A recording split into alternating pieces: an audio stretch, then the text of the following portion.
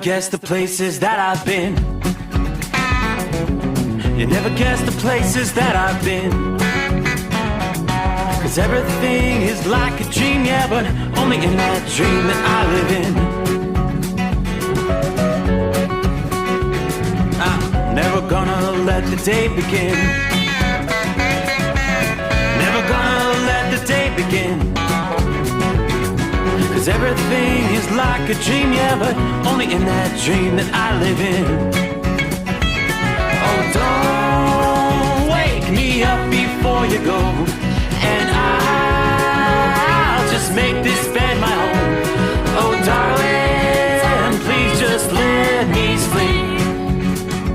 Give me my dreams.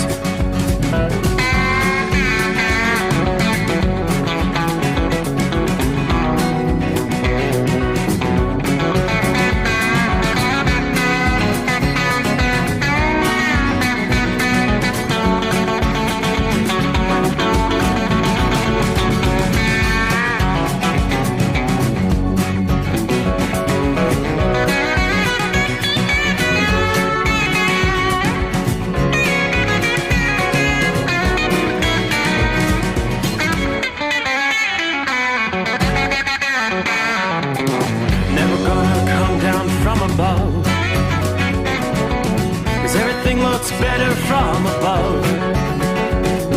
Nothing's ever as it seems, yeah, except in that world that I dream of. Never gonna lose the ones I love. Never gonna lose the ones I love. 'Cause everything is like a dream, yeah, but only in that world that I dream of. Oh, don't up before you go, 'cause I can't face this day alone. Oh, darling, please just let me sleep. Give me my dreams. Give me my dreams.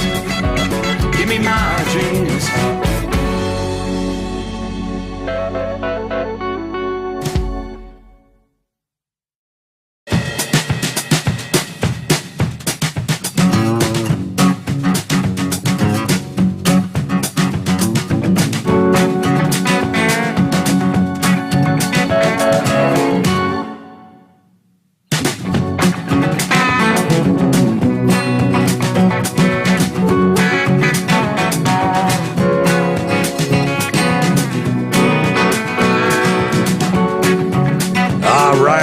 I do believe that means it's go time.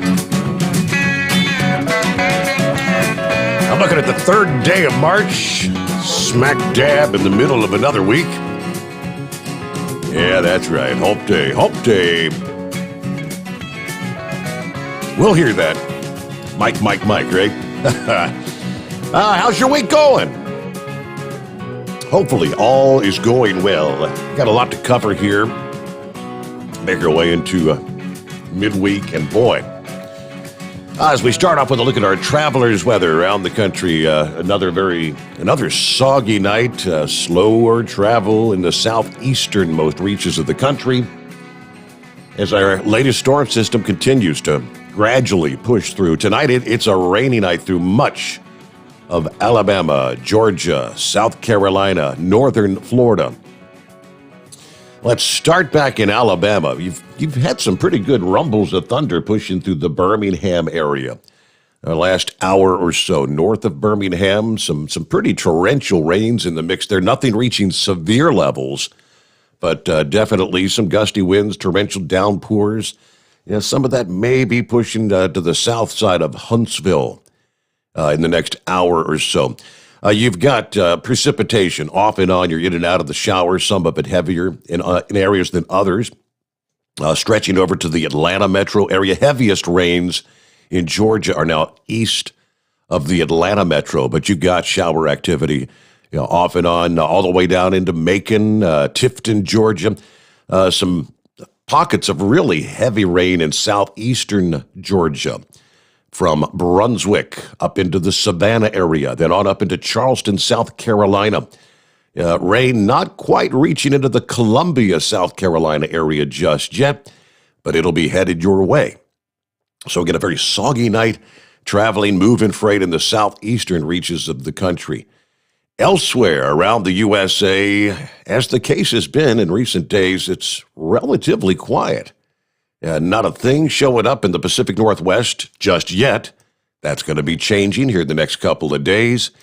On up into the northeastern tier of the country, okay, we do see a little bit of snow falling, primarily upstate New York, pushing over into parts of Vermont, and eventually overnight, we do have just a couple of counties there, a relatively small area that have winter weather advisories in place, again, in upstate New York. So probably just going to be a quick dusting, maybe an inch or two for those in the winter weather advisory areas, but overall, not a bad night for moving freight around the country.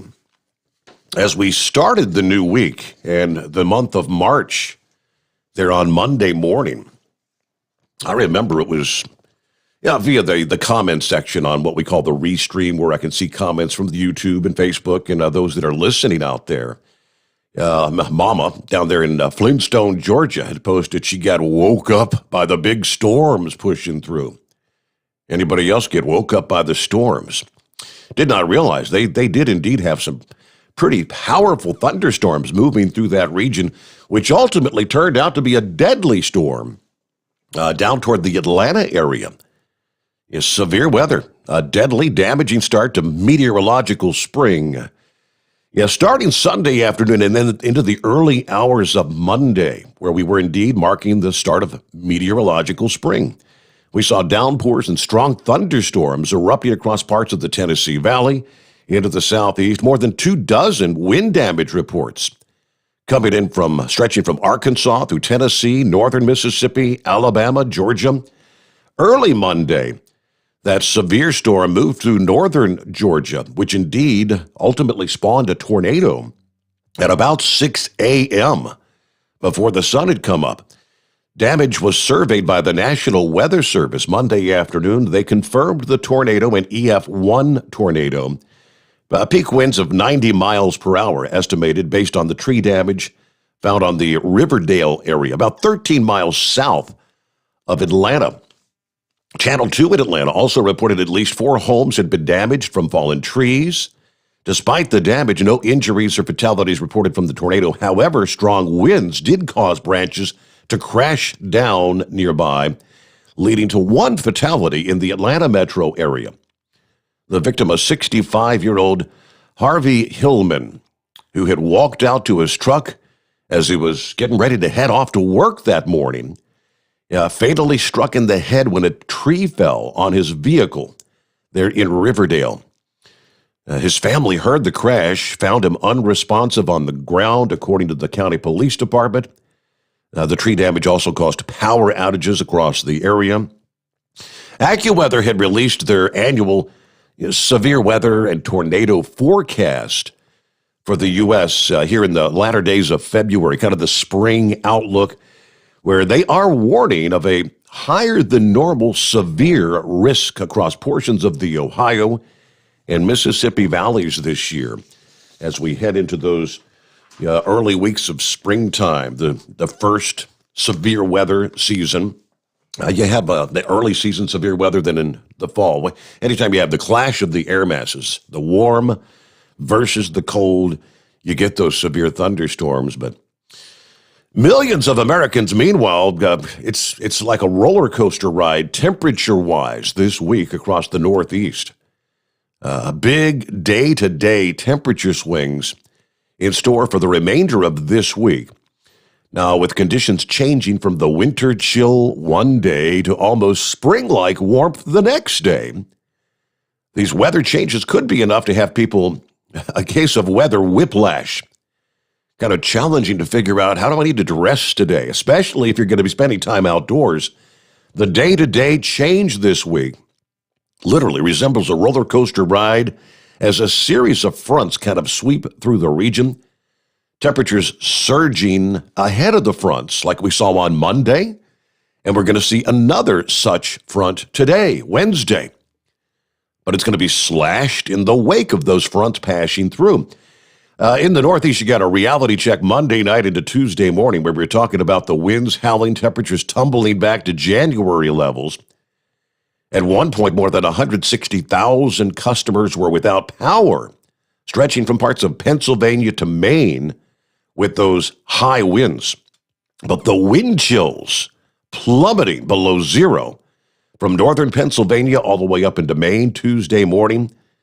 And we're talking 30 to as much as 60 degrees lower compared to the temperatures you had Monday afternoon. I mean, that's weather whiplash. Following a cold night for much of the Northeast, temperatures forecast to rebound close to or maybe even a little bit above average later today. Average highs this time of year, you'd be in the upper 20s in northern Maine, mid-50s in southeastern Virginia. Actual highs are forecast to range from the upper 20s in northern Maine to the middle 60s down into central Virginia later this afternoon. So if you're headed out Wednesday, you might be able to set aside the winter coats and the hats, but by no means are you ready to pack them up for the season, especially since another reality check's going to be quickly behind that mild surge of air later today. Temperatures are forecast to kind of springboard into the mid-40s for Boston, lower 50s in New York City, middle 50s over into Pittsburgh today. However, just like a roller coaster, another dip is in store Wednesday night into Thursday as that next push of cold air begins to arrive Wednesday afternoon and on into the overnight hours. The colder air continues to sweep across southward on Thursday. So what are we talking? High temperatures Thursday and Friday for Burlington, Vermont. You're going to be in the 20s. Overnight lows back into the single digits. New York City, highs trending downward to the mid-40s Thursday, stuck in the upper 30s for Friday. Washington, D.C., Friday and Saturday, highs expected to be in the mid to upper 40s. A little chilly. The good news is there's not going to be much moisture, or a little or no moisture for these fronts. Any areas that see a fair amount of sunshine each day, that's going to be a bonus, make it feel a little bit warmer anyway. This time of year, as the angle of the sun begins to get higher with each passing day, it can make it feel warmer when you're outside. You can tack on several degrees if you're cruising around in the car during the daytime. Then on the flip side, winds continue to be gusty at times. It can make it feel several degrees lower than your actual air temperatures outside. So humidity is forecast to be very low this week, so don't put away the humidifier just yet. Your indoor air conditions can be very dry. A lot of people dealing with the dry, itchy skin. I can attest to that. The sinus issues with that dry air. But of course, March is known for seesaw temperatures, and that's what will be experienced this week. Sometimes the seesaws skew more in one direction, since the overall southward dip in the jet stream is forecast to persist in eastern Canada, the northeastern USA, on into next weekend. Days with below-average temperatures probably going to outnumber those with above-average temperatures, but a night not too bad of a day coming your way here for Wednesday. Looks like more consistent, mild conditions next week for the Northeast. The jet stream's going to retreat further northward. That should allow some of that warmer air from the central states begin to shift eastward. And, of course, the sun, a tad bit stronger by the time we get toward mid-March as well. Most systems and fronts will not be accompanied by much moisture this week. But they say they are watching for the track of a southern storm late this week. For a possible northward turn as it gets over toward the Atlantic coast coming up this weekend. All right, quick look at some of our travelers' weather around the country as get things underway here on a Wednesday morning. Now, in the southeast, if you're a truck driver and you're planning on stopping by the Love's Travel Stop in Ormond Beach, Florida, coming up, this is March the 5th through the 14th. As the annual tradition is, you may have to adjust your plans because it is time once again for Bike Week. Again, March 5 through the 14th, the Daytona Beach, Ormond Beach area hosting Bike Weeks.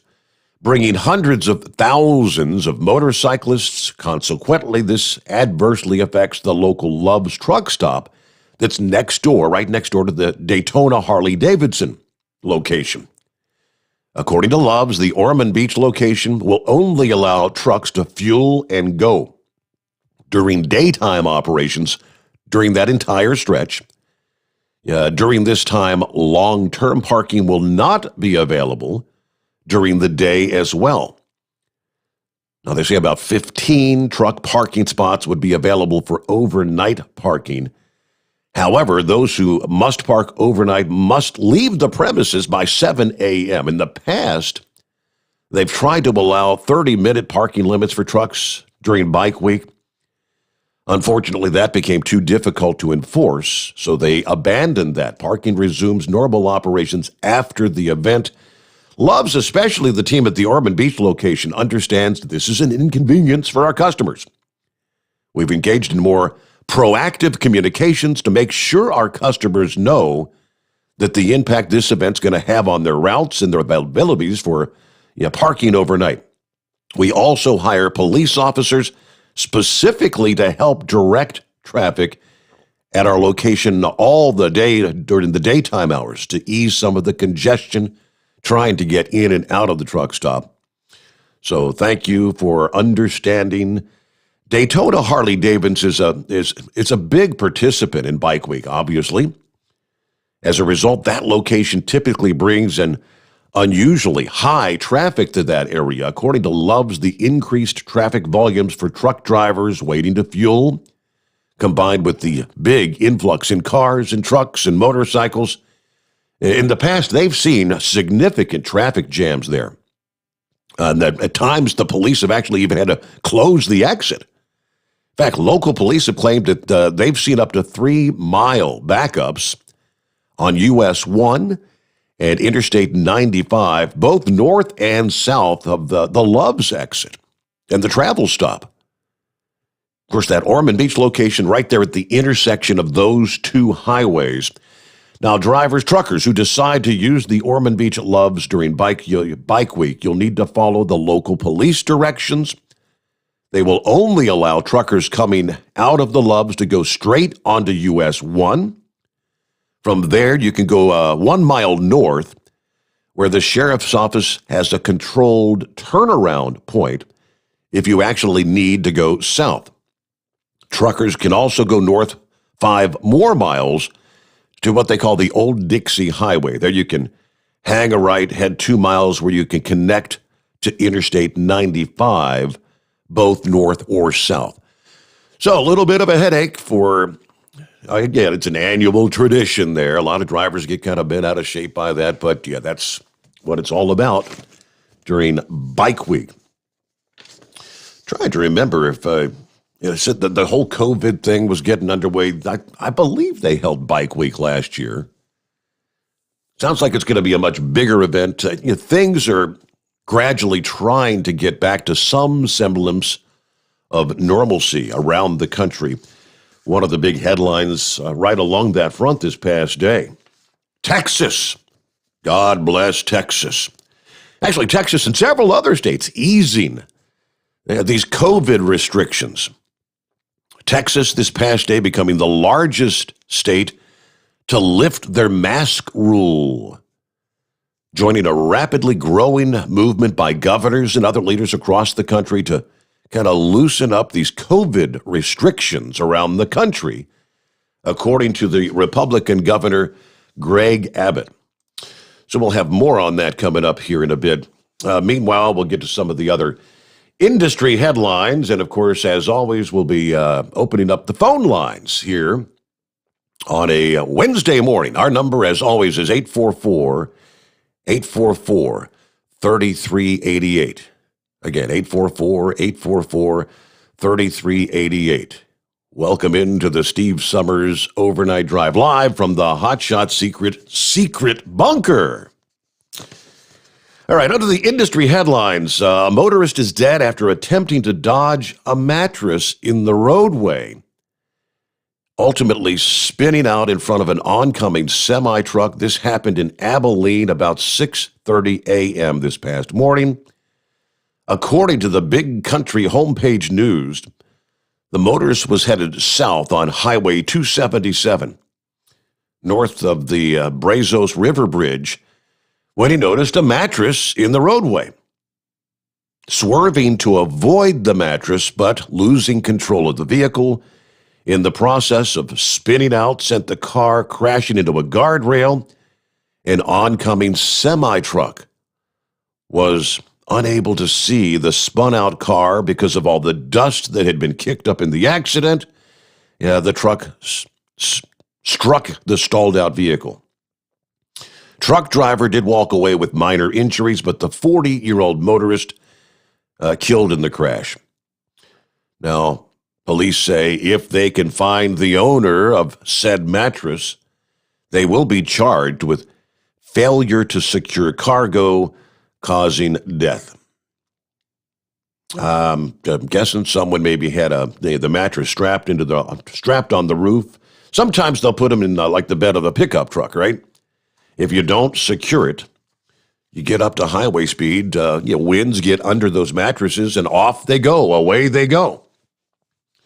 Whoever it was that lost the mattress was probably totally unaware, didn't see it in the rearview mirror or whatever, but sad scenario. That's one of our industry headlines as we get things underway here on a Wednesday morning. Hey, let's jump to the phones here. I don't know when the last time we got to speak to this guy like first out of the box. Hello, Double R. Hey, hello, Steve. How you doing? I'm doing all right. What's going on this morning? Not a lot. I was going to call you and talk to you about Texas. I'm glad they're doing it. I guess Governor Newsom out of California is having an absolute fit over this. Him and I guess that so-called president of ours is saying that the red states are jumping conclusions, but Florida's not had any problems with their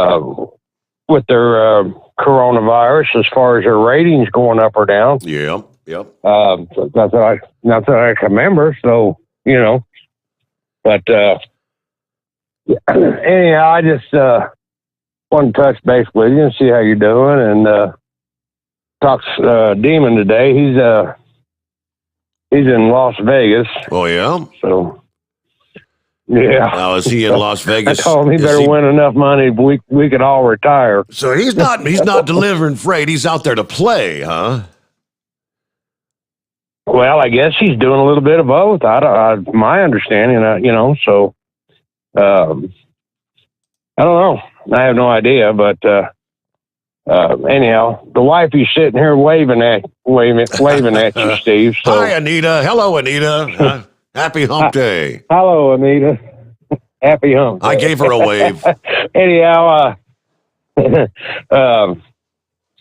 I just wanted to call in and say good morning to you. I haven't called in a few days because we've been running during the day. I went across the Kwame Pass and Cabbage, and it was high and dry. You would not believe how high the snow is on Squamish Pass. Really? They've got them big blowers that come through there and blow the snow, and there's some areas that was probably 5 feet high, and there's other areas 14 plus feet high. Wow. And it's crazy. And but we got through there, and we're on our way to Yellowstone. I hope I can get in and get out of there. So, but I just wanted to call in, Steve. I'm gonna let Mike might get in there and get do his thing. How do you know he's on hold? So. How do you know that? What's that? I think she said, "Tell the princess I said hello." Is that what she said? Mm-hmm. Okay. What, Nita? Princess. Tell the princess I said hello. There, yes, I heard her. All right, I got that. So yeah, she should be listening. She should have us tuned in. Not sleepy time just yet. So, all right. Well, I guess not sleepy time yet. I guess the good news for where you are, at least at the moment, you don't have any systems coming in. So there's going to be a system coming in supposedly in the next day or two. We'll touch on that weather out west, but hopefully you can get in there, Okay. get Yeah, out before that next system arrives, because it is expected to bring some higher elevation snow and lots of rain to the lower elevations. Yeah, they're actually talking enough rain to maybe even cause some flooding concerns out there in parts of the Pacific Northwest here in the next few days. So there you go. What do we see here? It's 844-3388. Looking over at some of the, let's see, what do we got from our listeners chiming in via our social media outlets this morning. Let me mention once again, we've been trying to mention this couple times a night. If you're still tuning in via the Hot Shot Secret YouTube or the Hot Shot Secret Facebook pages, yeah, please make the transition over to the Steve Sommers Overnight Drive pages, because they're going to kind of end the streaming through the Hot Shot Secret page and go, the streaming, it's going to be the same. It's the identical feed. But for the longest time, by like a 2-to-1 margin, obviously when we first started up, it was on the Hot Shot Secret page primarily. And everybody kind of jumped on there, and they've just got kind of used to that. The Steve Sommers Overnight Drive YouTube and Facebook pages, those are the platforms you want to go to. I still see people asking about when it comes to the stream. If you're using the app right now, which still only the Android phone, the app is operational. If you wanted to download it, go to the Google Play Store and just simply type in overnightdriveradio.com, all one word, and you'll find it, overnightdriveradio.com. With the app, you can listen to the live stream, midnight to 5 a.m. Several people were asking, can we not go back and listen to the podcast like the previous shows via the app? The answer is not at the moment, not right now. You can always go to the YouTube or Facebook pages and catch all the previous shows. I think they've got the link there all the way back to like our first show on, what was that, January the 11th? I'm trying to recall, but yeah, so just make the transition to the Steve Sommers Overnight Drive, YouTube and Facebook pages. The easiest thing to do is if you're on the internet, Google Chrome or whatever, just type in the overnightdriveradio.com, and you'll see there, the link to listen or watch on YouTube or Facebook, and all the different podcasting availabilities that have been popping up in recent days. I got a little link right here. I could pull that up. You can listen to the podcast, previous shows via Apple Podcasts, Google Podcasts, Amazon, now linked up to TuneIn, Spotify, for all these different streaming applications. You can catch all the previous shows right there. So you've got some options. Meanwhile, we'll get back to some more of our comments coming up here. I'll reopen the restream. Meanwhile, let's go ahead and get to it. It's that time once again, all right? What do you say, Mike? Hello? Yeah. Hey, Mike. What day is it? Hey, what day is it? It's Hump Day. There you go. Morning, Your Honor. Well, I tell you what. If Hot Shot Secret is going to drop your feed, I think I'm going to unsubscribe to Hot Shot Secret channel, and I'm going to boycott buying their products. They're going to not play you on their screen. Yeah, you're an idiot. That's right. How you doing this morning there, Your Honor? Doing well. What's going on in your world? We got Hump Day going on and that. Hey, that guy that was on last night there, the one there that might be the smartest man in the world. Yeah, right. And I'm thinking he might just only be the second smartest man in the world because, do you think that the guy that invented Tesla cars, that Elon Musk, what does he have?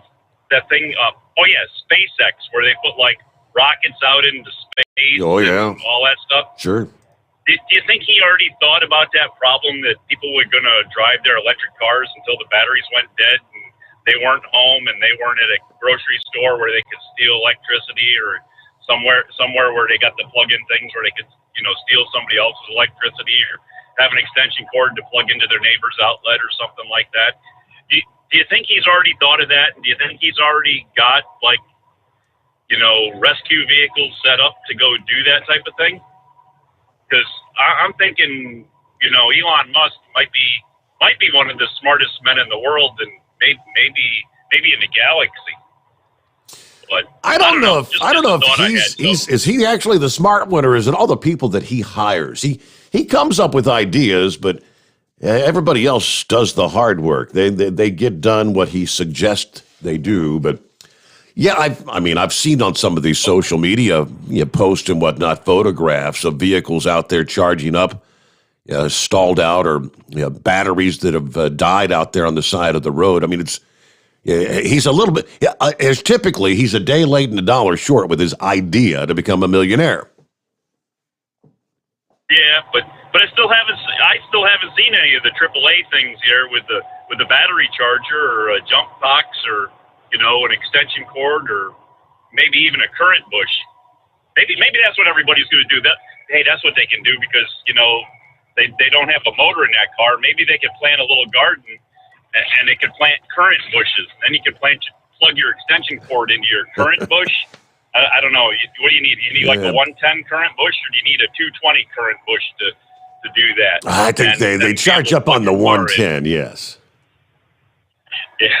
Anyway, so anyways, hey, for Sylvester there, I know I suggested that he didn't think he'd be able to do it, but I don't want him to feel left out. So if he wanted to take like his visa that's good worldwide, he could take that and he could put like 1995 there into my donation page with his Visa card, so that on that for the Make-A-Wish truck convoy there, the Mother's Day Make-A-Wish truck convoy. Okay. So if he wanted to make a donation to my page, you know, he could get his Visa card out there, because they say that's good worldwide, especially when we watch the Olympics and that's all we hear, you know, every time a commercial comes on, and he'd be able to donate to my page there, you know, and do the 1995 thing there, right? Absolutely.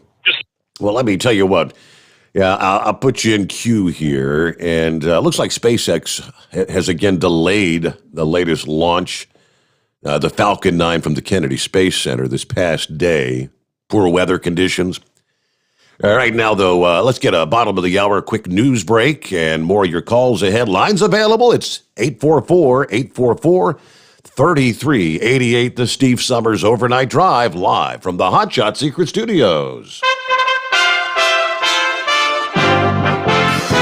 USA Radio News with Dan Naraki. President Biden is urging Senate Democrats to pass the $1.9 trillion COVID relief package passed last week by the House. In a conference call Tuesday, Biden urged the caucus to keep a provision for a $1,400 stimulus check in the final version of the bill. Senate Majority Leader Chuck Schumer said the message from the president was clear: get help to the country. President Biden made his pitch today to our entire caucus, and he said we need to pass this bill and pass it soon. That's what the American people sent us here to do, and we have to get America the help it needs. We've had the worst healthcare crisis in a century, the worst economic crisis in 75 years, and we need to deliver. The Senate is set to take up the measure as early as Wednesday. This is USA Radio News.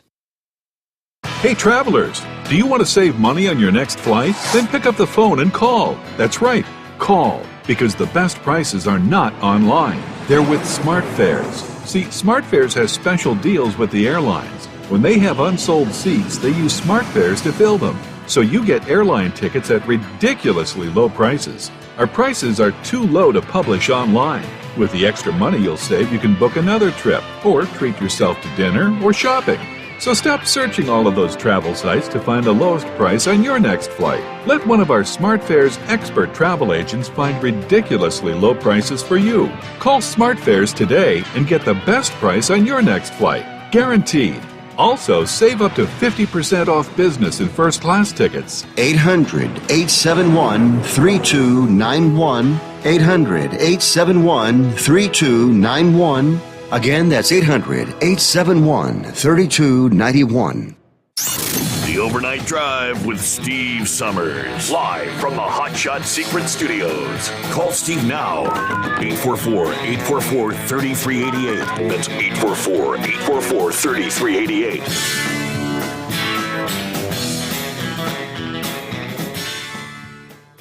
Attention all truckers, Dean Michael, the tax doctor here. I want to talk to you about those dreaded tax problems. I know you want to keep on trucking and not even think about them. Well, let's face it, they're not going away all on their own. You need professional help. I've been helping truckers put their tax problems in the rearview mirror for years. I can help you too. Call me for a free consultation at 888-632-4506 or go to mytaxhelpmd.com. It's like I always say, keep your eyes on the road, I'll keep mine on the IRS. 888-632-4506. Pure Flow Air Dog, your leader in fuel air separation system technology. Our systems filter out water, particulates down to 2 micron, and remove all of the air out of your diesel fuel. This allows for nothing but pure, clean diesel fuel to reach the expensive injection system equipped in your vehicle.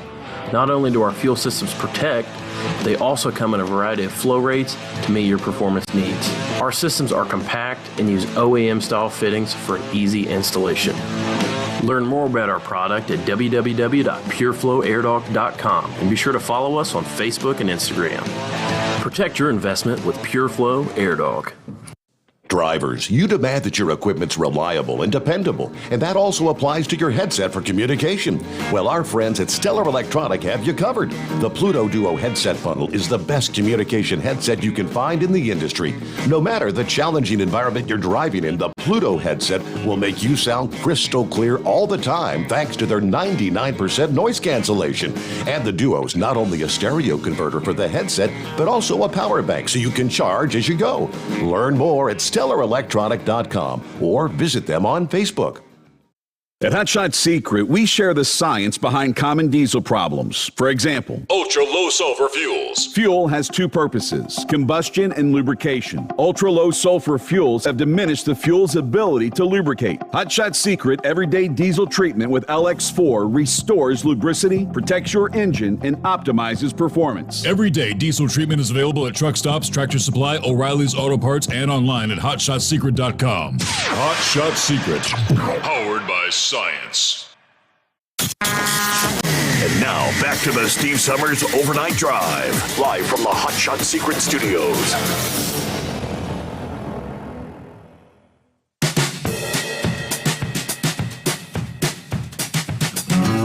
Yes, indeed, you'll find us in the secret bunker, the Hot Shot Secret Studios, and back at it here on a Wednesday. Boy, I got to feel, I saw an update from... Because the Washington Post, Roy sent me a link to the story. It's like people still dealing without water after the big Arctic outbreak. Yeah, we're like 2 weeks in now. Dateline, Jackson, Mississippi. Couple of painter's buckets filled with dirty water sitting near the front door. Dead mosquito floating. I'm going to use the water to fill the toilets. According to the resident there in one apartment complex, like many residents, yeah, she's been without water nearly 2 weeks after the ice storm rendered the capital city's main water plant nearly inoperable. This problem, they say, has been decades in the making without federal help to update the city's almost 100-year-old infrastructure. Officials there say it will happen again. We go back now to February 15th. Residents across Mississippi woke up to that blanket of ice, uncommon in that part of the South. Many residents trapped in their homes, roads impassable. Several days later, as we had our next winter storm make its way through, residents in central Mississippi without power. Ultimately, 6 died in Mississippi. While the power was eventually restored, the city of Jackson facing another problem, the lack of running water. February 17th, the system lost power. Officials immediately issued a boil water notice to 43,000 connections, including homes and businesses. Grocery store shelves had already been picked bare thanks to the ice storm. Bottled water was scarce. Local organizations stepping up, trying to deliver cases of bottled water to those in need. Now, 2 weeks later, many residents still don't have water. Officials say it's impossible to know how many homes are completely without water. Some may have a trickle coming out of the pipes. But the Public Works Director said Monday morning the current pressure was at 37 pounds per square inch. It should be somewhere between 85 and 90 pounds per square inch. The system's back up. We're still not consistent with the pressure we need, though. It's an old system, so obviously it's not responding as quickly as we'd like. In Northeast Jackson, Nancy Palmer's been without water since February the 16th. The 82-year-old lives in an apartment in a senior citizen's home using a walker. Her sister had water, but she couldn't use her shower. It's not equipped with handrails that she needs to avoid falling. So to bathe and flush the toilet, she's got to pay the man who drives her to and from the doctor's appointments to bring her some water every other day. She says, I've spent like $160 on water just to be able to flush my commodes. Now, that's what we had to bathe with, to brush our teeth. We had to buy bottled water for that. You couldn't get gallons, just the bottles by the case. So, yeah, real inconveniences. And a lot of people still contending, but I haven't seen the updates out of the state of Texas where the water outages were much more widespread there, of course. Millions of people at one point without water in the state of Texas. All right, let me get back and finish up with old horse feathers, just like old times, huh? That's right, yeah. Just didn't get run over by a truck there. Just got the guy right. came on, said I got put back on hold and in the queue, and the host will be back with me as soon as he possibly can because he's got to go get a smoke. Oh, wait a minute. No, but anyways, speaking of water there, I hope they're not relying on FEMA to bring them water because you remember when they had that big hurricane down there in Puerto Rico a couple years before we were down there with the cruise? Yes. They had all the power out, and they had that power company from Colorado or something with like 3 or 4 people that was in charge of it. But anyways, FEMA took them a whole bunch of water, and as far as I know, there was like millions of bottles that sat on the tarmac that were undistributed. Millions of bottles. So don't ask FEMA. And then like 2 years later, they found another stash. I think it was also millions of bottles that had been sitting out at a facility, all under tarps and whatnot. But yeah, it was what a disaster with getting that distributed to the people there in Puerto Rico. Yep, and so about the only thing that water is good for is flushing a commode now at this point. Yep. So, but so speaking of things and natural disasters, are you and your neighbors going to get together and have a book burning party? Take all your grandchildren's books away from them and burn them all? Yes. Racism? Dr. Seuss. What was it? I think it's like 8 or 10 different books they're going to stop publishing because I haven't seen any. Haven't seen the depictions of what they're describing as individuals, some blacks, some Asians that are depicted, as they said. I guess the caricatures are depicted in a racist fashion.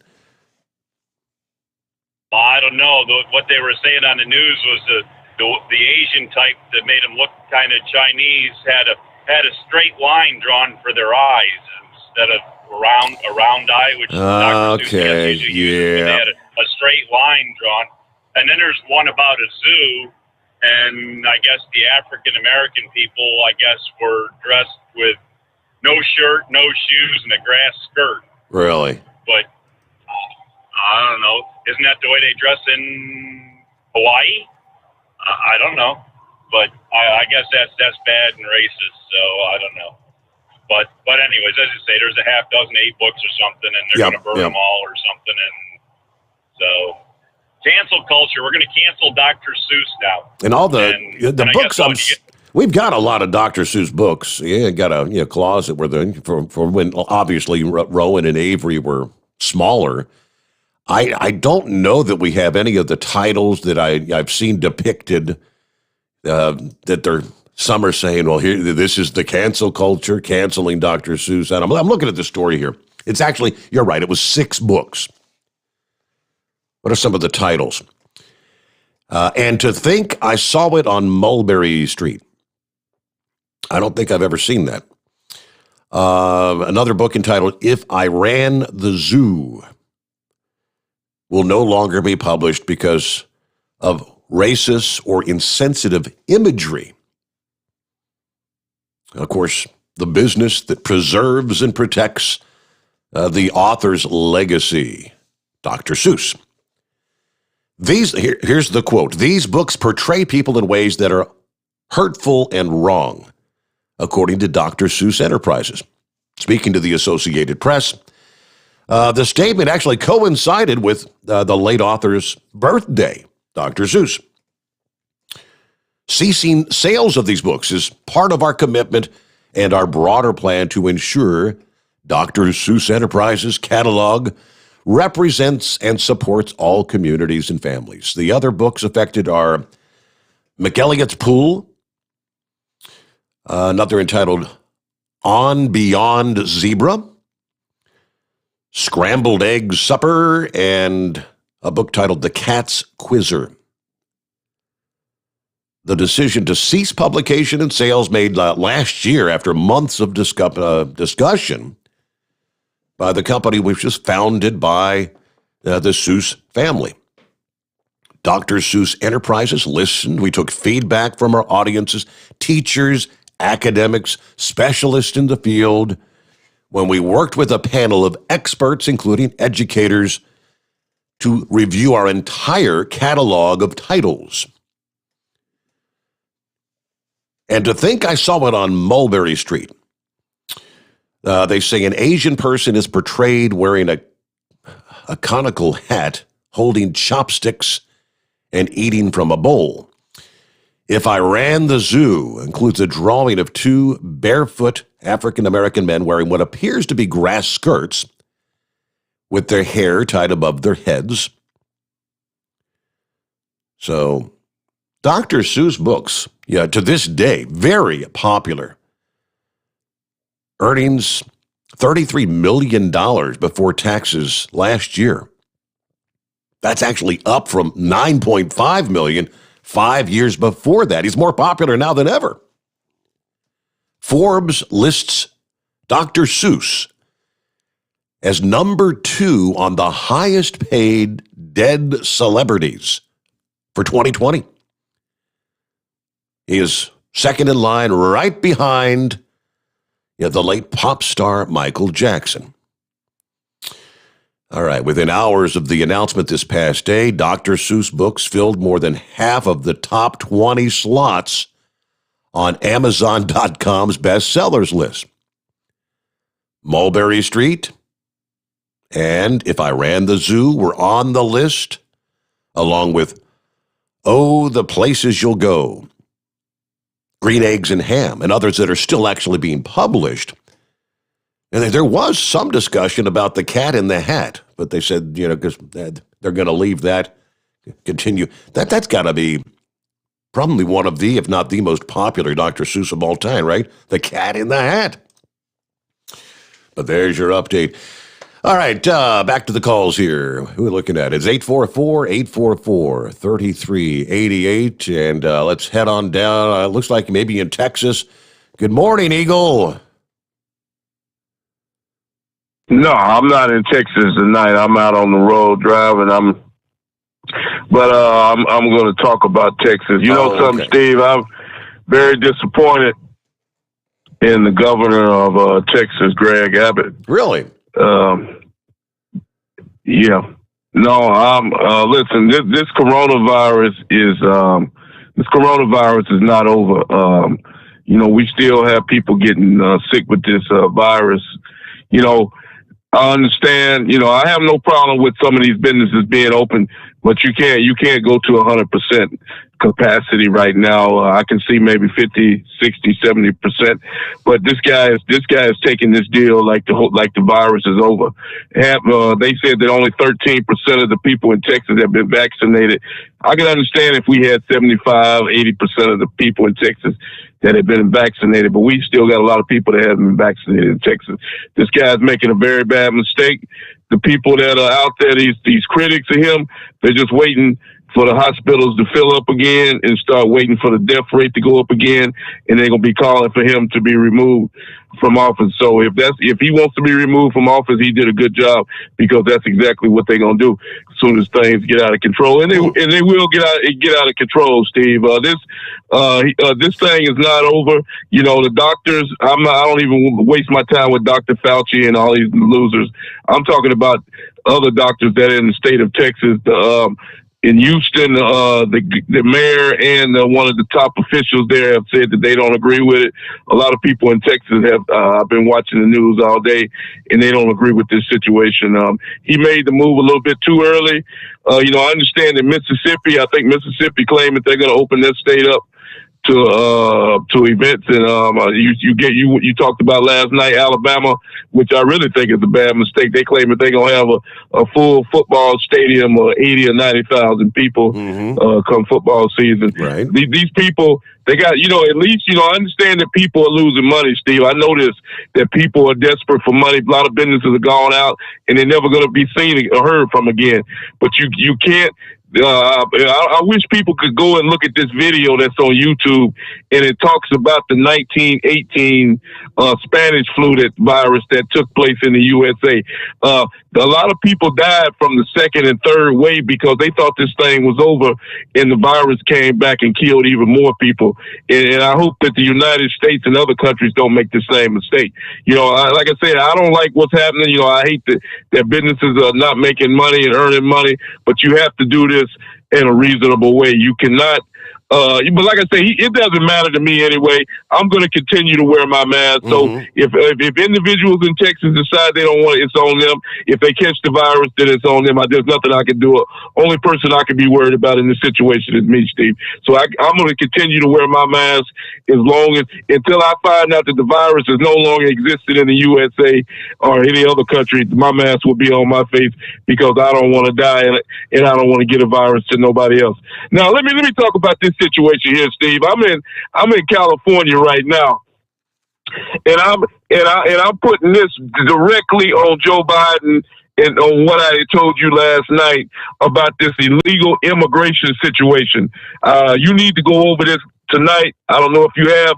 Today they had a accident take place in California, in which 25 individuals were crammed into a SUV vehicle, and all of these individuals are illegal in the United States of America, and a tractor trailer looked like it. For me, I don't know if they still investigating. It looks to me like this vehicle ran a red light, a stop sign, and a tractor trailer. They met in the middle of the intersection, and none of these 13 individuals got thrown out of the vehicle onto the street, and they died, and 12 or 13 other people in the hospital right now. This all should not even take place. These people are desperate to get into the United States. They come here. There's no reason for 25 individuals to be riding in a vehicle, Steve. And we're going to see more of these incidents take place, because these people are desperate, and they're doing illegal activities, and bad things are going to happen. Joe Biden needs to stop this right now. This immigration situation, he needs to put a stop to it right now, or we're going to have even more events like this take place along the Texas, New Mexico, California. All these border states are going to have all these type of accidents taking place. It is really unnecessary. And I thank you for taking my call, Steve. Yeah, that was one of the stories I had under the industry headlines. Thank you for the call, Eagle. Yeah, but according to CDL Life, as many as 17 killed. What they describe as a mass fatality crash right there on the border this past morning. Imperial County, California, 6:16 a.m. According to WAVE News, 15 first responders, 5 fire trucks called to the wreck just off Highway 15. Officials believe the accident began with a collision between the semi-truck and an SUV, again, which was packed with people, 20-something people. Now, a helicopter also responded to the scene. Multiple people transported to El Centro Regional and Desert Regional Medical Centers. This was a major accident. Patients are, of course, going through a very difficult time, as you can imagine. According to Dr. Edward, the chief medical officer at El Centro Medical Center. But I'm seeing varying reports, 13, and then it was up to 15. This one says as many as 17 dead. Not sure exactly what the number is, but that's a lot of people packed into a vehicle. Now, let me get back to, so Eagle's not on board with kind of reducing these mandates that have shut so many businesses down. Yeah, we're a full year into this. A year of shutdowns, lockdowns, no dining in many states. And which, of course, it varies from one state to the next. Texas also doing away with the limits on the number of people who can be served indoors at restaurants. The governor made that announcement at a restaurant in Lubbock, Texas this past day. The governors of Michigan, Mississippi, and Louisiana likewise easing up on bars and restaurants and other businesses this past day, as well as San Francisco, the mayor there. Removing statewide mandates does not end personal responsibility, was the statement from Governor Abbott in Texas. Now, he was in a crowded dining room. Many of those around him were not wearing masks. It's just that now state mandates are no longer needed, he says. If you want to wear your mask, wear your mask. I see a lot of people in Texas are probably still going to wear masks. Here we are a year into this. Politicians and everyday American people are just tired of the rules. Some places are lifting infection control measures, and other places people are just ignoring them. Obviously, the likes of the Centers for Disease Control are begging people to not risk another wave of the COVID, just when we're making progress in getting vaccinations out. And victory over the pandemic is in sight. You can see it on the horizon, they say. Cases have plunged more than 70% over the past 2 months. The two curves have kind of leveled off in the past several days, and the numbers are still running at alarmingly high levels, average of about 2,000 deaths and 68,000 cases per day on a national level. The CDC director says we could completely lose all this hard-earned ground that we've gained. But people are eager to socialize again. There was an Indianapolis area bar filled with maskless patrons over the weekend. Southern California, people waiting in lines that snake through a parking lot for a chance to shop and eat at downtown Disney, part of Disneyland. Of course, the theme park rides are still closed.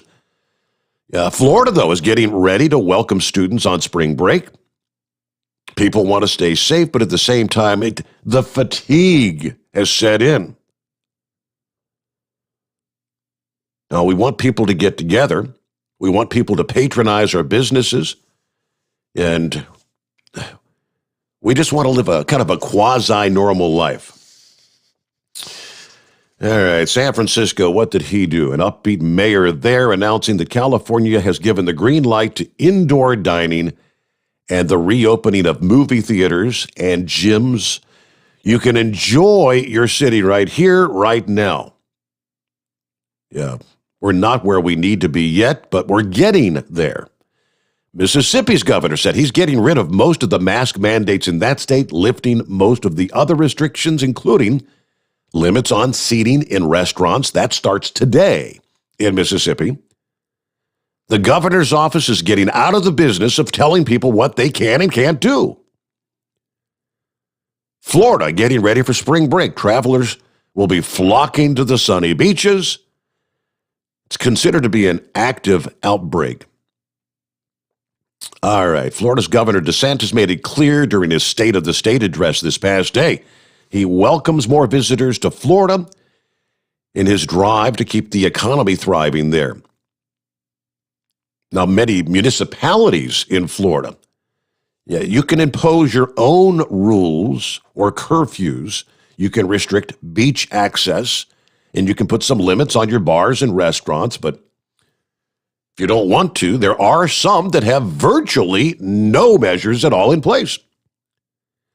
Now, Miami Beach still requires masks indoors and out, and restrict the number of people that are allowed on the beach or in the bars and restaurants.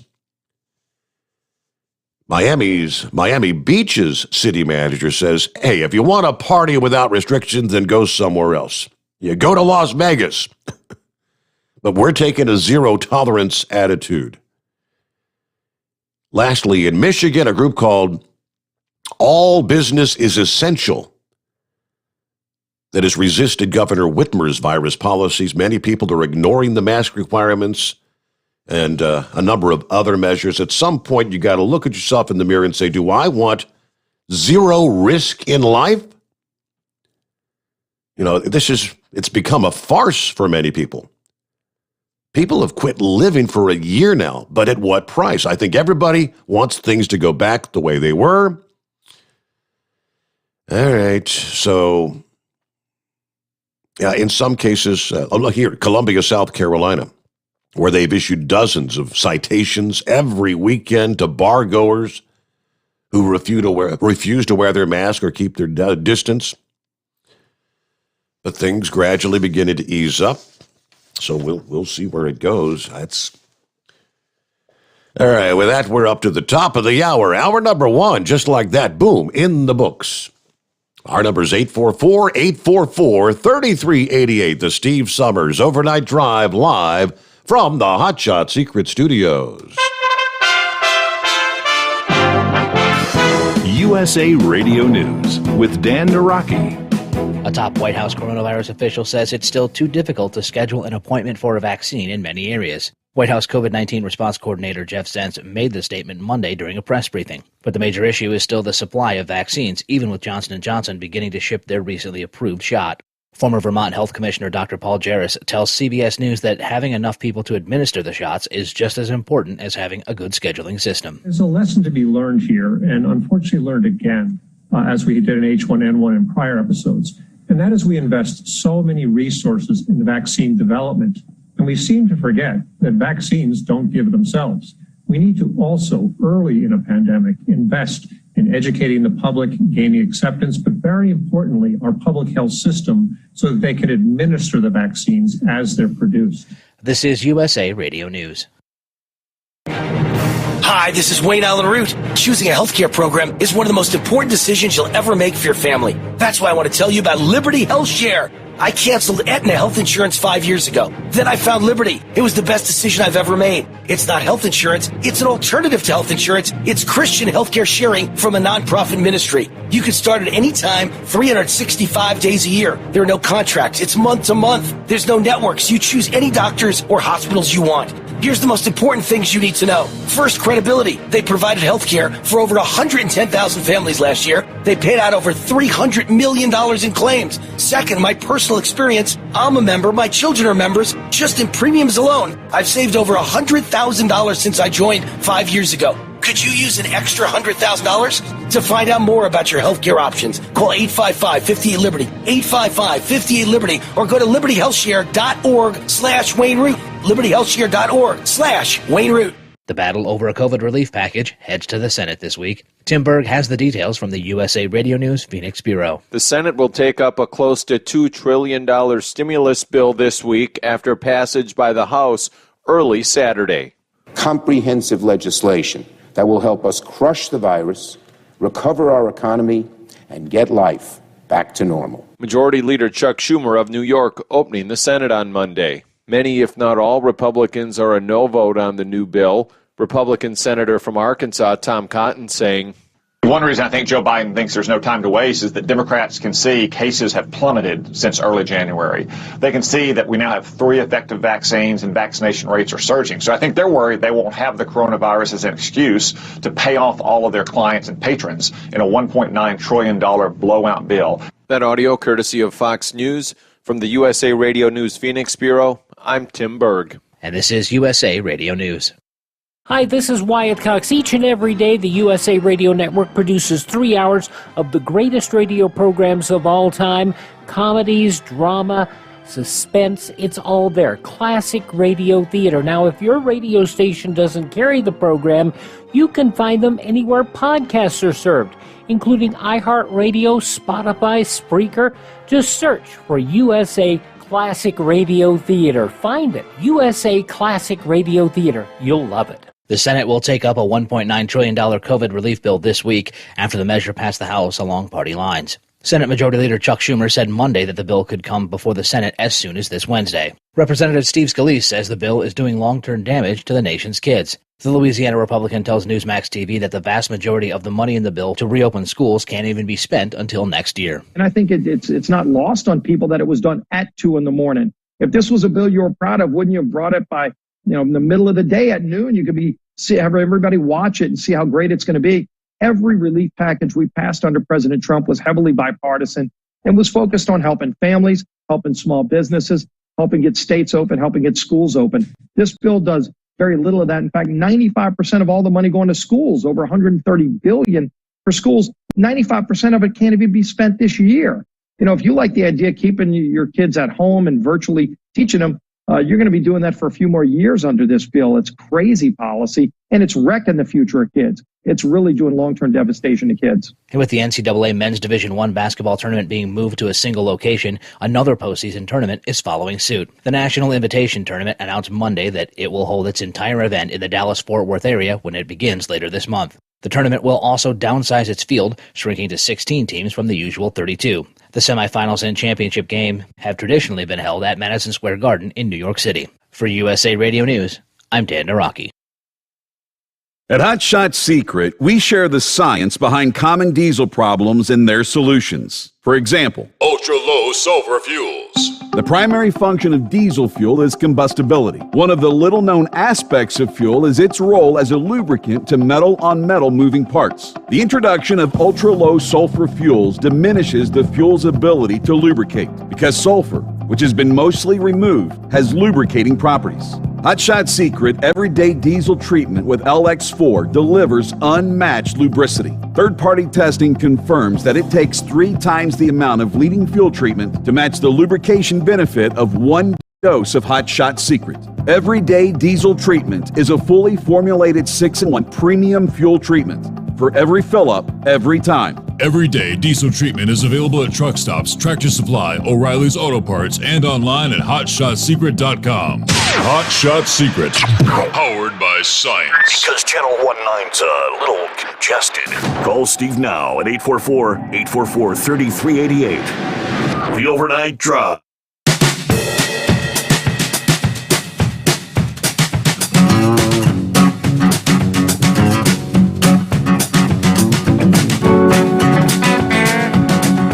All right, back at it around number 2 here on a Wednesday Hump Day. Now, what do we see here? Get some of the other industry headlines coming up. I did mention, speaking of double R last hour, we're going to see some precip impacting the Pacific Northwest. He's trying to get to Yellowstone, get out. He's talking about the snow on Snoqualmie. Yeah, they have had storm after storm. They've been buried in Snoqualmie, through much of January and February. So following a quiet first few days here for the month of March, there's going to be a slow-moving storm that's going to douse the Pacific Northwest later this week, eventually reaching portions of California by the weekend. So you'll have a great opportunity to get outside and enjoy the first few days of meteorological spring through midweek here as the dry weather and Slightly above average temperatures continue to dominate, but a midweek Pacific storm begins to push onshore, well to the south into Southern California and the desert Southwest. First system kind of spares the Northwest of any wet weather. Then next system arrives late this week. That's going to be bringing rain and, yes, more mountain snow to the Pacific Northwest and Northern California. Rain expected to reach the coastal areas of Washington and Oregon later on Thursday. Rounds of rain, some may be heavy at times, persisting in those areas through the day Friday.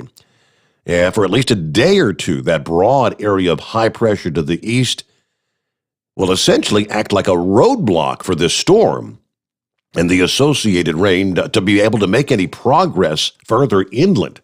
So they're talking a prolonged soaking rain. Rainfall amounts 1 to 3 inches from the northwestern corner of California up into coastal areas of Washington. That's not only going to slow travel, but it's going to raise the risk for some localized flooding. The heaviest rain may set up just west of Seattle and Portland. People in those areas still need to break out the rain gear once again toward the end of the week, with periods of wet weather expected there.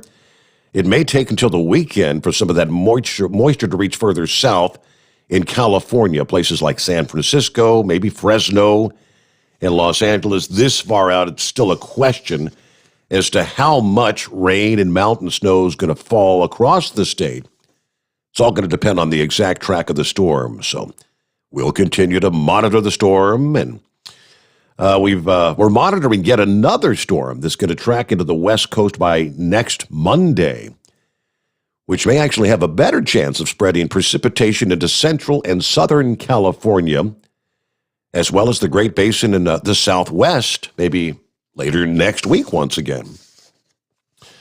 So they've been running way behind. February, they didn't get the precip that they would have liked to have seen in the southwestern portions of the state. But all right, with that, let's get back to our calls here around the country at 844-844-3388. What's happening with, well, hello, Cool Breeze. Well, hello there, Mr. Sommers. Howdy ho, Steve Areno. How you doing on this fine hump day? Doing well. What's happening down in the Sunshine State?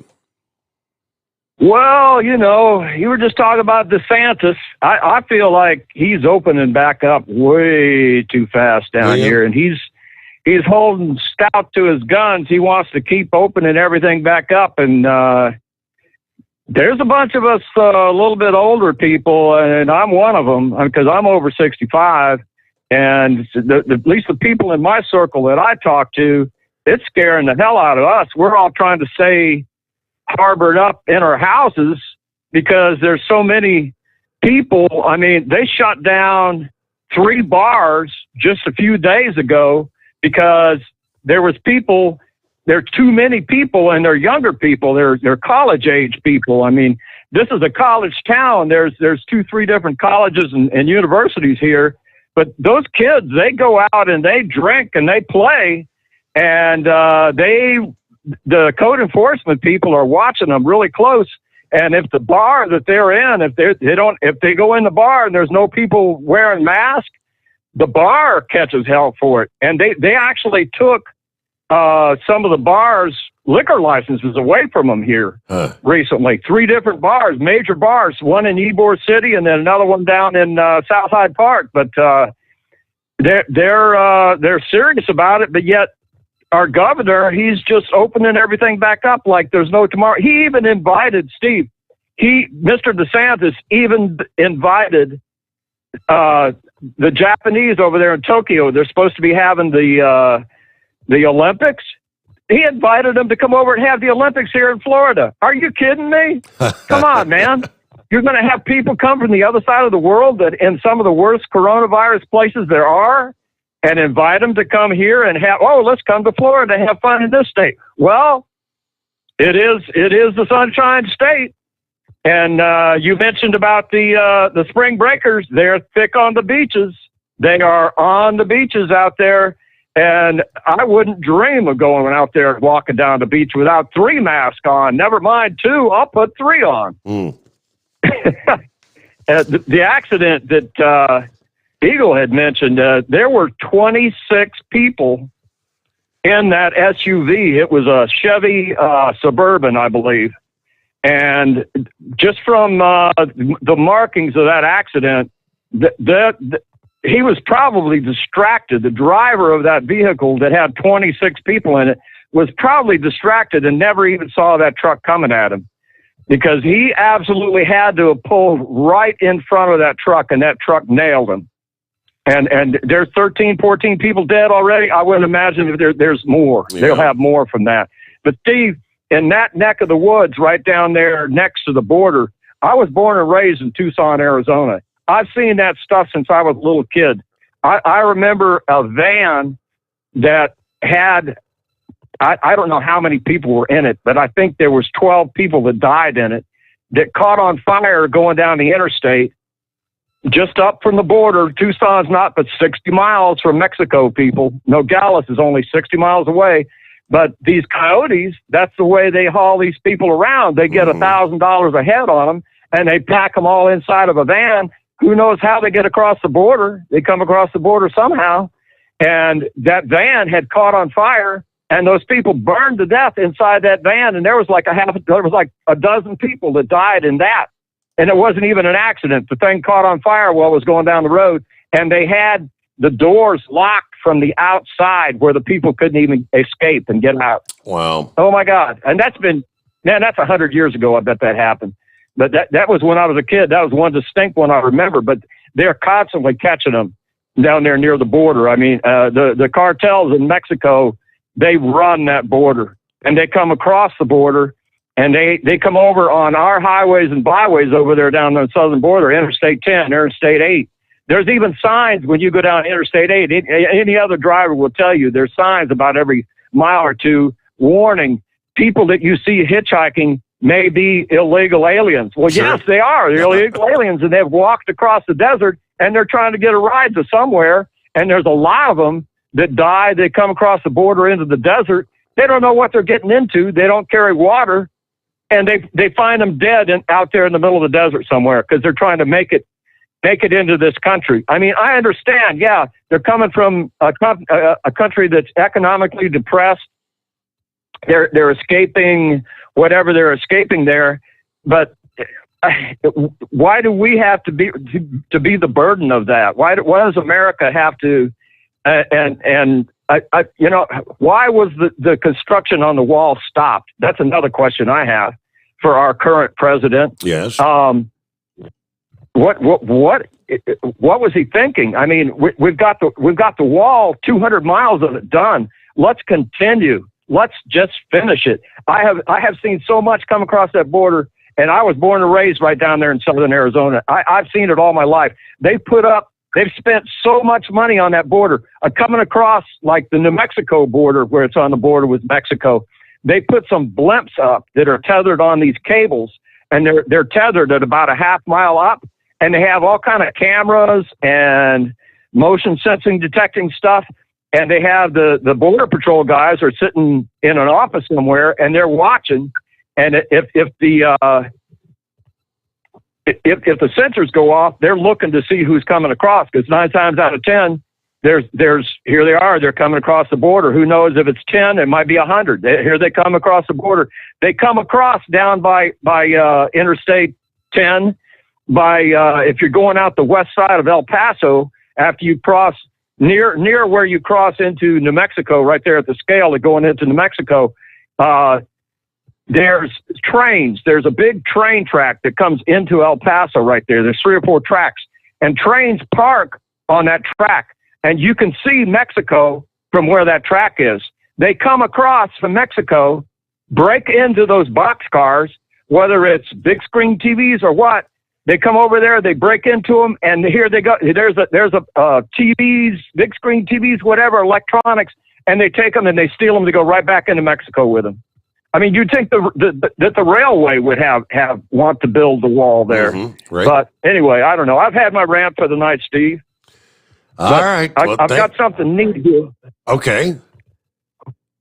I've got something here that I was talking to a good friend of mine tonight, and we came up with this little saying, keep your distance, wash your hands, wear a mask, and don't forget to wipe your ass. It's only 297 days till Christmas. All right.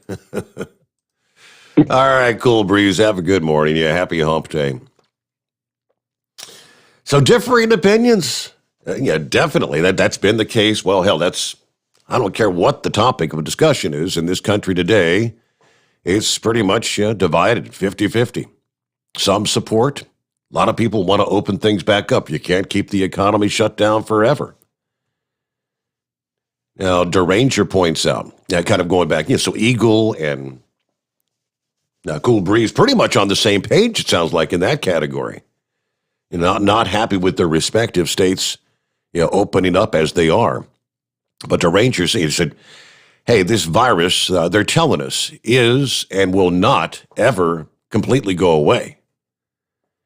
Just because you take the vaccine, if you do take the vaccine, that does not mean you cannot get COVID. Now, they've been talking about the effectiveness. What is it? The Pfizer, the Moderna, they're supposed to be something, like 80, 90% effective. Pretty effective vaccines. But again, they don't even know how long the vaccination is going to last. Is it good for 6 months? Is it good for a year? That question came up to Johnson & Johnson with their newly released. But their vaccine is more along the lines closer to what your normal flu vaccine is. They're never 100%. So some years, the actual flu vaccine is down 20, 30% effective. Others, 50, 60%. Johnson & Johnson COVID is supposedly somewhere in that 60% effective category. So even if you've had the vaccine, technically you could still get the COVID. Supposedly, you're not supposed to encounter symptoms as severe if you've had the vaccine. But again, if it's 60% effective, hell, it's 4 in 10 that could still come down with it even after being vaccinated. But they're preparing us that this is going to be kind of an annual thing. Will it be every year? Will it be every 2 years? You'll have to get an updated COVID vaccine. Plus the fact that these varying mutations continue to occur. We had talked several weeks ago, the Brazilian strain, the UK strain, the South Africa strain. California's got their own mutated strain that's been running rampant in that state. What's going on, Pappy? What's up, Steve? Hey there. Hey, I'm 61 years old. I don't want to catch the virus either. You know what I'm saying? Right. Well, it's time to open this country up. It's time to open it up. With all due respect, the Eagle, with Cool Breeze, man, I'm telling you, here's where I differ. The government has no right to close businesses, put people out of work, bankrupt people, mandate these mask mandates. They have no right to do this. If you want to wear a mask, wear a mask. If you want to go to a bar, go to a bar. If you want to wear a mask and go to a bar, wear a mask and go to the bar. If you're worried about catching it and you don't want to go to a bar because there's too many people in there without a mask, turn around and walk out. It's time to open this country back up. We were told all we got to do is wear a mask and hunker down for 2 weeks and this will go away. then it turned into 2 months, right? Then it turned into 6 months. We're into it over a year. We were told to wear a mask. It'll go away. Well, now we got to double the mask up. Stop drinking the Kool-Aid. This virus is never going to go away. Eagle made the point he's not going to stop wearing a mask till it's out of the United States. It's not going to happen. It's going to be here. Mm-hmm. It's going to be here forever. So you just need to make a decision. Are we going to go back to life or are we not? You can't walk out of your door without a 0% chance of getting injured or killed. Everybody weighs their options, right? Mm-hmm. On what risk they want to take. You walk out your door and go to work, you take that risk. People die in car crashes every year. Every day. Every day. Over 30,000 people on the average, it's 30 or 35,000 people die each year in car crashes. We weigh the risk. If you're going to take a flight to, say somebody offers you a job in Atlanta, and they tell you got to get down there within a couple hours to get this job, right? And the only way you can go is by catching a plane and flying. And they tell you the odds of this plane crashing is 99%. And you say, wow, you weigh the risk. Do I want to risk getting on that plane and it crashing with a 99% chance, or do I not? Then when you find out that the risk that you were told was not 99%, it's down to probably 1%, and you didn't go to and get that job. You follow me? Yes, sir. You kick yourself in the butt because you say, damn it, I was given wrong facts, wrong information. I could have went down and took that flight. I just think it's time to open it up. It's been over a year, man. It's not going to get any better. Government has that's my personal opinion. Government has no right to mandate anything like this on us. Cool Breeze said he was 65, I believe. I think that was correct, yes. And, you know, they were talking about this crash out there that killed 17 people. Mm-hmm. What was his in a couple sentences after that? He said when he was a small boy, there was a crash. A dozen people killed, all illegals. What's that tell you, Steve? This has been going on for decades. Decades. You can't, Eagle, God bless him, but he was blaming Joe Biden for that crash.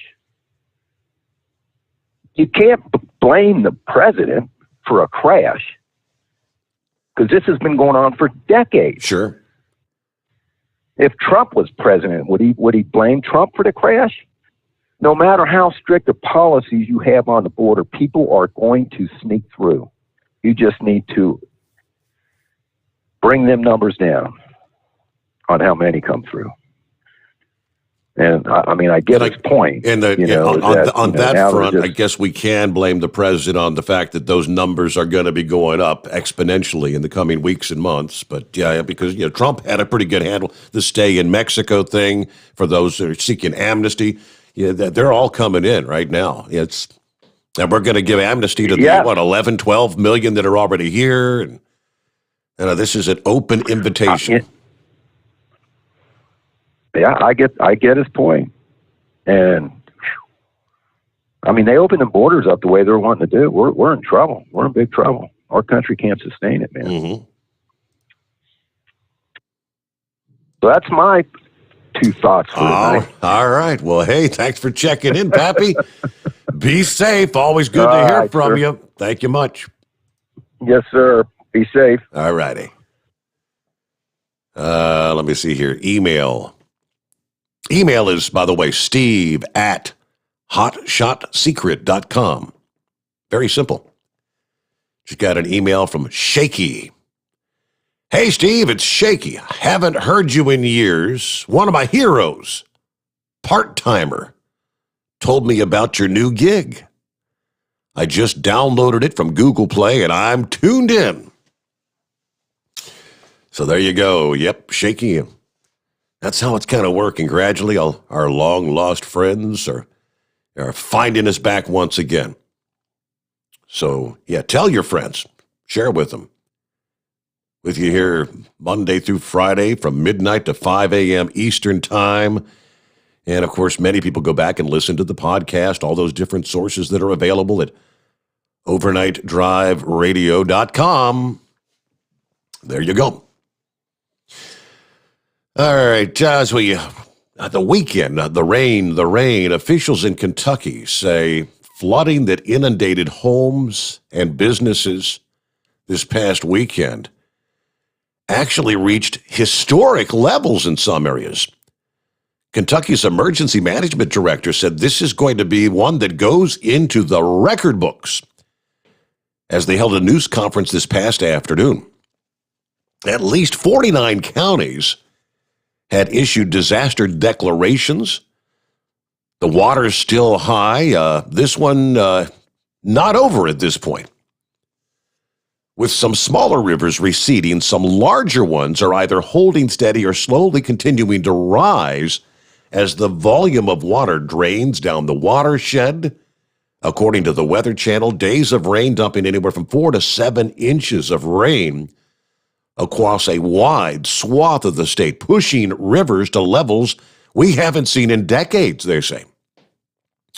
He said Governor Beshear said the state had been in contact with FEMA to seek federal aid. Assessments will be made next week for both the flooding and an ice storm last week. Damage assessments for the ice storm were put on hold by the flooding. Governor Beshear toured some of the flooded areas earlier in the day Tuesday. We flew over several areas where infrastructure was severely impacted, bridges and roads out. And while the water had in some cases receded, you could see the damage that it's left behind in its wake. Local officials we're working with to provide assistance. I could just hear in their voices how much they're hurting for their people who've had their homes destroyed. State inspectors were on site at a dam along Panbowl Lake, which connects to the North Fork of the Kentucky River. Now, we had mandatory evacuations ordered for a neighborhood and a mobile home park along the lake there in Jackson County. About 1,000 people were affected by that. So, yeah, people with problems. All right, it's 844-844-3388. This is the Steve Sommers Overnight Drive, live from the Hot Shot Secret Studios. USA Radio News with Dan Naraki. New York Governor Andrew Cuomo is facing increasing pressure to resign after a third woman has come forward accusing the governor of inappropriate behavior. Now several state Democratic lawmakers are calling on the Democratic governor to step down. New York Assemblyman Angelo Santabarbara tells Fox News that between an investigation into withheld data regarding COVID deaths in nursing homes and the recent allegations, there is no confidence that Cuomo can continue to govern. I believe, and many others believe, that this distraction, it detracts from the work that we have to do in Albany. And I think that for the good of the state, to allow us to move forward, the governor should resign. And I think that we're seeing growing calls for that at this point, because they're realizing that we just can't get back to our work. And I don't know how we go into budget negotiations with a governor that has withheld information from us. This is USA Radio News. Why do you think bank presidents and jewelry store owners trust ADT to protect their homes and businesses? Because they feel safe, and you can too. How would you like to monitor your home from fire, floods, and yes, robberies without even being there right from your smartphone? That is peace of mind. You may even save money on your homeowner's insurance just by having an ADT system installed. And there's even a money-back guarantee. How about that? We guarantee 100% satisfaction. You have nothing to risk. Why do you think people who have so much to protect trust ADT? Because it works. Call right now for a free quote. We'll even give you a free gift for calling. So pick up your phone and call Protect Your Home, an ADT authorized premier provider now. 800-818-0191. 800-818-0191. 800-818-0191. That's 800-818-0191. Live from the Hot Shot Secret Studios, the Steve Sommers Overnight Drive. Dean Michael, the tax doctor here. Are you tired of those tax problems following you around like a dark cloud, always in the back of your mind, losing sleep at night? Call me now and get your life back. 888-632-4506 or go to mytaxhelpmd.com. Pretending they're not there won't make them go away. The IRS isn't going to forget. They will levy your bank account and garnish your wages. Don't wait for that to happen. I'm not telling you these things to scare you. I'm telling you so you can benefit from my years of experience. Now is the time to act. 888-632-4506.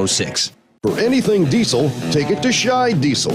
They provide a wide variety of services and diagnostics to determine what the problem is with the latest technology. From simple oil changes and preventative maintenance to fuel system diagnostics and repairs, engine rebuilds and cylinder head repairs, and rebuilds with our in-house machine shop.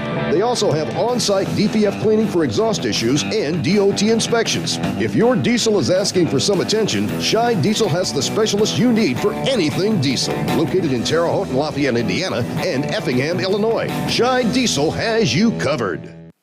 Getting a good night's sleep while on that long haul can be quite the challenge. That's why Commercial Vehicle Group has partnered with Serta Mattress to bring you the Bostrom plus Serta Mattress for the best night's sleep possible while you're on the road. The Bostrom plus Serta Mattress, manufactured with Serta's patented Cool Gel Memory Foam, acts to dissipate body heat and eliminate pressure points, which reduces the tossing and turning that can be so disruptive to your sleep. The Bostrom Serta mattress comes in two thicknesses, 7 and 10 inches, offering support to drivers of all shapes and sizes.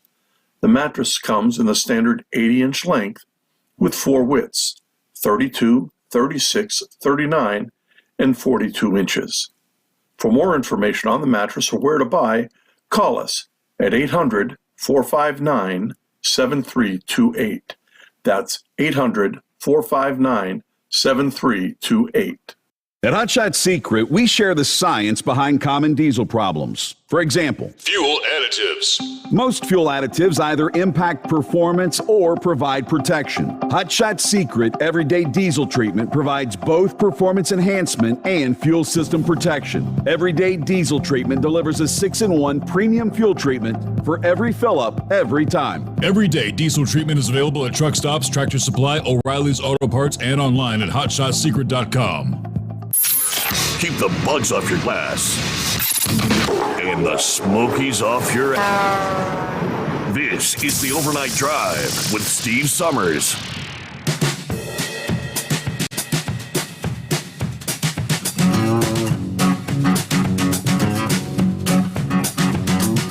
Yeah, we talked about the big news over the weekend in the world of racing with a Hot Shot Secret Fire Punk Diesel S10, one for the record books.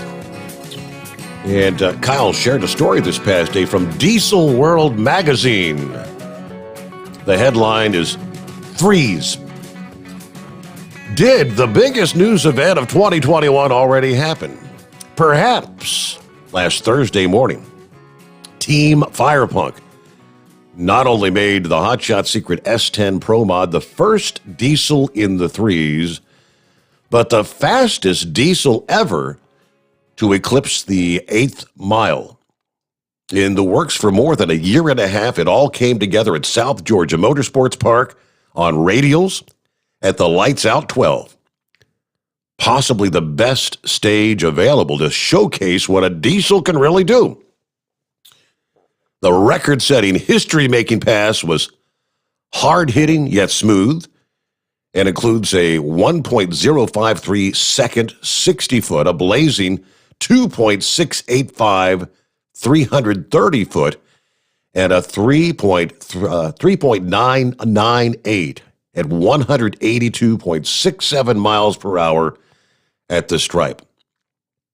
Believe it or not, this may only be the beginning. How much deeper into the threes will the hardest working guys in diesel drag racing push the S10 this year? Kind of like top story, truck of the week from Diesel World magazine. All right, there you go. Well, what's going on with the world famous Monkey Gouger? Hello there, Monkey Gouger. Steve, how you doing tonight? Hanging with him. Happy hump day. Happy Hump Day. Got a question for you.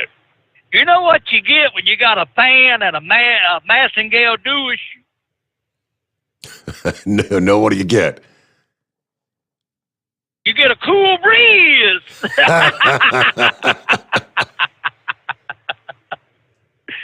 Hey, I got to give accolades out to Pappy. He was spot on. While I was off, there's a group of doctors. They call America's Frontline Doctors. And when those doctors first got up there and started telling the truth about the COVID, Dr. Fauci and the CDC went into a time warp. Said that their information was flawed and they didn't know what they were talking about. Well, there's this one woman doctor, and I can't remember her name, but she was giving a speech here 3 or 4 weeks ago about taking this vaccine. And she was saying that if you're from the ages of, say, 25 to 70 and you had no underlying conditions such as, sugar diabetes, overweight, anything like that, the chances of you catching COVID are at 1%. And, she was saying that, and she was saying that if you were a woman and in your childbearing years, that, it would be a good chance that you didn't need to take this vaccine because they don't know enough about this thing to say it's safe for a woman that wants to have children, that it's not going to affect her reproductive Right. system. Yep. Well, they tried to claim that these doctors were quacks and everything else. But she gave out another information about the hydroxychloroquine. And she said, in Africa, they've had no cases of the COVID-19 because everybody over there takes the hydroxychloroquine for malaria. So, they didn't have nothing over there.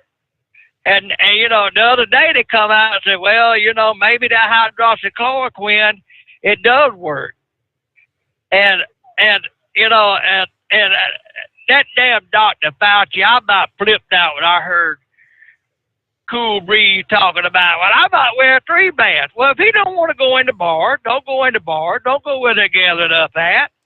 I mean, it's time for this country to start moving forward. How many people, you got the statistics on how many people die a year from the common cold, influenza, or anything like that? And if you look at the statistics of the people that die from the common cold, influenza, pneumonia and stuff, we're pretty close up there to what we got right now. And that's what this doctor was talking about. And Steve, the thing that gets me is when you read the obituaries and look at them and stuff, you don't hear nobody dying from car wrecks or heart attacks or cancer or anything. It's all COVID related. And the major problem that we're having with this is we got a dumbass up there called Dr. Fauci that won't accept the truth to what's really going on, and we're being fed a line of bull crap to keep us in fear of what is really happening out here. That's the main problem right there. And the governor of Texas said, hey, it's been shut down long enough. Next Wednesday at dinner time, we're going back to business as usual. And Mississippi supposed to be following him, a couple more states. But today I unloaded and I was kind of hungry. And I seen a Waffle House. I said, oh boy, I'm going to go over there to Steve's favorite French restaurant. What you call it? The Waffle Hussey. The Waffle Hussey. I go in there, and there's only seating for about maybe 7 people in there, and I was the only one in there. I asked the girl, I said, I'd like to have a hamburger steak and, a salad. She said, well, we got the hamburger steak. We ain't got no salad. I said, what do you mean you ain't got no salad? Well, we had to cut our food out and back, and our lettuce and stuff was rotten because nobody was buying it, so you can't get a salad in here. But we got hash browns. I said, I don't want hash browns. I want a salad. Yeah. So anyway, I ended up ordering me a hamburger all the way, and took the bread off of it. And, I'm on that low carb diet because during this year, this thing taking place, I've gained about 26, 27 pounds. I got to get off. But the thing that really got me, Steve, is technology. I hate it. I went over there to check in this place at Murfreesboro. Went over to the warehouse and pulled up there. They got this sign up. You have to text this number to this number, and we'll give you a platform on how to get registered in. Now, these people are sitting 7 foot from me in a glass enclosure, and I'm out there trying to put all this together. You know how mean them damn computers are. And I got my cell phone, and I want everybody to try to operate that damn cell phone with one arm and put all them numbers in and hold it on a steering wheel, and it slide every damn which way. So anyway, it took me about a good 45 minutes to get checked in because I kept putting it in, and when it said, confirm your, you had to put your email address in there, and then you had to put confirm, and I'd put it in there and go to the bottom, put, send. Oh, your email address is not current. And I thought, what the hell? So they had this number down there, this 800 number, call if you having trouble. So I called and told the lady, I said, look, I'm having trouble with my email address. Oh, you ain't got to put that in, just skip that. Well, when I went to go back, it done raced everything, so here we go. Got to go through the whole damn rigmarole again just to get checked in. Wow. When they could have just walked out there and handed me a piece of paper and told me what door to go to. So I lost an hour on the clock right there trying to get this done. So I go around there, get in the door, and the thing comes up about an hour later. Your load is ready. Proceed to the scale house and sign this document. So here we are. We're trying to hold this damn cell phone up on the steering wheel and try to sign this document. Signed it. Authorization is not authenticated. I said, oh, look at here. So I went back, sent it again. So I had to call back up there. She said, oh, don't worry about that. So just put your initials down there. That'd be good enough. So I put the initials down. So I go to the scale house, and everybody knows what I picked to say. They got this antiquated scale. You got to get out there on the running board, and you got to lean over and try to push the button. Well, I had to lean over so far I got off balance, and I'm trying to push that button, to keep from falling and put myself back up on the truck. This idiot comes on there. You ain't got the hold, and had a bunch of nasty words to say about it. Mm-hmm. I said, okay, hero. I said, I've had enough of this right here. So I got up there. He come out there, and I said, I want to see your supervisor. And he said, why? Did something go wrong? I said, well, first of all, I didn't appreciate your filthy mouth when I about fell off this truck and broke my damn leg trying to push that button over there, and then you hollering and screaming on it. I said, I want to get your boss out there. So the boss come out there. He said, sir, we have a problem. I said, yeah. He said, well, you got to put your mask on before I can talk to you. Now, I'm sitting in the truck, and he's on the ground. So I had to put my mask on, and I raised my arm up. I said, now, let me ask you something, hero. I said, I want to show you something. Step up here. So he stepped up there on the truck. I said, I handed myself. I said, I want you to operate this damn thing with one hand. He said, do what? I said, I want you to go through all the rigmarole and the hell that you just put me through to check into this aggravating damn place with one hand. He said, well, I can't do it. I said, well, how the hell you expect me to do it? And I said, that damn ragged-ass scale you got around there, I said, it's going to get somebody killed. And he said, we're going to have to work on that. He said, next time you just come to the window. I said, well, that's what should have happened tonight. But anyway, it's hindsight. It's all said and done. So I'm tired and sick of not being able to eat something decent, going to these damn customers that are so damn scared that they can't just walk out and hand you a piece of paper. I mean, I'm just fed up with it. So yeah, it's time for this country to be told the damn truth about what's going on, and let's open it up and get this thing rolling again. I mean, one place you read, they say the numbers are falling, and we're herd immunity now and all that. Then old Dr. Dumbass gives up. Oh, you need to wear 3 masks. You need to be doing this. You need to be doing that. Well, I done had this crap. I survived it. It kicked my rear end. It's the worst damn thing you could ever experience. But I got over it, and it's just a damn.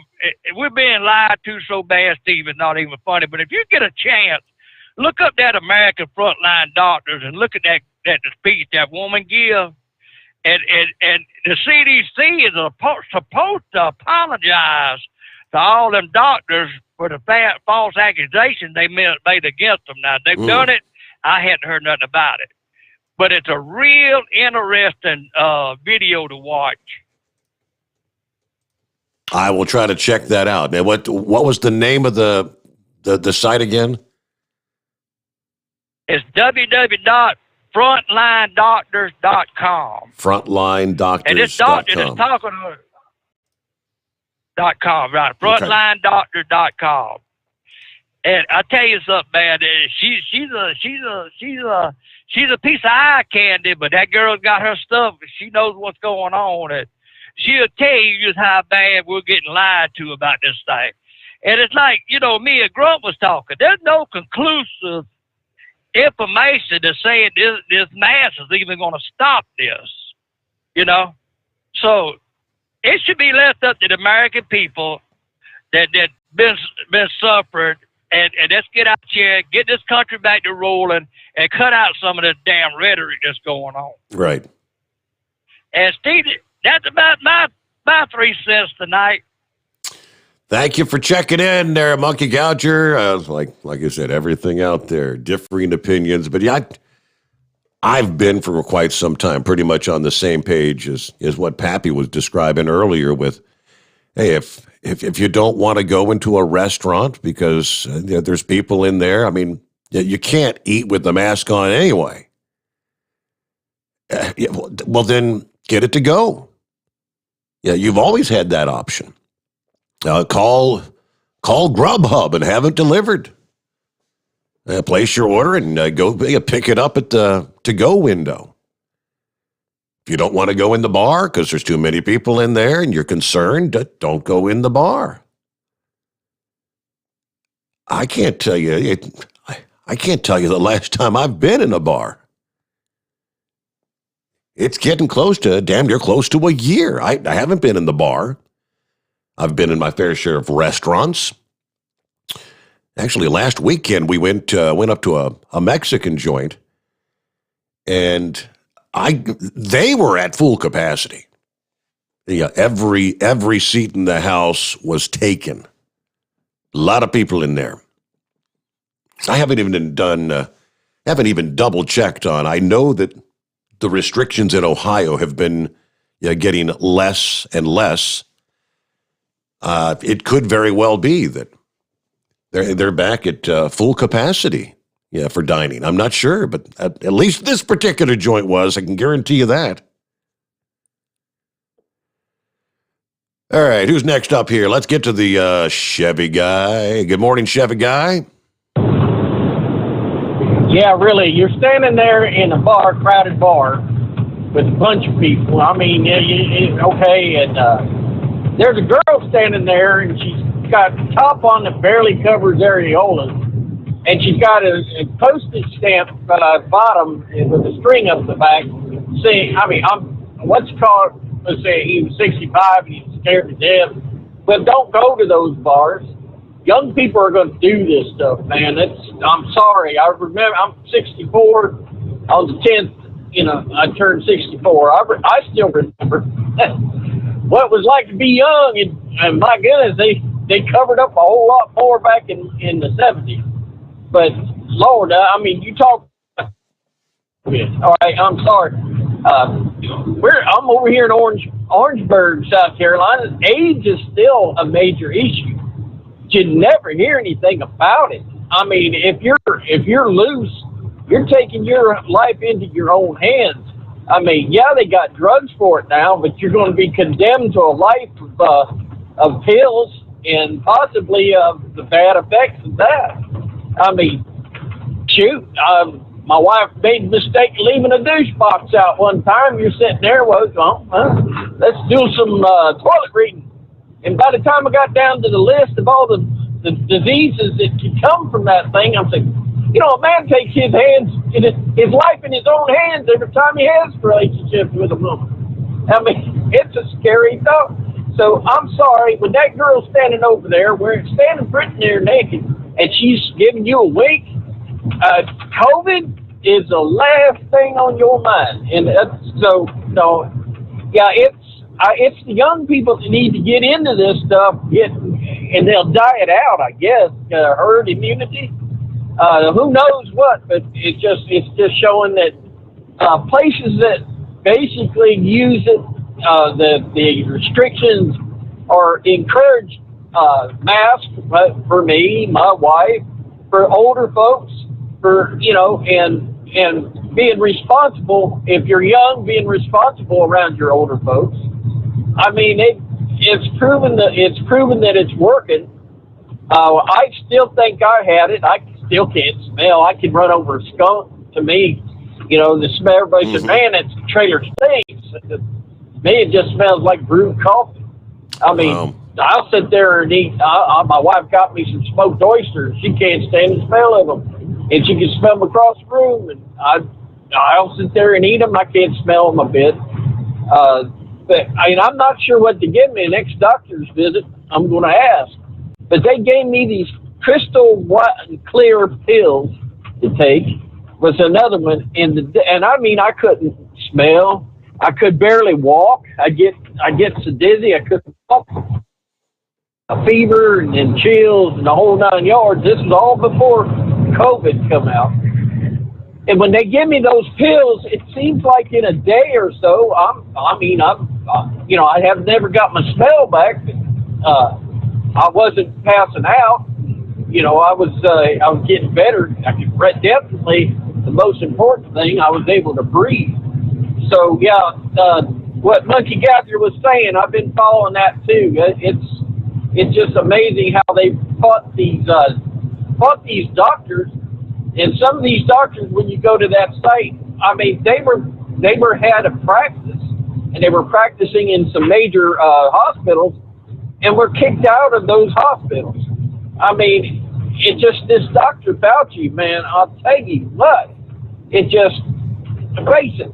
All right, let's look. Dr. Fauci says, you got to wear 2 masks, but at the same time, not too long ago, he said don't wear any mask. Another time he says, yeah, wear a mask, but don't scratch your eyes. It's all getting in. It can get into your eyes. Right. And also, all right, yeah, you don't have to worry about having relationships or hooking up. I don't know if he means take your mask off for a hookup. I mean, he's all over the board on this stuff. And the truth of the matter is, and like Eagle, I don't want to disagree with the man. But even the states that had the toughest restrictions, like California's governor, guess what? They catch him in a crowded restaurant. Yeah. They don't believe it. They're out there crowded.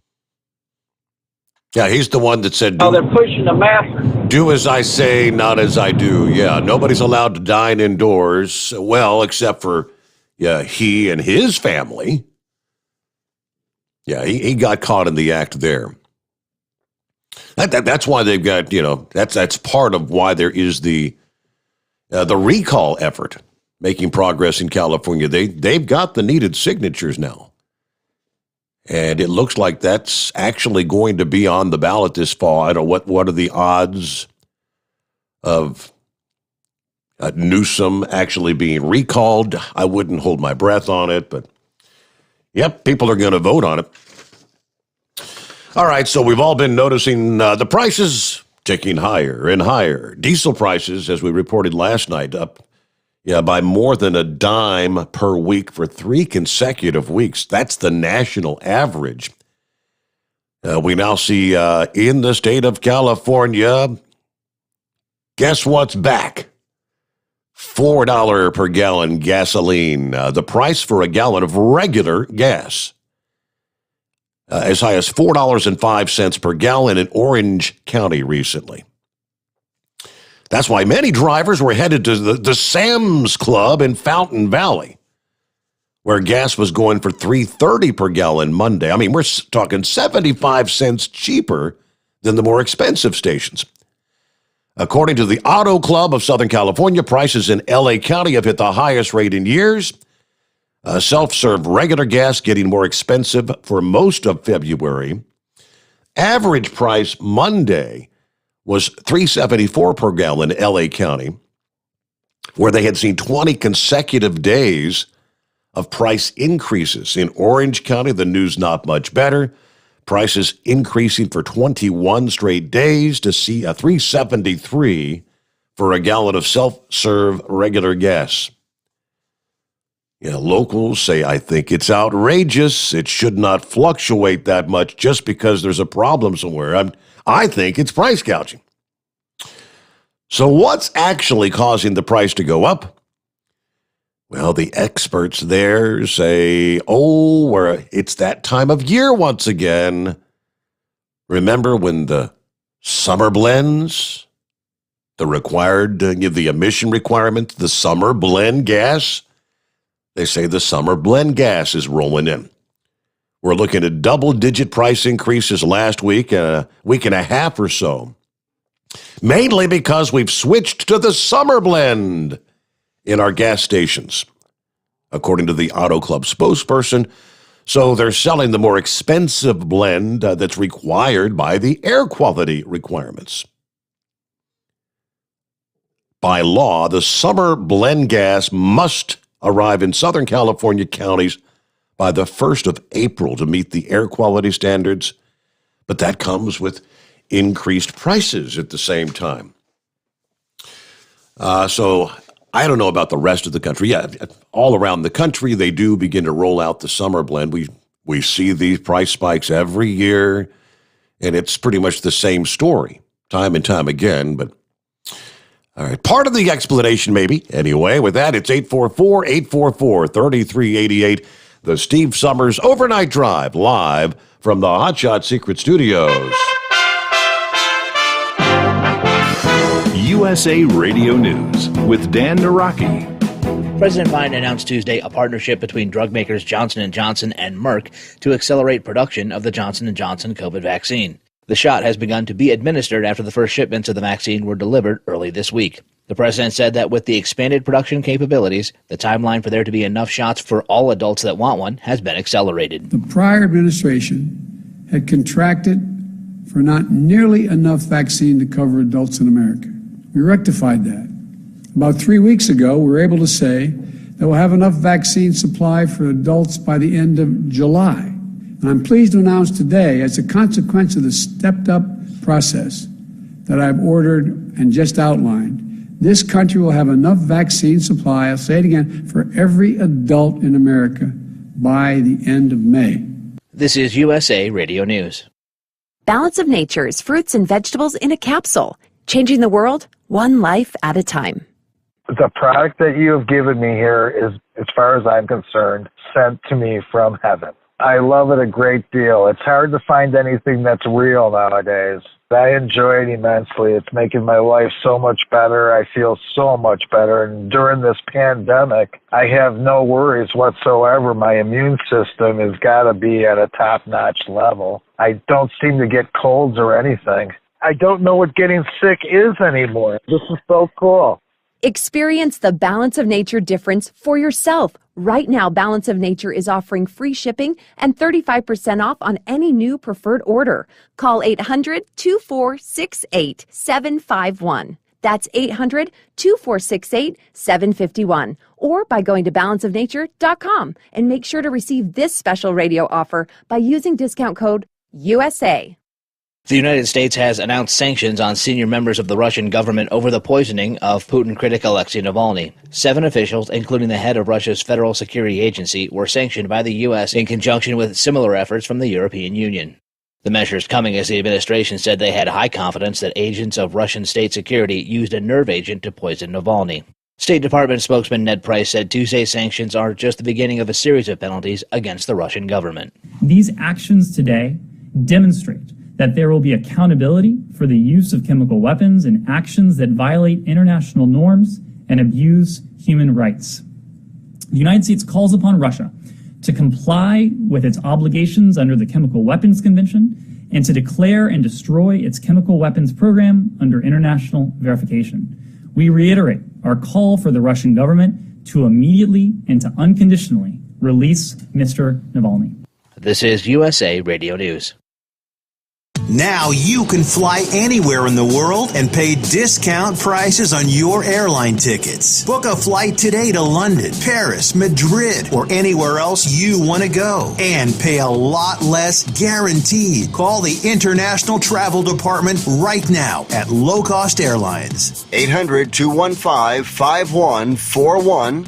800-215-5141. That's 800-215-5141. A surge of unaccompanied minors has been seen at the U.S.'s southern border in the last several weeks, with the White House on Tuesday calling for nearly 20,000 additional beds at immigration facilities on the border to handle the influx. The Department of Homeland Security estimates that more than 117,000 minors will try to cross into the U.S. this year.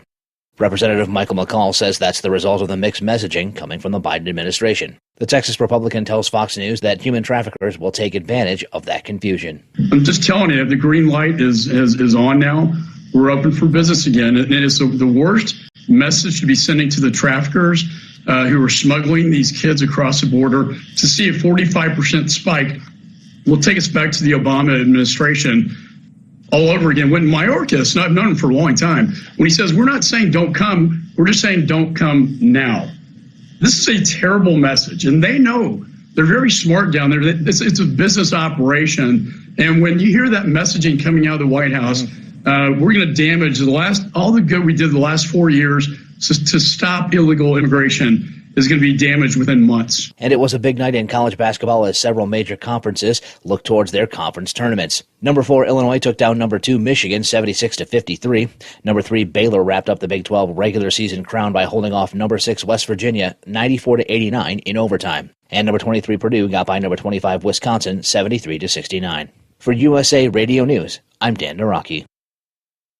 At Hot Shot Secret, we share the science behind common diesel problems and their solutions. For example, ultra-low sulfur fuels. The primary function of diesel fuel is combustibility. One of the little-known aspects of fuel is its role as a lubricant to metal-on-metal moving parts. The introduction of ultra-low sulfur fuels diminishes the fuel's ability to lubricate because sulfur, which has been mostly removed, has lubricating properties. Hot Shot Secret Everyday Diesel Treatment with LX4 delivers unmatched lubricity. Third-party testing confirms that it takes 3 times the amount of leading fuel treatment to match the lubrication benefit of 1 dose of Hot Shot Secret. Everyday Diesel Treatment is a fully formulated 6-in-1 premium fuel treatment for every fill-up, every time. Everyday Diesel Treatment is available at truck stops, Tractor Supply, O'Reilly's Auto Parts, and online at HotShotSecret.com. Hot Shot Secret, powered by science. Because Channel 19's a little congested. Call Steve now at 844-844-3388. The Overnight Drive.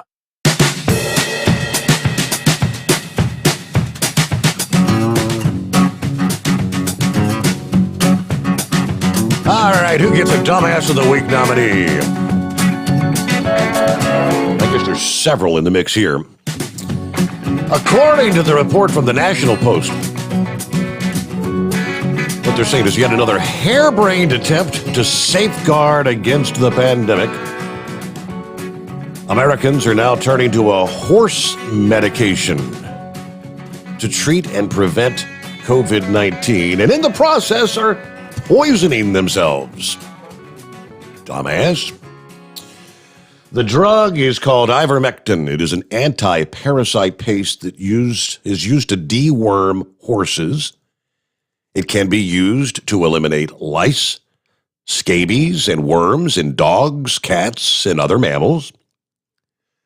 Humans can tolerate the medication in small quantities, according to experts, but apparently many are ingesting quantities meant for animals, which can be severely poisonous.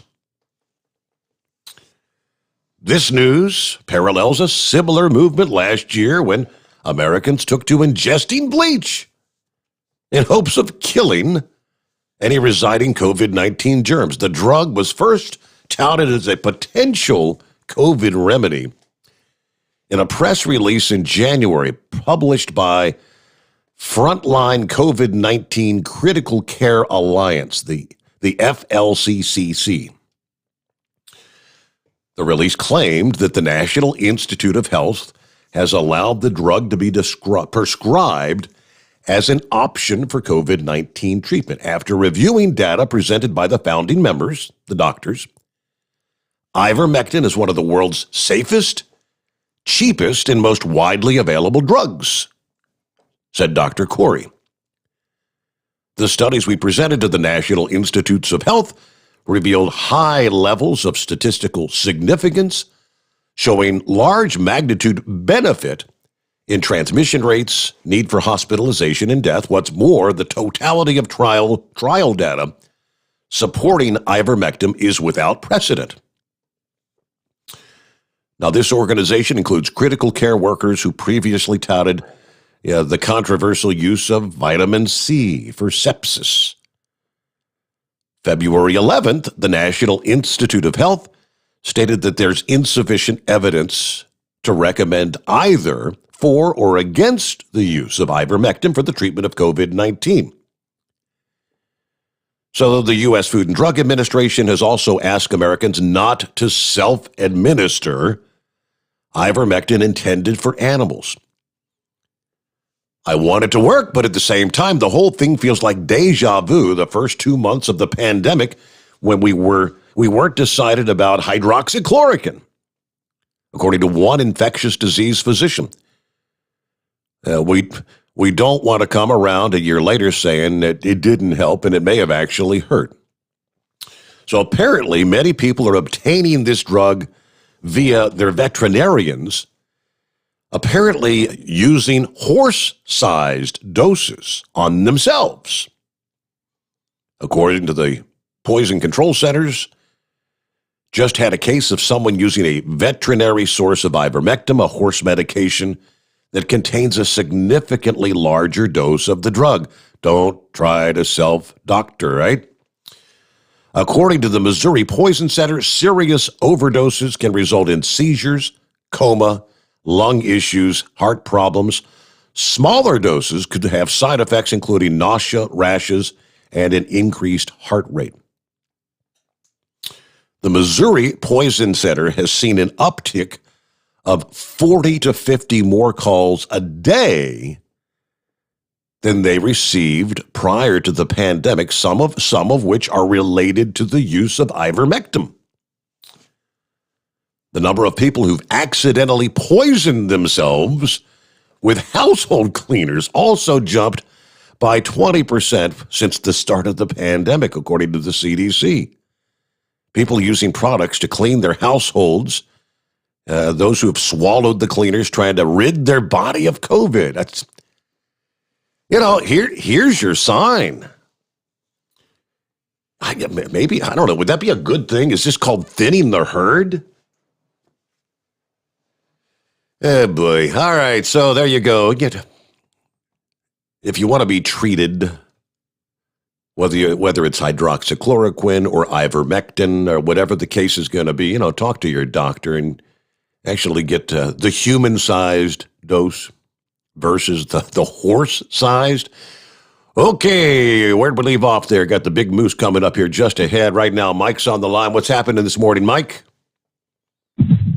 Not much, Steve. I'm out here in southwest Iowa. I'm old and gray-headed, retired driver. But anyways, I was jokingly going to say that that driver that called in at the beginning of the program that was talking about snow quality, he must have been dreaming a lot of snow.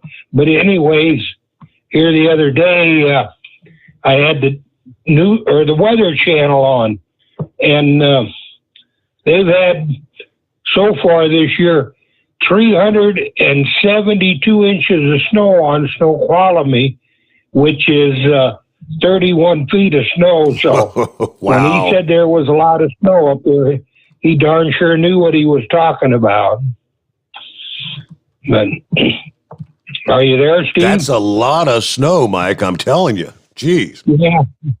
Well, I can understand because I run Seattle for 15 years steady, so I've been over it a lot of times. And then I was going to kid you, and when you was talking about rain in Seattle, I've told different people over the years that I run Seattle so long, they get a lot of rain out there. It's not heavy rain, but constant drizzle or something. But I tell them that I run Seattle so long that I actually have webbing between my toes anymore, like the ducks. So, but and then I get Transport Topics, and I was just looking at my newest issue tonight, and not what the guys want to hear, I'm sure, but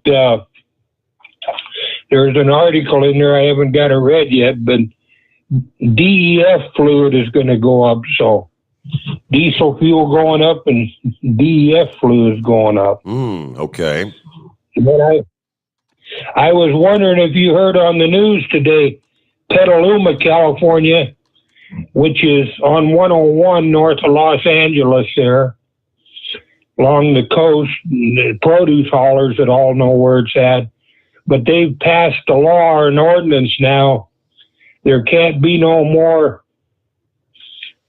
new gas pumps put in Petaluma. They say that I saw that. Isn't that something? Isn't that incredible there, Mike? And they're wanting that to spread everywhere else in California. It's crazy.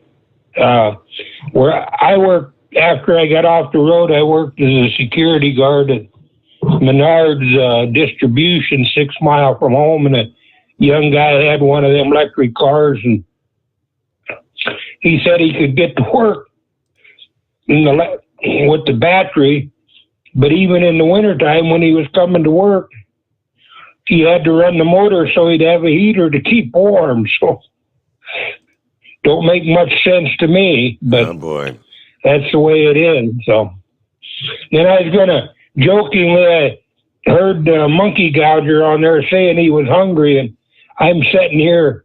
I just got my crock pot filled with boneless pork ribs and a bunch of vegetables. So if he's listening, maybe if he heads towards southwest Iowa, by the time he gets here, I'll have it brewed up and we'll feed him. All right. Maybe. Go ahead. All righty, Mike. Well, hey, thanks so much for chiming in. Great to hear from you there over in, what do you say, southwest Iowa? Yeah, so that's a lot of, I guess that's a typical winter Snoqualmie, right? They get buried every year. I think the higher elevations out there, feet and feet and feet of snow. And we've talked individual storms, one storm at a time dropping, 3+ feet of snow there at Snoqualmie. I pulled up from Transport Topics. He mentioned the price of DEF. Prices for the diesel exhaust fluid, that vital component of emission systems on newer trucks, are rising due to the costs for urea, which is the core ingredient. Prices for urea have jumped. We haven't really seen a month-to-month change like this ever before. According to Transport Topics, I think if you look at urea prices in particular, this type of increase on a monthly basis probably hasn't happened in more than 5 years. It is certainly a noteworthy increase in price levels, but it's all driven by urea prices. Now, I said wholesale DEF prices paid at terminals increased about 10% between the first weeks of January and February. Weekly report found that a major production site and terminal in the Dallas-Fort Worth area saw wholesale price paid free on truck by customers go from a range of 61 to 64 cents per liquid gallon on January 8th to a range of 67 to 71 cents February 5th. Now, that's bulk price sold for a typical order of around 1,500 gallons. The DEF prices directly track urea pricing in the U.S. We usually see prices rise in February, March, April every year, but I think particularly this year we've seen that happening a lot earlier than it usually does. All right, now they break down the numbers. A recent report showed urea cost increased 25% month over month. From the International Raw Materials that they track the prices weekly. All right, several factors are playing in there, but urea is the main components in fertilizer.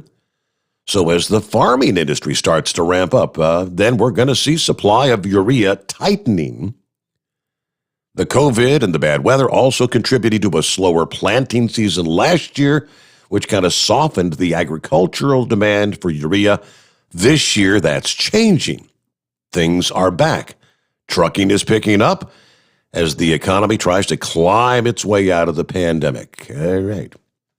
Now, that was from Fleet Owner, and Fleet Owner had the story. Transport Topics had the story. All right, who's next up here? Get back to the calls at 844-844-3388. Well, good morning, Big Moose. Hey, bud, playing radio? That's it. All right. Well, let's see.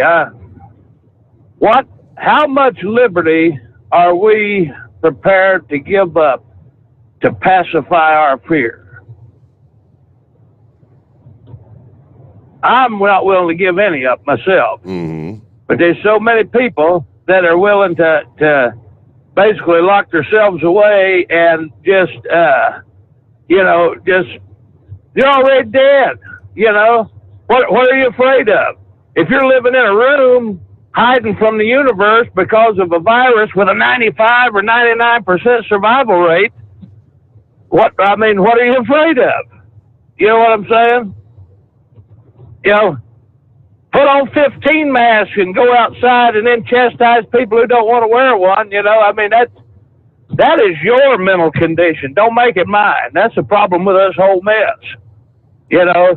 And that Dr. Fauci, we all know what a joke he's been. He's been a jerk for, since the first time he come on television 40 years ago, Mm-hmm. Like I said, he's a fear monger like the rest of them, trying to drum up money for the medical industry. And that's what it's all about, and it's about control. Look at the control that they've got on some of these people, You're going to die if you go outside. If somebody's standing 5 foot away from you instead of 6 and they breathe on you, you're going to get the COVID. It's going to be certain death. Give me a break, man. This is ridiculous, We got two options. Either get back to business or just shut it all down, let them come in here and just roll over belly up for all of them, just say hell with it, just lay down and die. That's basically what it comes down to, Yeah.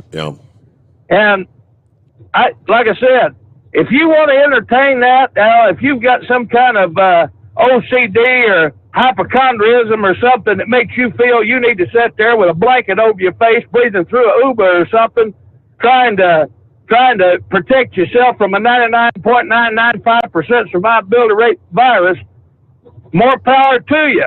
Don't mean I'm going to entertain that. I'm not going to entertain your hypochondriacism, I ain't gonna do it. And I tell you what, everybody, I'm afraid of this virus. I'm afraid. I'm afraid too. I'm afraid of one thing. I'm afraid that the United States flag, the Stars and Stripes, the same one that Washington carried across the Delaware, the same one that was at Shiloh Hill, Chancellorsville, Gettysburg, on and on and on. that has meant so much to so many people about liberty and freedom is being dismantled, torn to ribbons, and used for toilet paper by its own people. You know, and it's sickening. The cowardice that has come forward in this country is enough to make you ball up and just throw up, man. I tell you what. What are we going to do if we catch it? Well, if you catch it, you catch it. Most people have already got it and are done with it, you know. Mm-hmm. As far as these people taking this horse dope to, self-treatment, as far as I'm concerned, that's natural selection. That's not an accident. You know, maybe Darwin was right. If you're dumb enough to go out to Tractor Supply, get you a tube of horse wormer and shoot yourself up with it because you want to survive this 99.995 survivable virus, buddy, I tell you what, that's good news because that just means there's more room for me, you know. I tell you what, everybody want to go out and buy one? Hell, I'll throw $50 in the till. Go buy two tubes. Pass one off to your neighbor. If you're dumb enough to shoot yourself up with that crap, as far as I'm concerned, they can't plant you fast enough, you know. And it's just nauseating. I don't mean to rant, but I mean that just pisses me off to no end. You know, give me a break. You say, how is it possible to be that ignorant, right? To shoot yourself up with a horse drug. That's right, because years ago we were taught a horse is a horse. Yeah, all right. Of course. Of course. Right, exactly.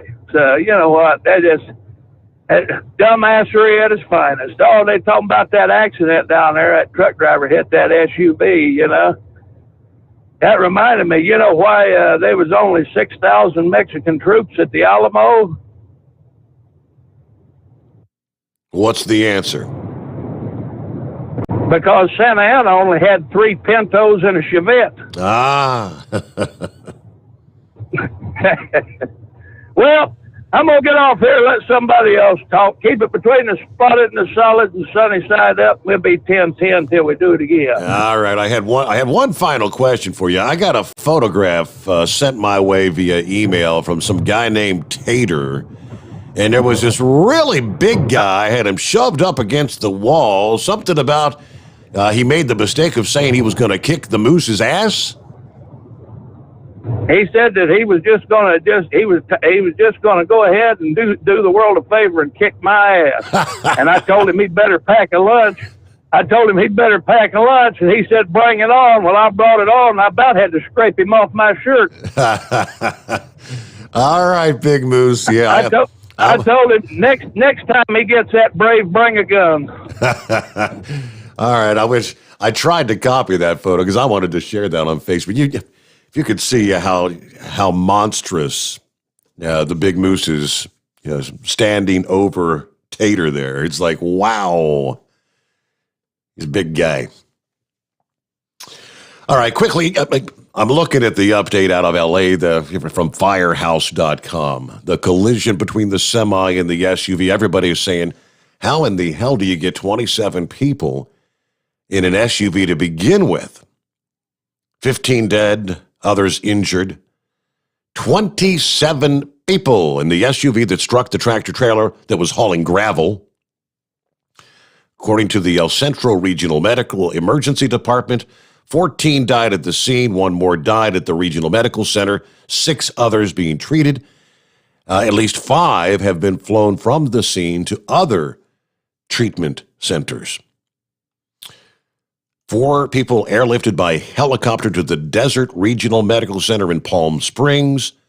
3 of them are in intensive care. Like Cool Breeze said, the numbers of dead may actually climb a couple higher. The deputy fire chief says this is described as a mass fatality incident. El Centro Fire Department units also on the scene, Customs and Border Patrol officials, Imperial County Sheriff's Office. And they had to send everybody and their brother. 15 first responders, 5 fire engines, a helicopter overhead as he responded to questions about the crash Obviously, that was shut down for hours. But yeah, I mean, first of all, you think about the number of people in a vehicle, the weight of all 27 people. Yeah, that vehicle had to be very unstable to be trying to drive to begin with. You're trying to keep it on the road. All right, what are we looking at? Got a couple of minutes before we'll get our bottom of the hour quick news break, as we call it. First of all, under the industry headlines out of Georgia. This is one of those where you got to kind of see it to believe it. But a newly sworn-in Georgia Department of Public Safety officer caught a major safety violation during a recent commercial vehicle inspection. On Monday, the Georgia Department of Public Safety took to Facebook to show the details of what they're calling violation of the week. They wrote, violation of the week. Newly sworn-in officer Wine and Cadet Phillips observed smoke coming from the rear tandem of this commercial vehicle entering the inspection station. They alerted Officer Robertson due to the fact that they were not yet certified to inspect commercial vehicles. Officer Robertson performed an inspection, discovered a severely worn sliding axle locking mechanism that had become completely disengaged somewhere between Montgomery, Alabama and LaGrange, Georgia. The sliding axle was completely unattached from the trailer body, only being held in place by the weight of the fully loaded trailer, to which the dual tires had become locked together. So you got your two sets of tires, which would be like the back axle of the trailer, or axles plurally, and the tires were literally rubbing together. This is lucky they caught that when they did. That truck, those tires would have been on fire probably in short order had that driver proceeded. But all right, violation of the week, right out of the box on a Monday.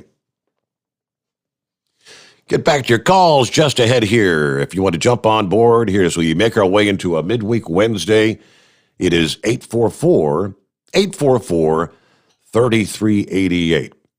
Lots to cover as we roll on through the late night, early morning hours, the Steve Sommers Overnight Drive live from the Hot Shot Secret Studios.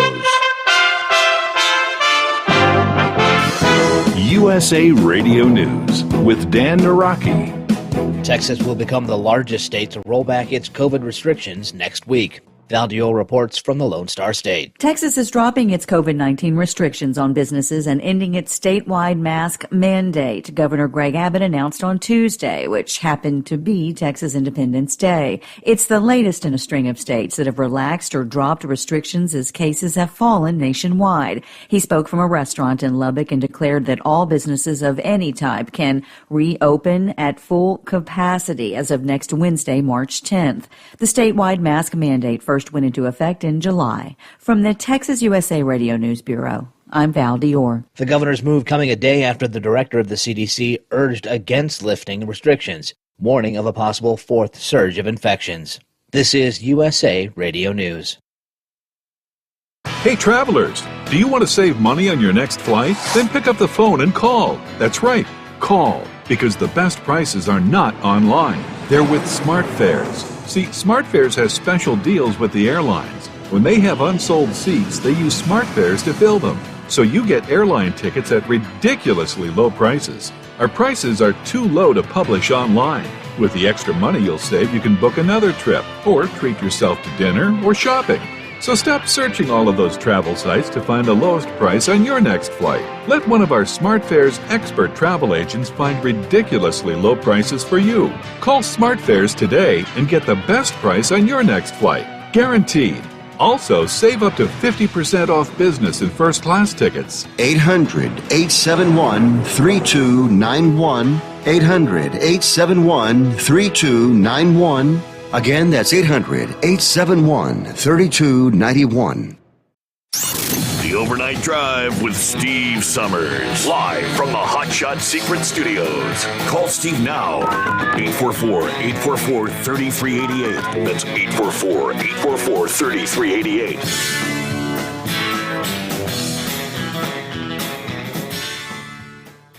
Attention all truckers, Dean Michael, the tax doctor here. I want to talk to you about those dreaded tax problems. I know you want to keep on trucking and not even think about them. Well, let's face it, they're not going away all on their own. You need professional help. I've been helping truckers put their tax problems in the rearview mirror for years. I can help you too. Call me for a free consultation at 888-632-4506 or go to mytaxhelpmd.com. It's like I always say, keep your eyes on the road, I'll keep mine on the IRS. 888-632-4506. PureFlow Air Dog, your leader in fuel air separation system technology. Our systems filter out water, particulates down to 2 micron, and remove all of the air out of your diesel fuel. This allows for nothing but pure, clean diesel fuel to reach the expensive injection system equipped in your vehicle. Not only do our fuel systems protect, they also come in a variety of flow rates to meet your performance needs. Our systems are compact and use OEM-style fittings for an easy installation. Learn more about our product at www.pureflowairdog.com and be sure to follow us on Facebook and Instagram. Protect your investment with PureFlow AirDog. Drivers, you demand that your equipment's reliable and dependable, and that also applies to your headset for communication. Well, our friends at Stellar Electronic have you covered. The Pluto Duo headset bundle is the best communication headset you can find in the industry. No matter the challenging environment you're driving in, the Pluto headset will make you sound crystal clear all the time thanks to their 99% noise cancellation. And the Duo's not only a stereo converter for the headset, but also a power bank so you can charge as you go. Learn more at StellarElectronic.com or visit them on Facebook. At Hot Shot Secret, we share the science behind common diesel problems. For example, ultra-low sulfur fuels. Fuel has 2 purposes, combustion and lubrication. Ultra-low sulfur fuels have diminished the fuel's ability to lubricate. Hot Shot Secret Everyday Diesel Treatment with LX4 restores lubricity, protects your engine, and optimizes performance. Everyday diesel treatment is available at truck stops, Tractor Supply, O'Reilly's Auto Parts, and online at hotshotsecret.com. Hot Shot Secret, powered by science. And now, back to the Steve Sommers Overnight Drive, live from the Hot Shot Secret Studios.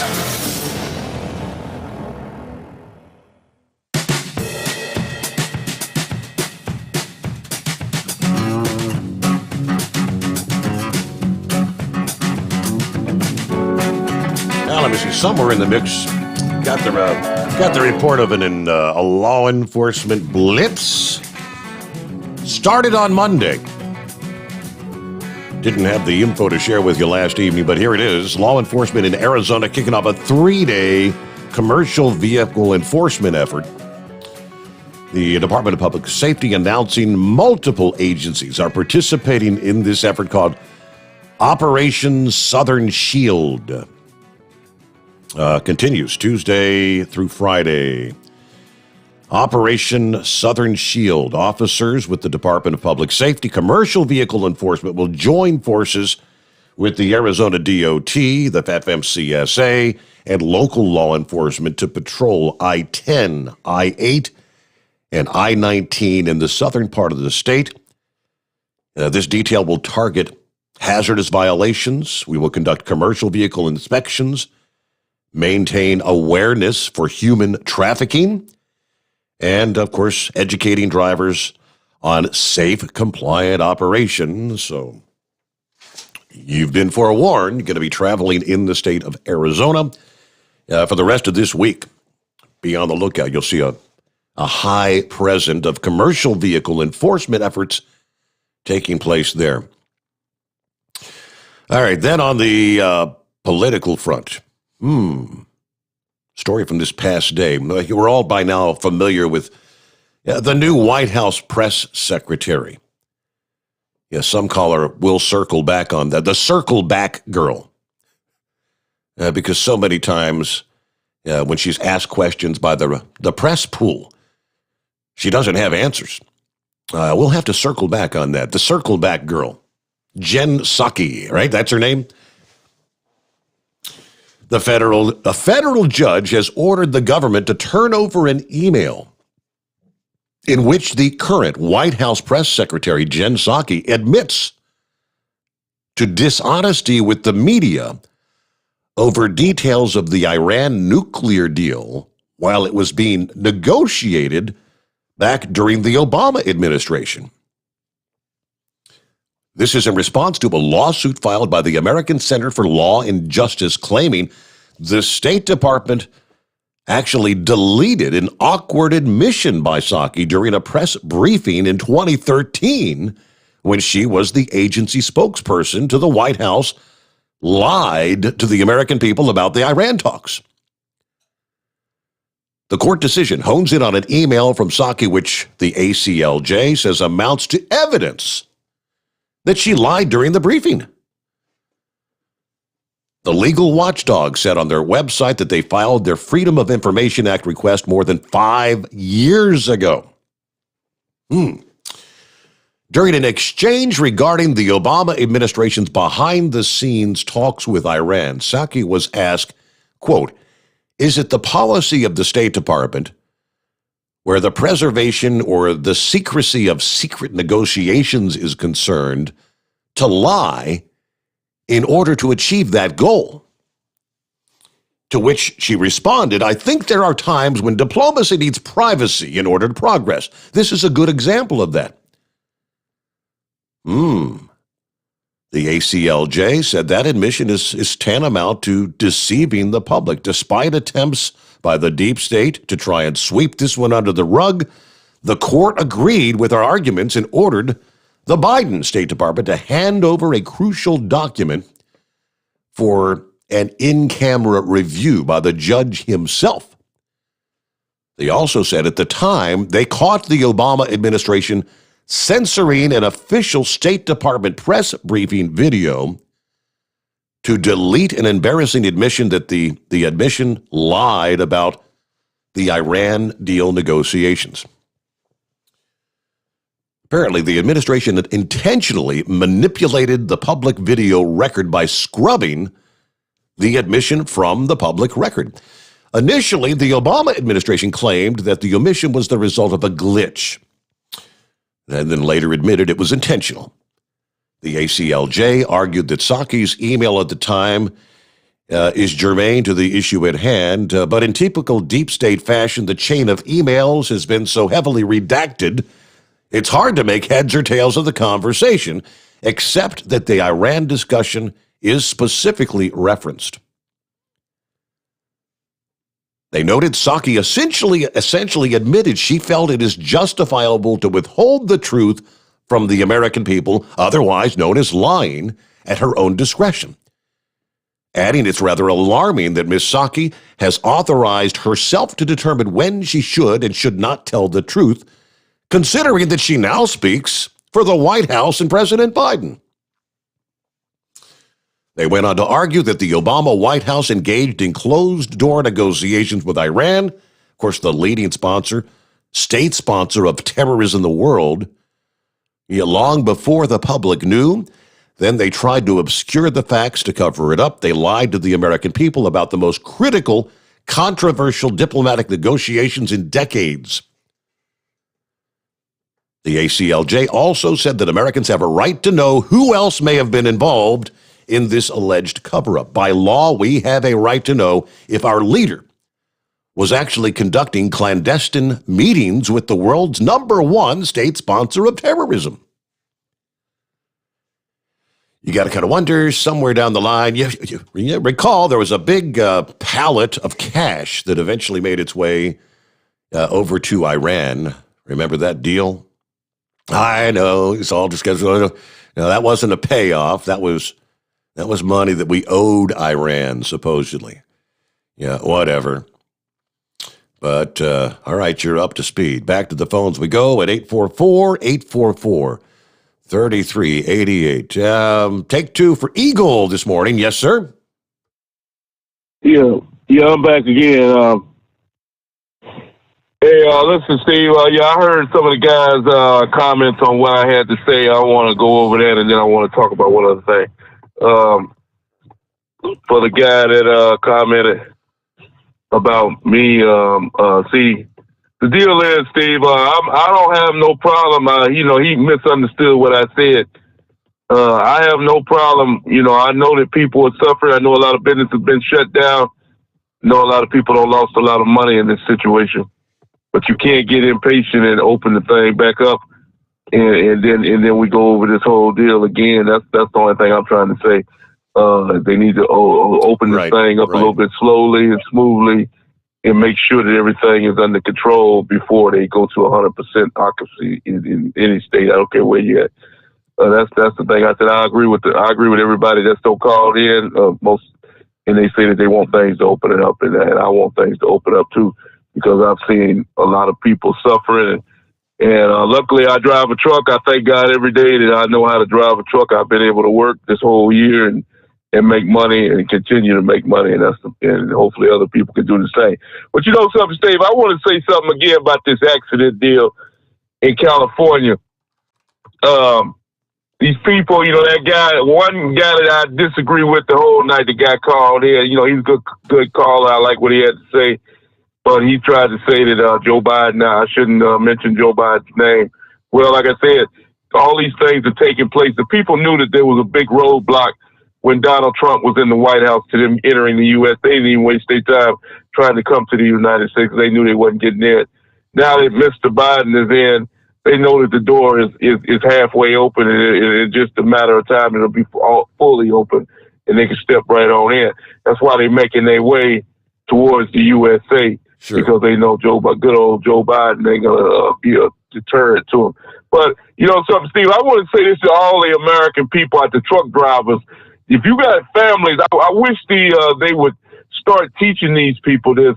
I'm talking about American drivers, how to interact around a truck, an 18-wheeler.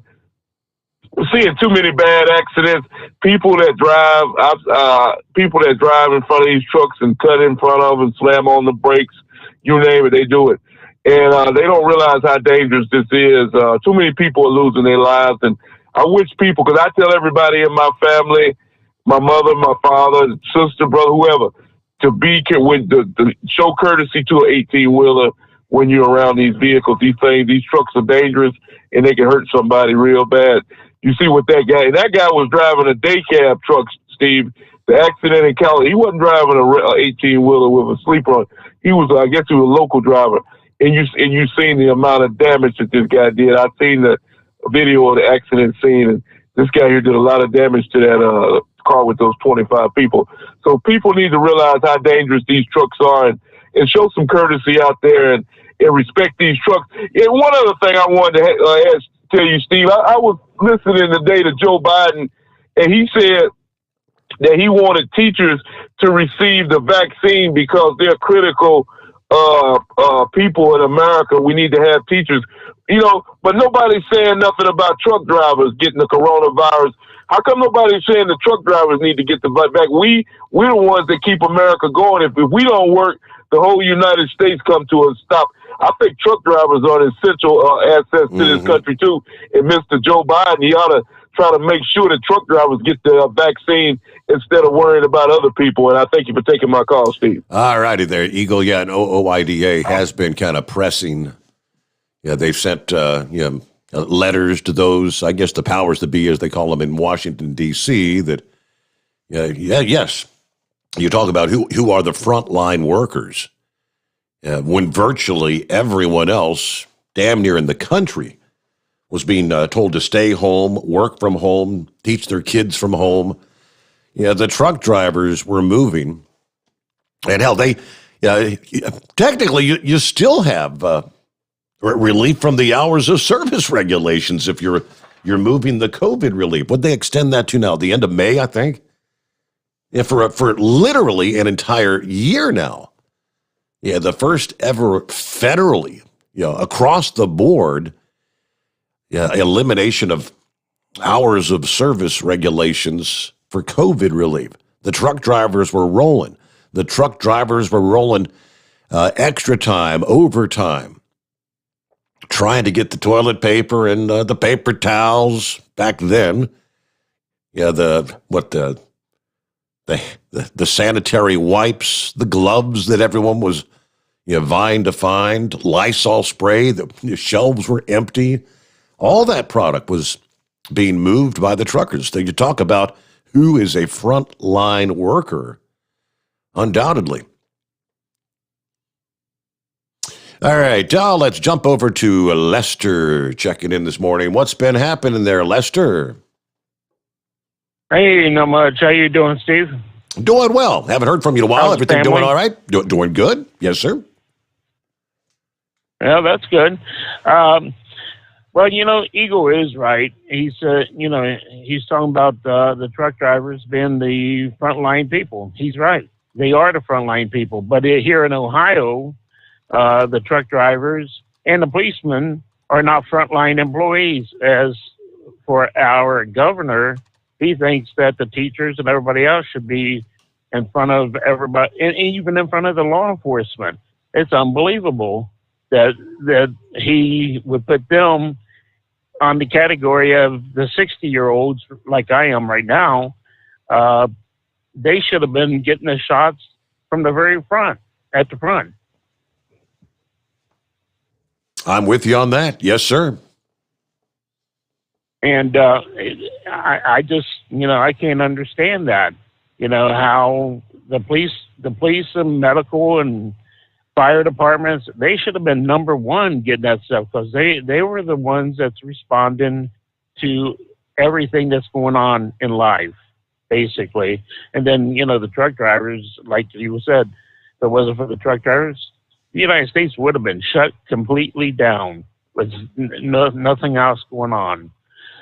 But, and, Joe Biden, he's sitting there saying, well, all of this stuff wasn't in play until he got in there, and he's put all this in play. Mm-hmm. If Joe Biden would have been president, it'd have been 1 million, 2 million, maybe 3 million people dead at this time. And the virus would be running rampant, and there would be no vaccines at all. And he would still be wandering around trying to figure out which cue card to pull out of his pocket to make a speech on.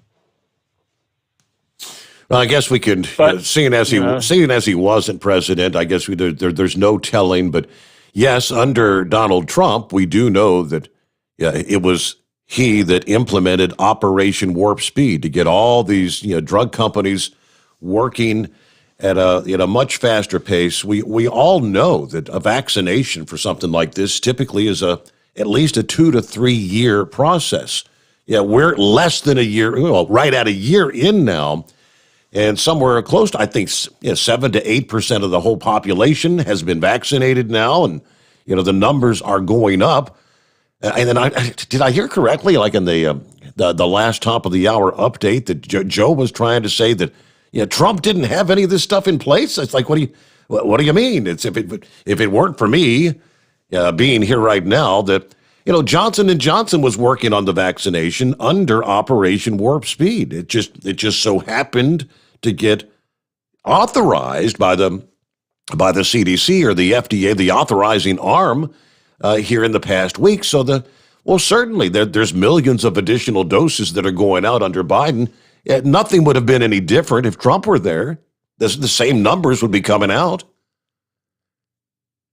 That's correct. And, the Johnson & Johnson virus, testing, all that took place here in Cincinnati and Norwood. All that testing was done in Norwood, and all the processing of that virus, the vaccine, is being done in Kentucky, right across the river. So Johnson & Johnson has been here, and also I think the Pfizer was being worked on at the Children's Hospital here in Cincinnati also. Yeah. All the studies were being done around here. That is correct, yes. I didn't realize it was that close to home, but yeah, that's pretty cool. Yeah, it is, because, Marty Brenneman, he was part of the study on the Johnson & Johnson test over in Norwood. He was part of that study. And they're talking about all these people coming across the borders.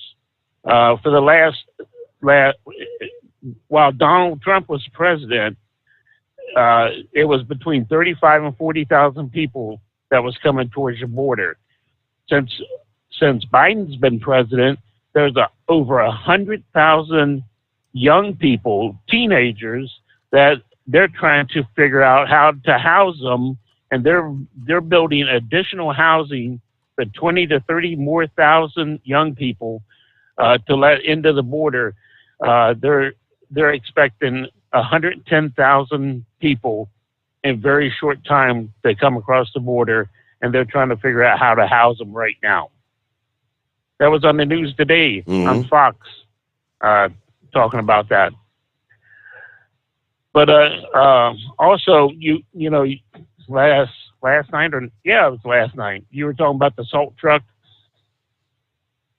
Yeah, the accident that occurred with. No, that wasn't the accident. That was the deal with the guy. Yeah, he tried to run from cops and was trying to dump the salt to keep him from catching him. Yes. Yeah, that happened about a month. That happened about a month ago, and the thing about that is, if I was the attorney for the salt truck guy, I'd be shutting up, because the salt truck guy works for the city of Cincinnati, and everywhere that he was at, he was not in the city of Cincinnati performing his duties. Really? He was outside of the city in the different counties, like Reading, Sycamore Township. Cincinnati only salts within the city limits, and this guy was not nowhere in the city limits at all. He was on Ronald Reagan, which is Sycamore Township. He was out in Reading, Ohio. Cincinnati's not out there, and also they didn't do very good job on checking his driving record. He had over 30 driving violations, and some of them were serious offenses, reckless operation. They're trying to figure out how he got on with the city with that many violations. Yeah, and with the stunts that he pulled. I wonder if he was going out, maybe trying to go to some of his maybe relatives or friends' neighborhoods to salt their roads, giving them a one up, because a lot of times the secondary roads are always kind of toward the tail end. They get the main thoroughfares first. Wonder if they're looking into that. I don't know, but that I can't figure out. Well, the city officials, they know that he wasn't where he's supposed to be, so I would say they're trying to figure out why he's where he's at. And I think they could track them salt trucks, and if they were tracking it, they should know what he was doing, because a lot of trucks have GPSs on them now, sure, and they track them everywhere. But I'm not sure really about all that. So also Double R, I'm going to get back to Double R real fast too. Yeah. Double R is trucking out in Yellowstone, and I'm trucking up to Pittsburgh. I would rather be trucking to Yellowstone, and he could truck to Pittsburgh. That way I can see the different sceneries in Yellowstone. Yeah, because you kind of see the same scenery day after day and night after night, don't you? You're like the designated thing. Yeah. Yeah, that's right. And it's this truck knows where every little pothole, every little seam is in the road all the way up through here. It's unbelievable, Yep. But you kind of get used to it. I tell you, when you really get lost is when you travel this road and you go the same direction and it's daytime and you look out and say, I never knew that was out there. Never seen that before neither. Because at nighttime you can't see all that stuff. Right. But daytime it's altogether different. All right, Steve, I'm going to let you go. I think I'm taking up too much time because I think Tim Jim is hollering at me, and so I basically I always holler at him when he gets on there talking to you, and and back and forth, That's funny. Well, we haven't heard from Tim Jim in a while. Have Tim Jim give us a call, check in, give us an update, right? Speaking of an update, we had the caller last evening on the program that had given us the live report about the crash that had just occurred here in the state of Ohio, up along I-75, about 1:25 a.m. The press release from the State Patrol this past day. Troopers with the Lima post of the Highway Patrol responded to the report of a semi that crashed into an ODOT truck near the 127-mile marker on 75. 40-year-old Matthew Faught of Lima was operating a 2014 ASVE semi and trailer northbound on 75. Caleb Varghese, 32 years old of Cridersville, was parked on the east shoulder of I-75 in the Ford F-450 owned by the Department of Transportation with the emergency lights and arrow board activated.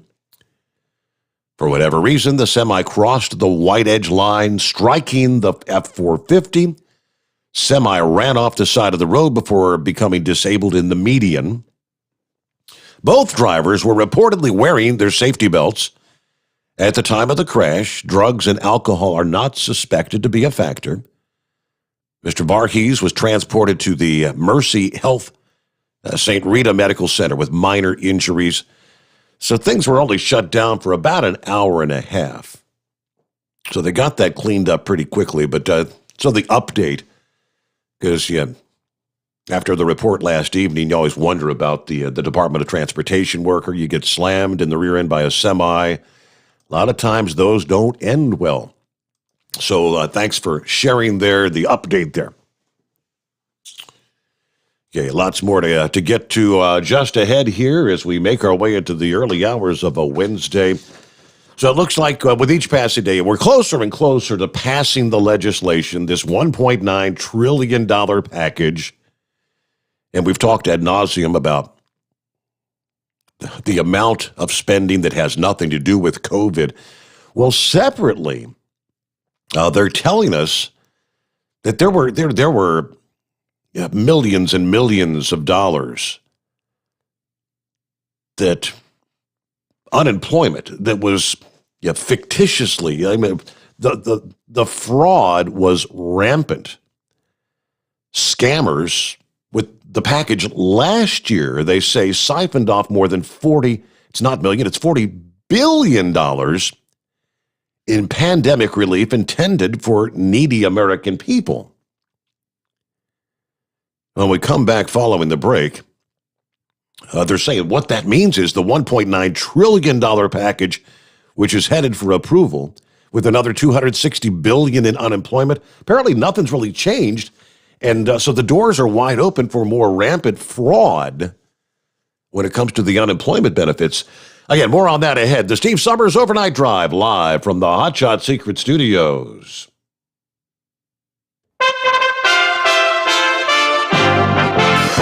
USA Radio News with Dan Naraki.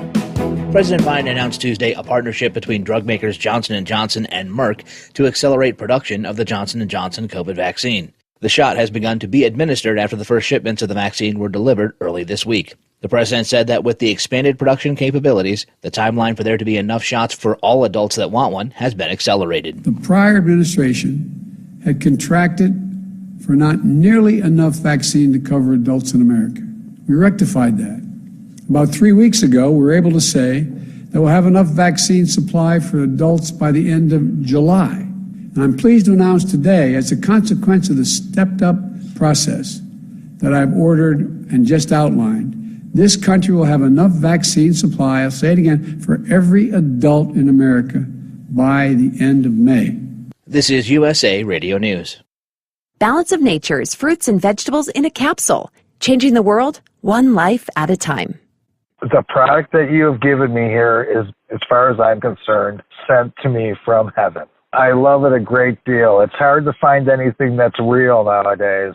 I enjoy it immensely. It's making my life so much better. I feel so much better. And during this pandemic, I have no worries whatsoever. My immune system has got to be at a top-notch level. I don't seem to get colds or anything. I don't know what getting sick is anymore. This is so cool. Experience the Balance of Nature difference for yourself. Right now, Balance of Nature is offering free shipping and 35% off on any new preferred order.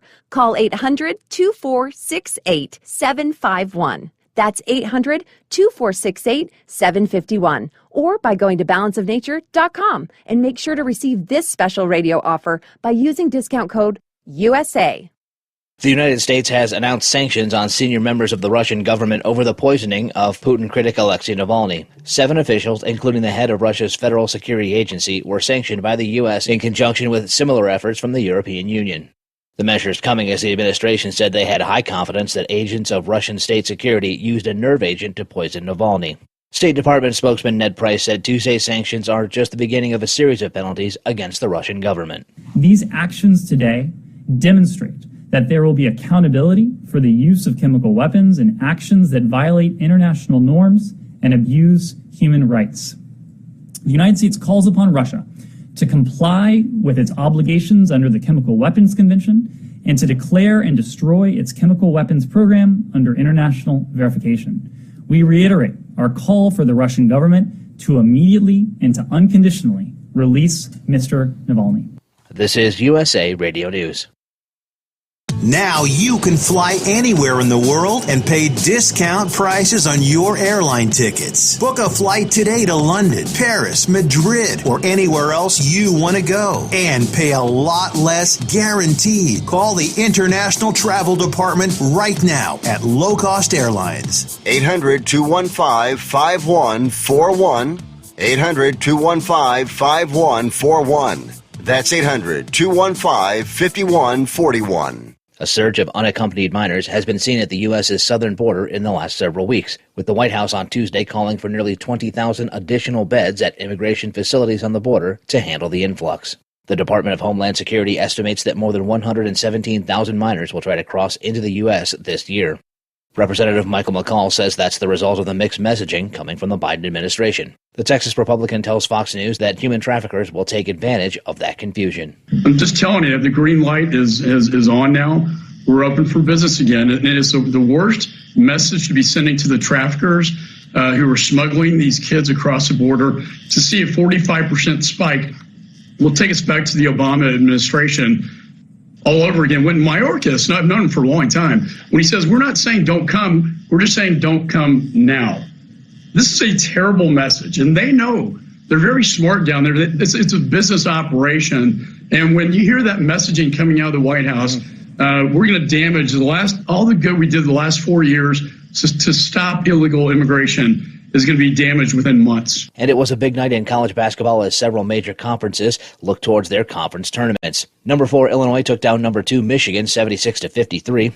Number 3 Baylor wrapped up the Big 12 regular season crown by holding off number 6 West Virginia 94-89 in overtime. And number 23 Purdue got by number 25 Wisconsin 73-69. For USA Radio News, I'm Dan Naraki.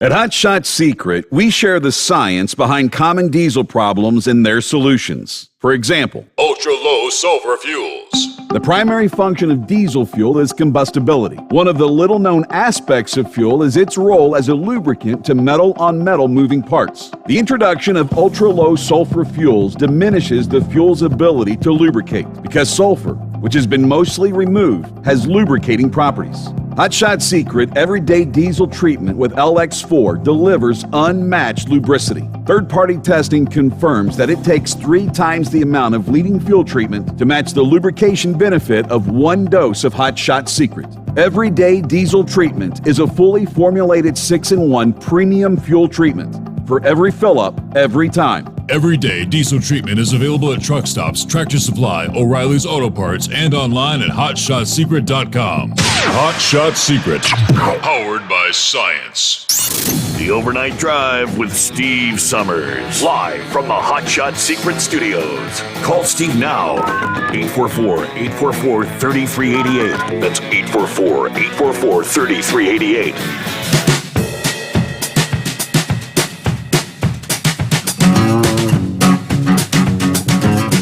We were talking to Lester about it here just a couple minutes ago. And I thought that's what I heard Biden say in the news clip last hour, because they repeated it.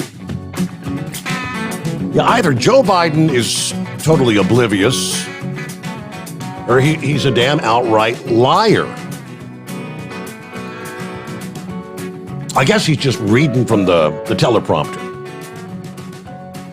When he tries to say that the previous administration had not ordered nearly enough vaccines. That, my friends, is an outright lie. I remember sharing this back in the summer of 2020. The agreements that Donald Trump had made with the vaccine manufacturers at the time. There were no vaccines approved at that point in time. Let me share with you again the facts of what Donald Trump had done. First of all, it was Pfizer. They were on the front line. Pfizer was making real progress with their potential vaccine, nearing approval. Take you back to, again, what was July of 2020. The Trump administration will pay Pfizer nearly $2 billion for a December delivery of 100 million doses of COVID vaccine that the pharmaceutical company was developing at the time, according to the Health and Human Services Secretary. The U.S. could buy another 500 million doses under the agreement. Now, those would, of course, have to be safe and effective, approved by the FDA, which they were not yet at that point in time. Pfizer and BioNTech announced separately that the agreement is with Health and Human Services and the Defense Department for a vaccine candidate the companies are developing jointly.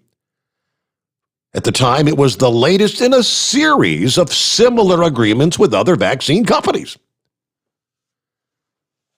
This was part of Donald Trump's Operation Warp Speed vaccine program, under which multiple vaccines are being developed simultaneously, aiming to deliver 300 million doses of safe and effective vaccine by January of 2021. Under that initiative, the government will speed development and buy vaccines before they're even deemed safe and effective, so that the medication can be in hand as quickly as possible once the FDA were to approve or authorize the emergency use. At the time, Trump described the agreement as historic. We think we have a winner here. He was talking about Pfizer.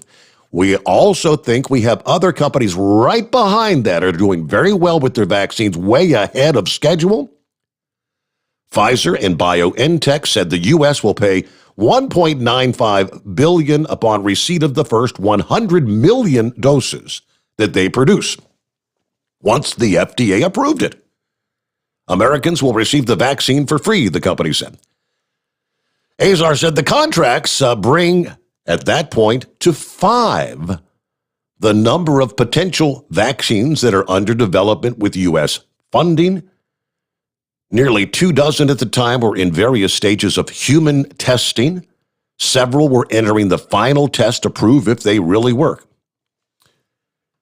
At that time, they said, as early as the following week, a vaccine created by the National Institutes of Health and Moderna Incorporated were set to begin their final stage of testing. 30,000 people participated in that. Now, other countries were also scrambling to get a vaccine. All right. So you do the math there, the numbers. Trump had made arrangements for 100 million with another 500 million under that agreement, with just Pfizer. Then he made deals with Moderna. And I know at the time, the Moderna deal, it may be further down in this story, just how many doses that he had made arrangements with, millions purchased up front, but the agreements included the ability to purchase additional hundreds of millions of doses. That was covered, my friends. It was all covered. So again, either Joe is being lied to by his staff. They don't want him to know that, Donald Trump was on top of that. Okay, there's the facts. How many people are in this country? How many people? What do we have? 340 million, 350? I don't know the current numbers. But if you've already made a deal to buy another 500 million doses, my simple math says there were enough vaccine orders to cover every man, woman, and child in the United States of America. He was getting out and ahead of other countries by locking in the first 100 million doses they could produce. It's coming to us, the American people. Yeah, before other countries, the UK, China, whoever, Russia, tries to get in and say, hey, we want your first doses that you can produce. He locked us in. All right, who's next up here? Another hour underway. Hello, Rhonda. How are you? Hey, whoever does your recording when we get our 15 seconds, have them take that host part out and put Steve in there. When they answer the phone. I don't even know what the message says. I know it's a computer. What does it say? I don't even. Well, you ought to call it. Gives us 15 seconds to say who we are and what we want to talk about. Yeah. And when it speaks, we'll be speaking to the host. Well, we all know who the host is, but that still don't sound right. Oh, the host. Okay, yeah. You will be speaking to Steve. So, on a serious note, did you see that accident over there on 294 around Chicago this morning? That I did not. No, ma'am. Look up fatal truck wreck, Chicago, 294. When I left Janesville at about 4:30 yesterday morning, I saw the red on my phone, on my weather app that showed me that 294 Northwest was closed. And when I drove by it at 7 or so, I knew that the driver did not survive, that hit the other driver in the back end. If you look at the picture that's on the article from, I think it was ABC, it just makes you sick to your stomach. Because when I went by, you could not even see the tractor of the second truck. Mm-hmm. And that driver did not make it. That affects all of us to a different extent for the whole day. And then I saw an ad on TV for something ocean masks, because now all of these paper masks that everybody's wearing are now clogging up the ocean. Oh, really? Yeah, I don't remember what the name of it was, but it was some kind of a special reusable mask, blah, blah, blah. I mean, we all know what used to lay in the back row at the truck stop. Now it's all rubber gloves and masks. But that was the majority of it. So, but yeah, that wreck this morning was bad. I don't know what time they finally got it opened up, but you could just tell by looking at it, because I couldn't even see the tractor. So, wow. Prayers for that driver's family. Did you get a chance to pull it up and look at the destruction? I know. I did. I'm not seeing it here. Okay. Well, I think I pulled it up under truck wreck Chicago, and it would have been yesterday morning, but it was bad. It was the back truck was a Pam truck. So, but anyways, that was all of my BS for one night till I find something else to repeat offend for. I should have changed my handle to that, repeat offender. So, but have a good night. I'm up and listening. All righty. Well, thank you for the heads up. I'll see if I can pull up, as they say, the rest of this story there. All right. Let's see. As far as I mentioned on a global scale, the countries, every country in the world is buying for vaccines for their country. So they all had to negotiate with the varying pharmaceutical companies. Israel was one of those leaders in the rush to vaccinate. Yeah, they took early action to secure a sufficient supply. They signed deals in June of last year to purchase the Moderna vaccine. Additional supply through agreements with Pfizer and AstraZeneca in November of last year. Unlike the United States, Israel didn't press the companies for a better price. They paid top dollar for their contract, supposedly. But let me take you down to the United States of America. Very proactive and ready to secure sufficient doses of COVID vaccine for the American people. Yeah, although to the chagrin of many, not considering it to be as dangerous as many other world leaders, Donald Trump was among the first to actually act as early as February of 2020.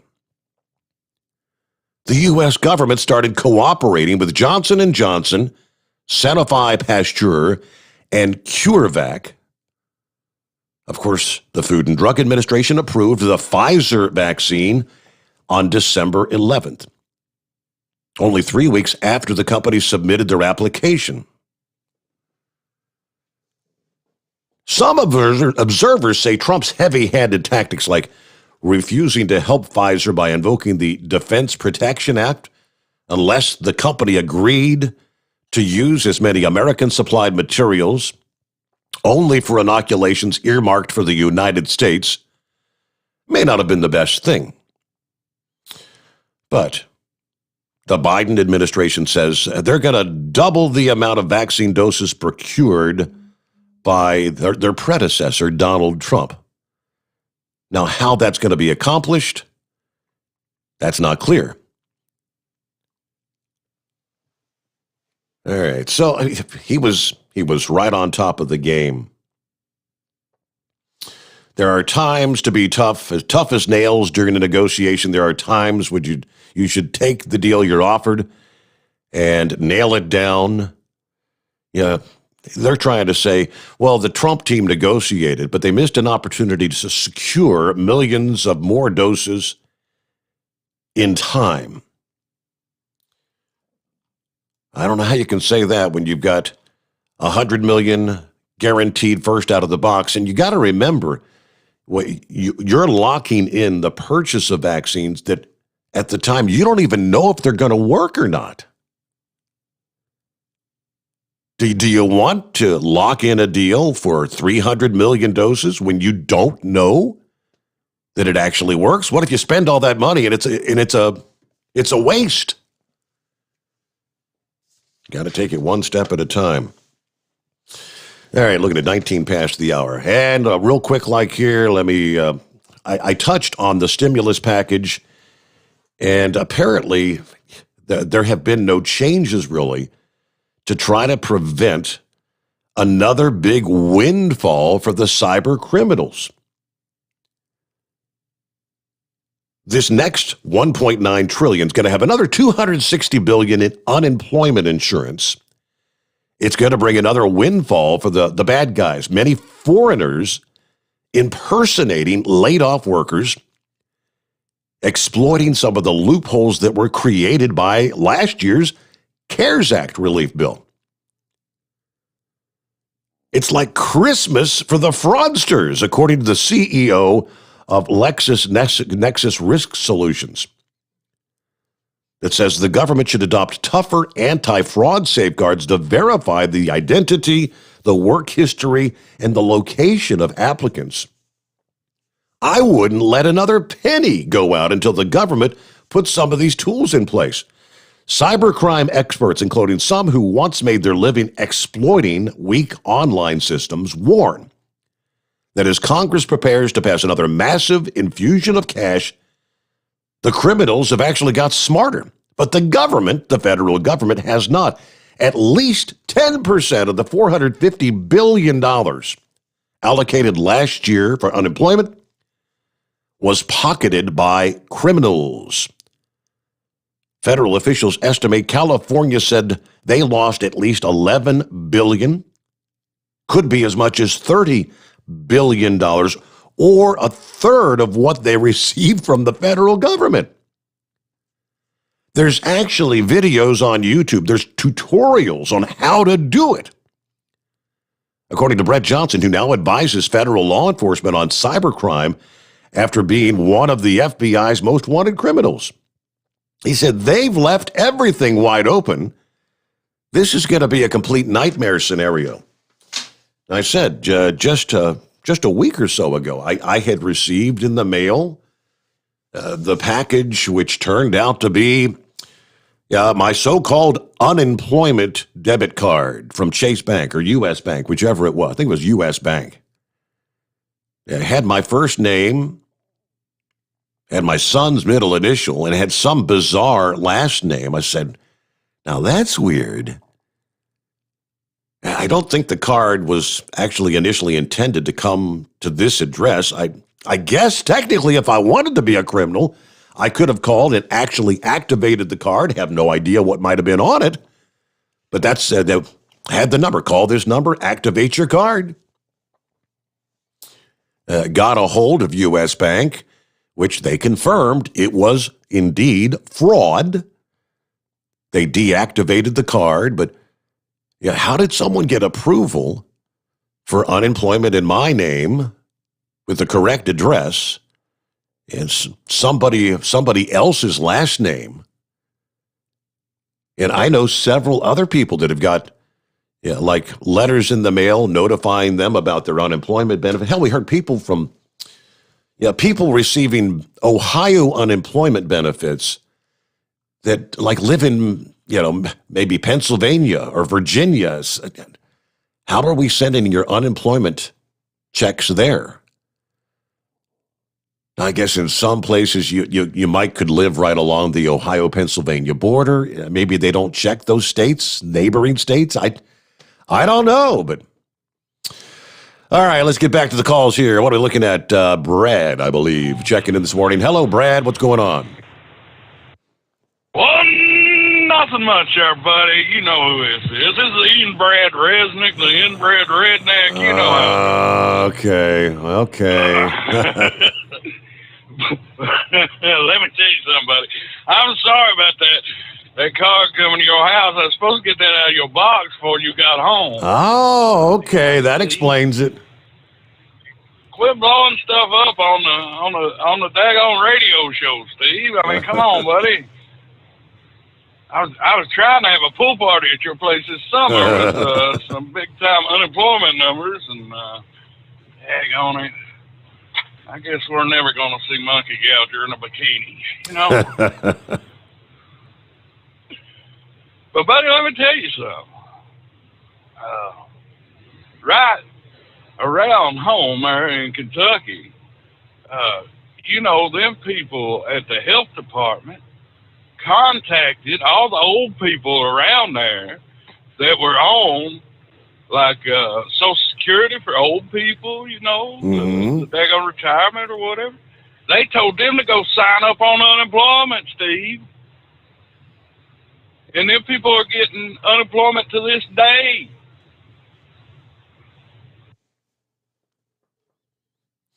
So, I mean, all this is real fishy, buddy. Yep, the fraud, right? Well, the way it looks to me, if a government official is going to these old retired people and telling them to sign up on unemployment, are they inducing the population to commit fraud, or is their bosses telling them to commit fraud? All right.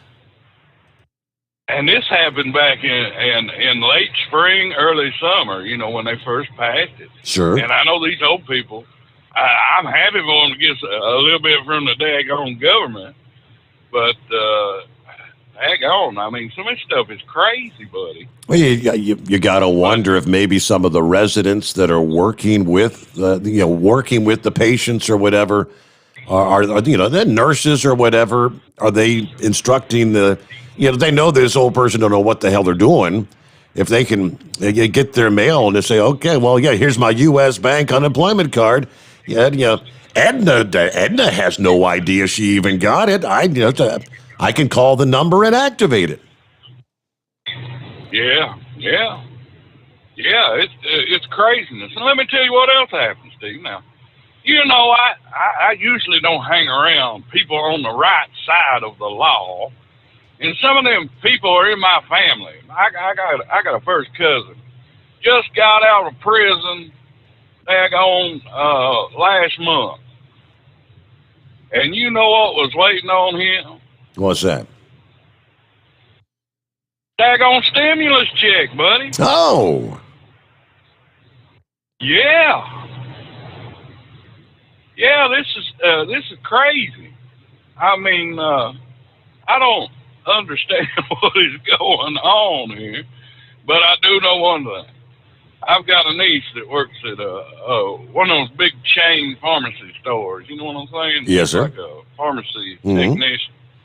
And according to her, now, she gives the shots and all that stuff. You know what I'm saying? Okay.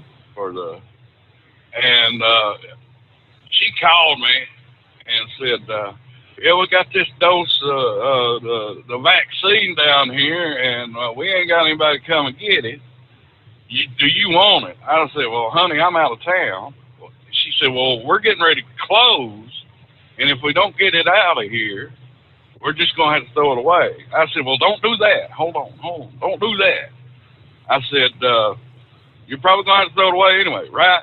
Yeah. I said, well, just charge it to my insurance, and I gave her the insurance number, insurance plan and insurance number.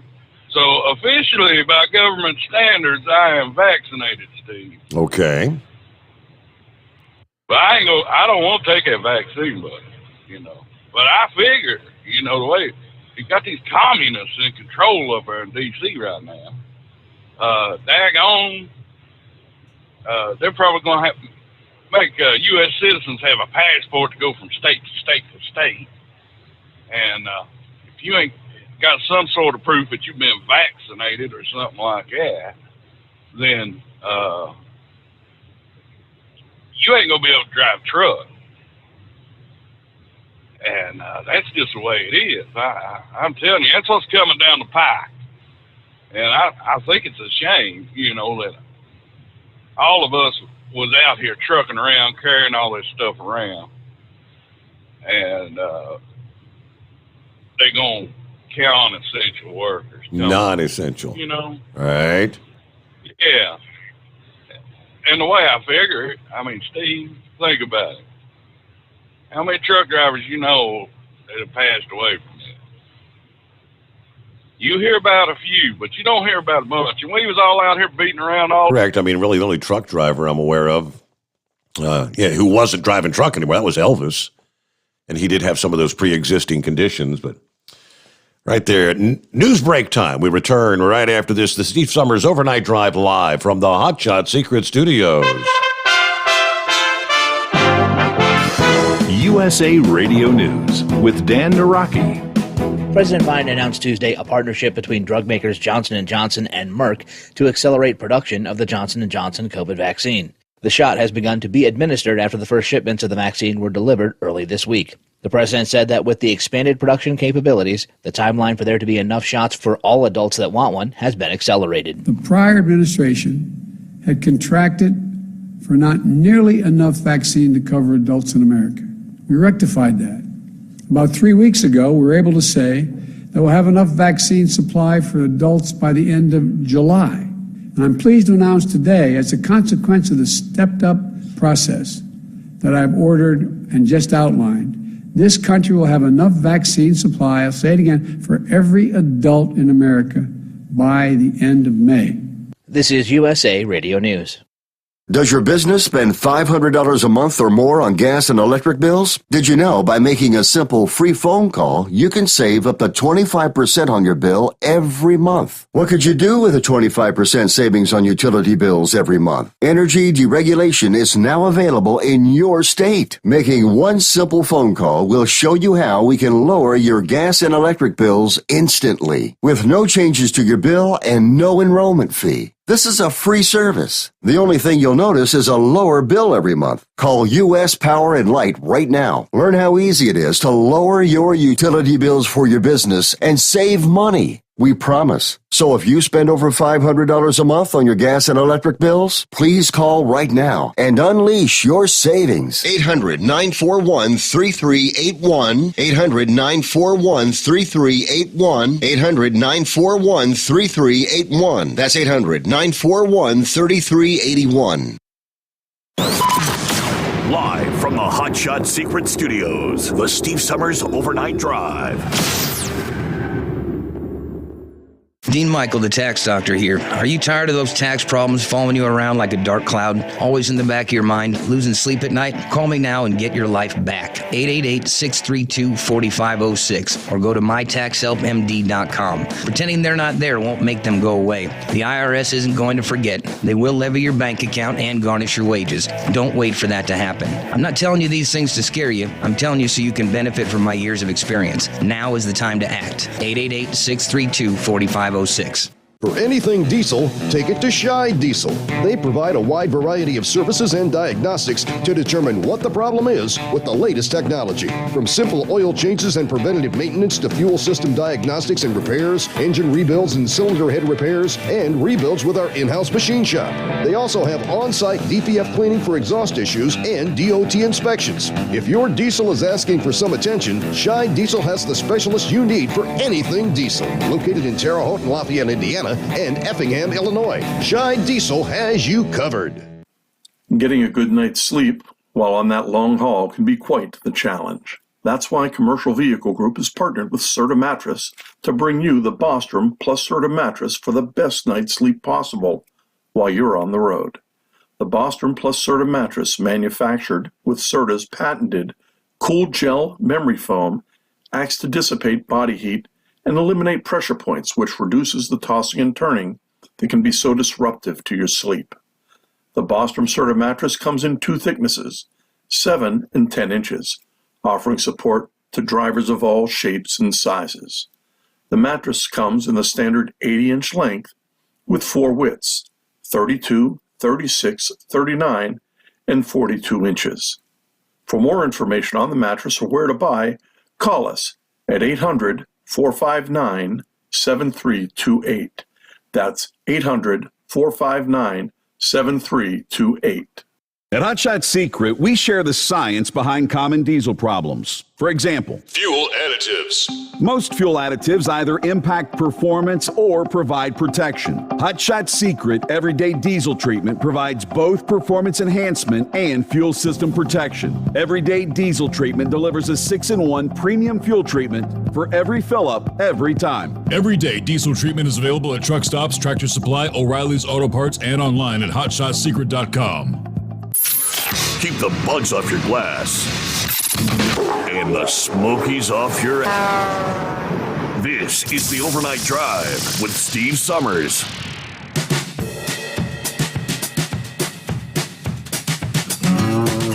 That is correct, and we're back on a Wednesday. Alrighty, hump day. So Inbred Redneck does not want to take the shot. Neither does Olympic champion sprinter Johan Blake from Jamaica. He said he'd rather miss the Tokyo Games than get the vaccine. At this point, they are saying getting vaccinated is not going to be required for the athletes competing there this summer. That's what they say right now.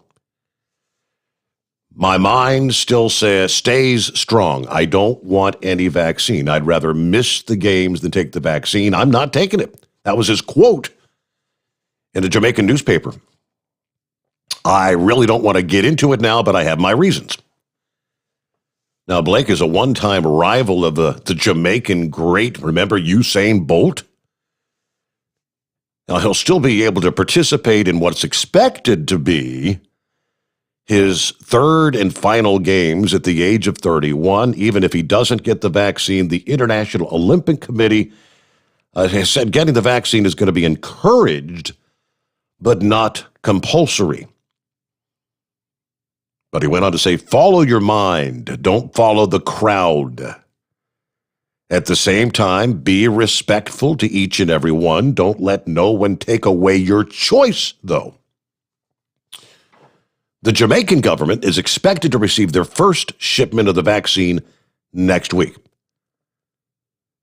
His remarks came after a series of 8 meets were held across the Caribbean, the nation on Caribbean island nation, Jamaica, on Saturday. A return to large-scale sporting events that had all been on hold due to the pandemic. Of course, the Olympics, which were pushed back by a year due to the pandemic, they're set to begin July the 23rd. There is still speculation that it might be canceled due to the fact that the pandemic is ongoing. Will they hold the Summer Games in 2021?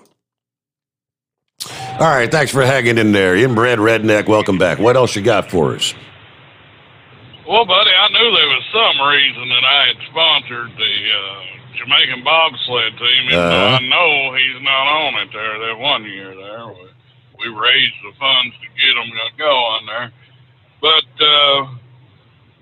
buddy, it's getting crazy out here. The things that are going on with the money being spent and everything else. And I'm really worried, Steve. It's collapse. They dump so much money into the system that they're basically going to make it worthless. And, they're talking the Great Reset.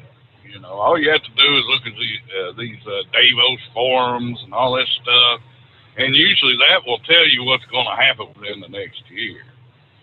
So, all you people out there that are looking at milk prices, gas prices, don't even worry. We ain't even going to be using greenbacks in a year. Probably need to take that stimulus check and throw it into some cryptocurrency, and you might come out of it okay. And just look at me, Steve. I mean, if anybody has any questions about it, I mean, I'm a Dogecoin millionaire, man. So, Steve, I made an investment 3 years ago in Dogecoin, and I know it's a big joke on the internet. I turned $10 into $5,000. It only took 3 years.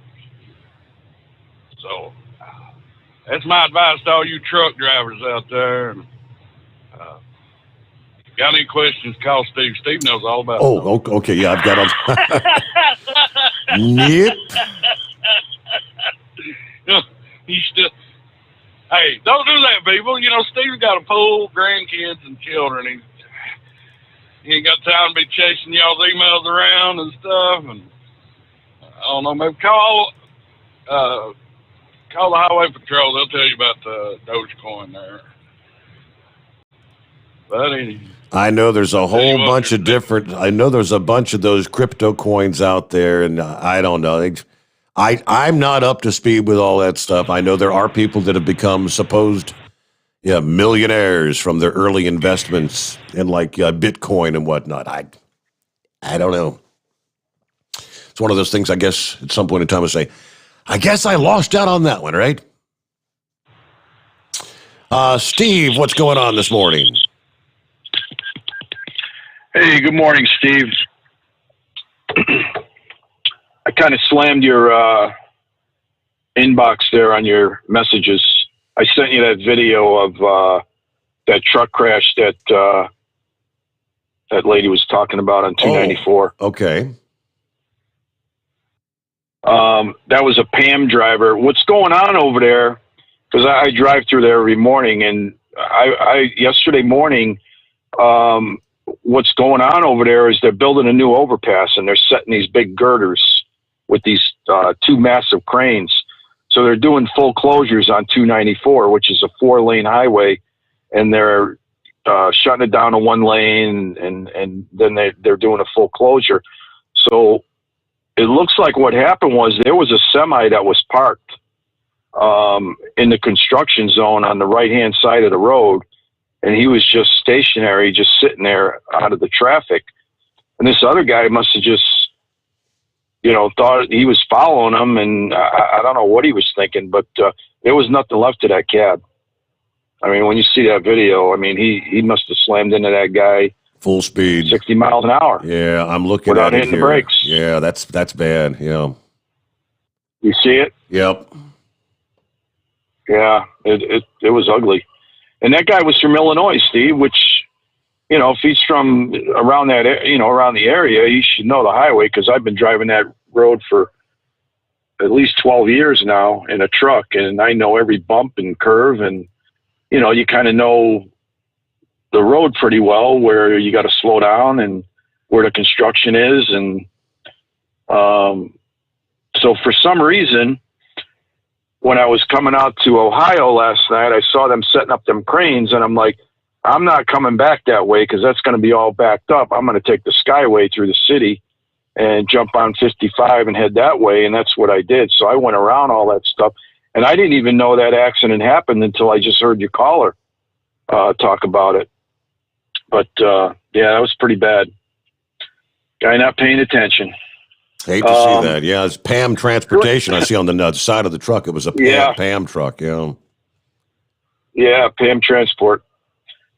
But getting back to that what you were talking about with Joe Biden and that vaccine, I had to shake my head when I was listening to that on that USA News you got on your show.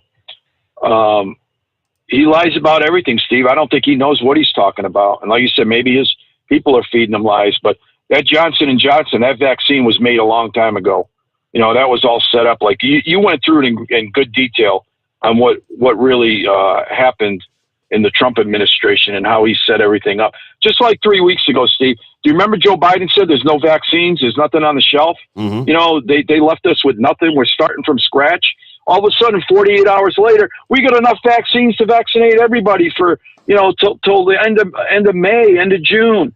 So, I mean, the guy just lies about everything. There's no truth coming out of there. Just like that circle back, what's her name? Jen Psaki. Psaki, yeah. She lies about everything. I mean, you can't get a straight answer out of her. Just like the email thing you were talking about, how they're gonna try and go after her. From the Obama administration when she lied, that judicial watchdog is going after her for lying back in 2009 about the Iran deal that Obama was putting through in the secret talks. So they're going after her for that. And I sent you another video. I don't know if you saw that, of Joe Biden last Friday in Houston, Texas. When he was reading it from the teleprompter, he couldn't even pronounce the people's names, the congressmen that were showing up at the meeting. And then he says, what am I doing here? Where am I at? It was like he had like a total brain fart. It was just hilarious. And it's like, this is our president. You got to watch that, Steve. This is the president of the United States. Yes. He doesn't even know where he's at, what state he's in, who he's inviting to certain meetings. It's just ridiculous.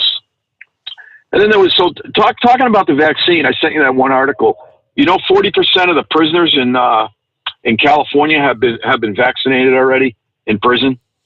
Did you know that? I knew they were vaccinating prisoners. Now, that doesn't make a whole lot of sense. Prisoners are getting priority over the old people, apparently. Prisoners are getting priority over DHS and ICE on the border. I mean, it's just unbelievable, Steve, that they're going to vaccinate 40% of the prison population in California, but the guys working down in California on the Mexican border, they don't have a vaccine yet. They're not vaccinated, but they're dealing with thousands and thousands of people coming across the border, no mask, no health record, no vaccination. What kind of diseases do they have? It's just crazy what this administration is doing to this country. And the other thing, they lied about this too.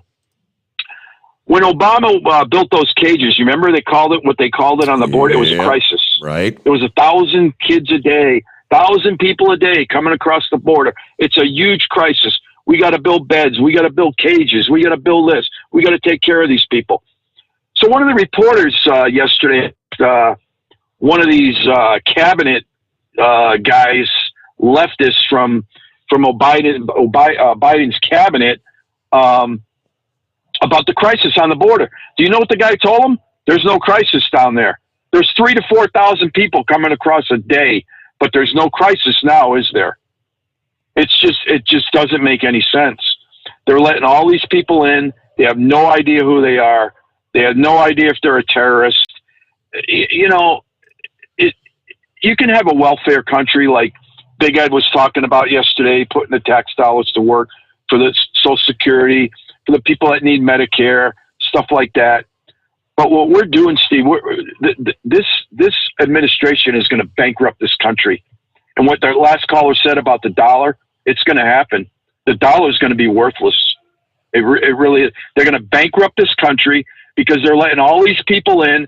They want to have a welfare state with open borders, and you can't have both. You have to have some immigration control. It's just crazy what they're doing down there. And they're putting all these officers at risk. I mean, it's just terrible. I mean, none of these politicians are going down there to see what's going on. You know, they don't know what's going on. They really don't. How many times did Donald Trump say a country without borders is not a country at all? Quite a few times, Steve. Many, many speeches. He did. And that's what he ran on. You know, border protection was his number one theme. You know, build walls work. You know, you notice they have a wall around the Capitol, right? Hey, now they do. With razor wire. Yep. Yeah. So I guess walls work, don't they, Steve? They deter people from doing what they're not supposed to be doing. And it's just hypocrisy. You know, these leftist Democrats, they don't live in these neighborhoods down in Texas, Arizona, New Mexico, California. Those people are going to be going through a mess down there very shortly. Do you know that they're trying to reunite, like these children that are coming across the border? Our government is actually going out into Mexico trying to find their parents, who they are. So they're sending the kids across, and then they're trying to tag team them up with some adults to let them in. We don't know who the hell's coming in this country. Yeah. I shared the report the other morning. America. I shared the report the other morning where they're actually, you know, literally, and this was coming from a member of Congress who said that individuals that had been sent back, deported, sent back across the border, they're going down to, tell them to come on back. You can't make this stuff up. How did he refer to it? It's, the catch and release thing is long gone. Yeah, we're actually like recruiting them into the country. But all right, with that, we got to get a quick time out. It's phone reset time. Philip, Vic, Gilligan, dial us back up here in about 30 seconds, if you don't mind, okay? And we'll get through that final hour. We'll return in about 90 seconds. The Steve Sommers Overnight Drive live from the Hot Shot Secret Studios. The Overnight Drive with Steve Sommers. Live from the Hot Shot Secret Studios. Call Steve now. 844-844-3388. That's 844-844-3388.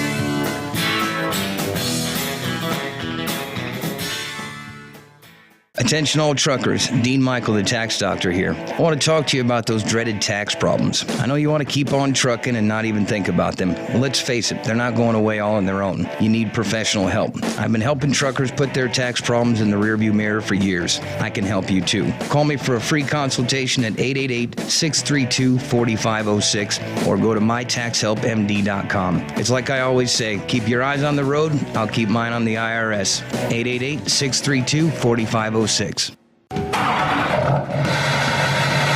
Pure Flow Air Dog, your leader in fuel air separation system technology.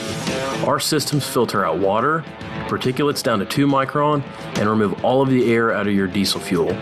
This allows for nothing but pure, clean diesel fuel to reach the expensive injection system equipped in your vehicle. Not only do our fuel systems protect, they also come in a variety of flow rates to meet your performance needs. Our systems are compact and use OEM-style fittings for easy installation. Learn more about our product at www.pureflowairdog.com and be sure to follow us on Facebook and Instagram. Protect your investment with PureFlow AirDog. Drivers, you demand that your equipment's reliable and dependable, and that also applies to your headset for communication. Well, our friends at Stellar Electronic have you covered. The Pluto Duo headset bundle is the best communication headset you can find in the industry. No matter the challenging environment you're driving in, the Pluto headset will make you sound crystal clear all the time thanks to their 99% noise cancellation. And the Duo's not only a stereo converter for the headset, but also a power bank so you can charge as you go. Learn more at StellarElectronic.com or visit them on Facebook.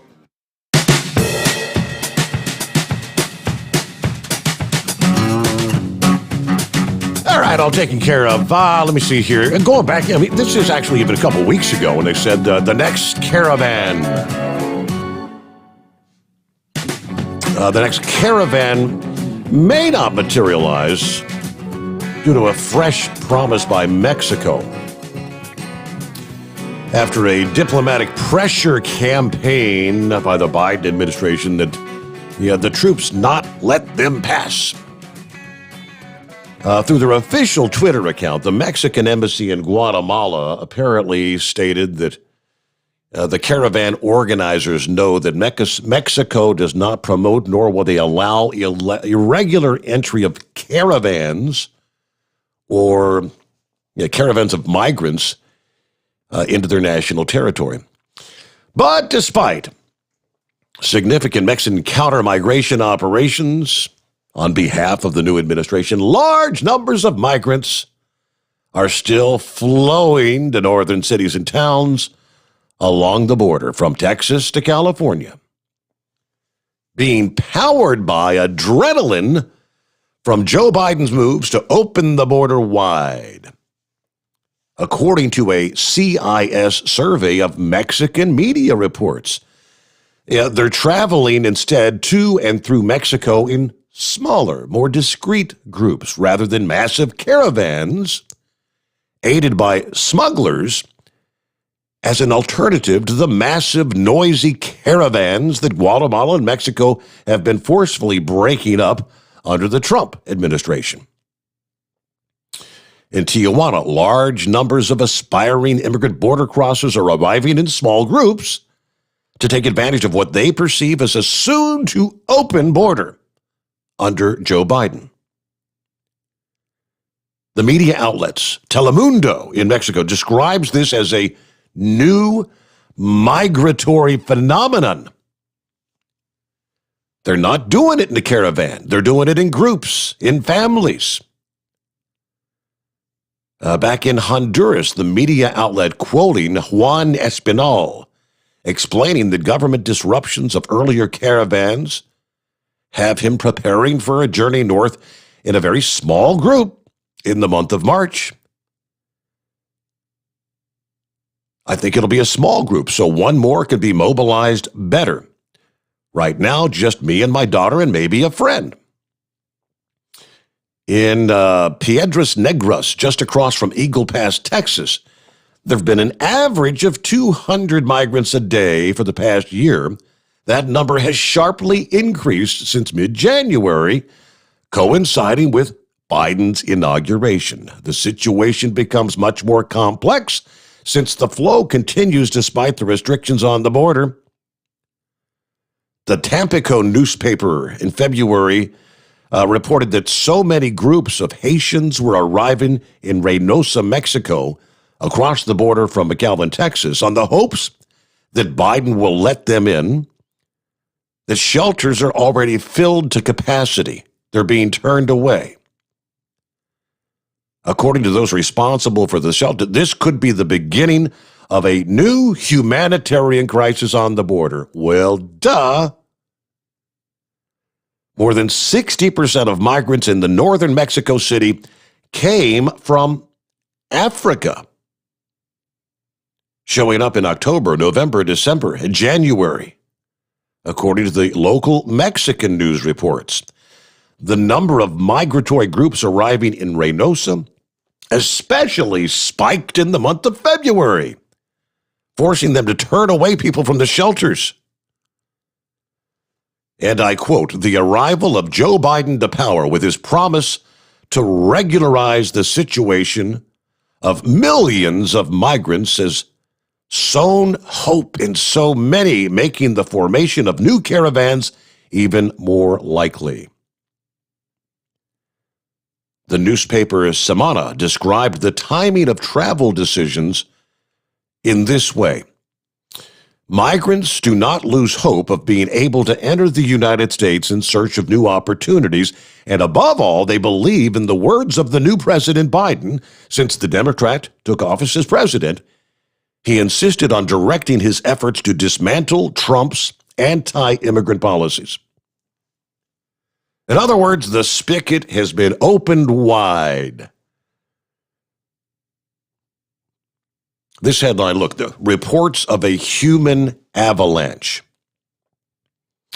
Untold thousands from countries, some with terrorism concerns and elsewhere around the world, were dammed up behind Panama and Costa Rica border closures to contain the spread of COVID. Now we are predicting. In a post, Panama has reopened the borders north with Costa Rica, which plans to reopen its borders in the following month, unleashing a torrent of migrants through Mexico. Migrants who typically pass through these countries have flown into South America from the Middle East, South Asia, North Africa, Sub-Saharan Africa, and many other areas. February 18th, the Associated Press Dispatch reported an alarming increase in migrant numbers trekking through Mexico from South America, again in small, discrete groups.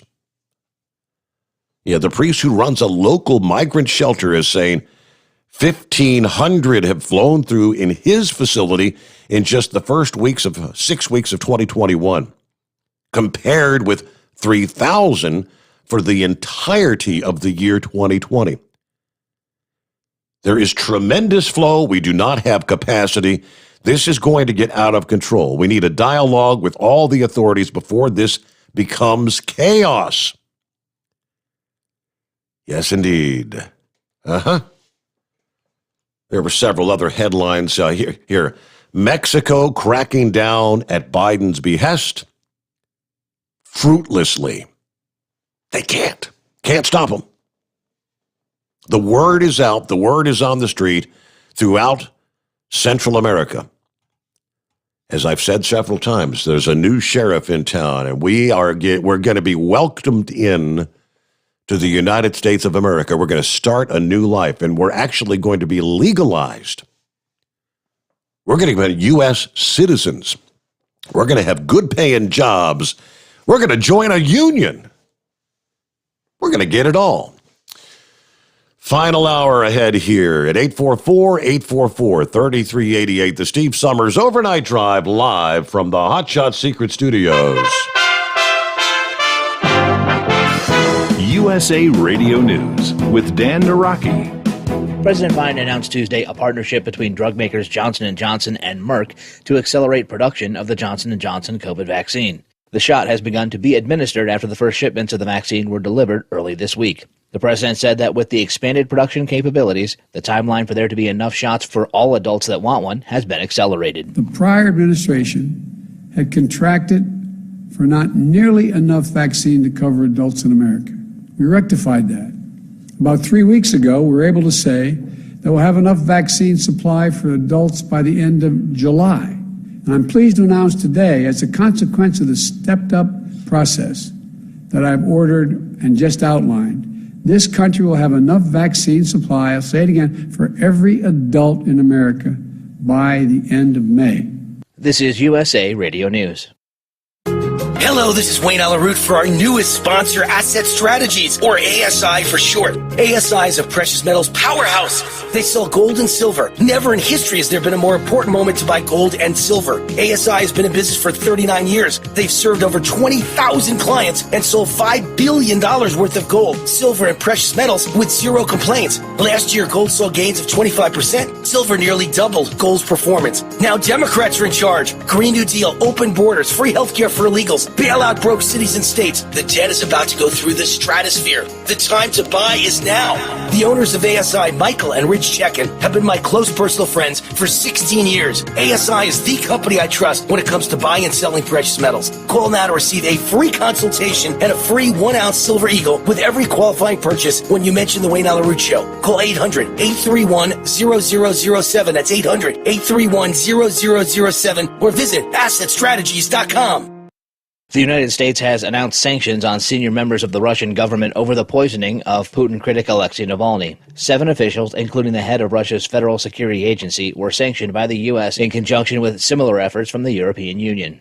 The measures coming as the administration said they had high confidence that agents of Russian state security used a nerve agent to poison Navalny.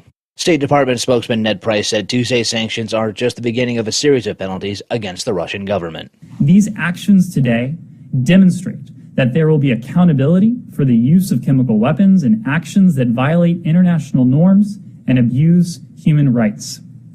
The United States calls upon Russia to comply with its obligations under the Chemical Weapons Convention and to declare and destroy its chemical weapons program under international verification. We reiterate our call for the Russian government to immediately and to unconditionally release Mr. Navalny. This is USA Radio News. Hi, this is Wyatt Cox. Each and every day, the USA Radio Network produces 3 hours of the greatest radio programs of all time. Comedies, drama, suspense, it's all there. Classic radio theater. Now, if your radio station doesn't carry the program, you can find them anywhere podcasts are served, including iHeartRadio, Spotify, Spreaker. Just search for USA Classic Radio Theater. Find it. USA Classic Radio Theater. You'll love it. A surge of unaccompanied minors has been seen at the U.S.'s southern border in the last several weeks, with the White House on Tuesday calling for nearly 20,000 additional beds at immigration facilities on the border to handle the influx. The Department of Homeland Security estimates that more than 117,000 minors will try to cross into the U.S. this year. Representative Michael McCall says that's the result of the mixed messaging coming from the Biden administration. The Texas Republican tells Fox News that human traffickers will take advantage of that confusion. I'm just telling you, the green light is on now. We're open for business again. And it is the worst message to be sending to the traffickers who are smuggling these kids across the border. To see a 45% spike will take us back to the Obama administration all over again. When Mayorkas, and I've known him for a long time, when he says, we're not saying don't come, we're just saying don't come now. This is a terrible message, and they know. They're very smart down there. It's a business operation, and when you hear that messaging coming out of the White House, we're going to damage all the good we did the last 4 years to stop illegal immigration is going to be damaged within months. And it was a big night in college basketball as several major conferences look towards their conference tournaments. Number 4, Illinois took down number 2, Michigan, 76-53. Number 3, Baylor wrapped up the Big 12 regular season crown by holding off number 6, West Virginia, 94-89 in overtime. And number 23, Purdue got by number 25, Wisconsin, 73-69. For USA Radio News, I'm Dan Naraki. At Hot Shot Secret, we share the science behind common diesel problems and their solutions. For example, ultra-low sulfur fuels. The primary function of diesel fuel is combustibility. One of the little-known aspects of fuel is its role as a lubricant to metal-on-metal moving parts. The introduction of ultra-low sulfur fuels diminishes the fuel's ability to lubricate because sulfur, which has been mostly removed, has lubricating properties. Hot Shot Secret Everyday Diesel Treatment with LX4 delivers unmatched lubricity. Third-party testing confirms that it takes 3 times the amount of leading fuel treatment to match the lubrication benefit of 1 dose of Hot Shot Secret. Everyday Diesel Treatment is a fully formulated 6-in-1 premium fuel treatment for every fill-up, every time. Everyday Diesel Treatment is available at truck stops, Tractor Supply, O'Reilly's Auto Parts, and online at HotShotSecret.com. Hot Shot Secret, powered by science. You're listening to the Overnight Drive with Steve Summers.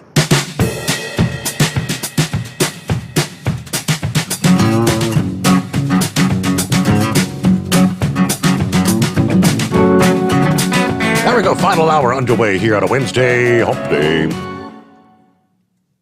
Just gotta wonder, kind of disturbing,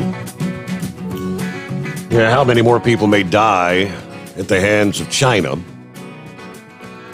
on a global scale. You just don't know.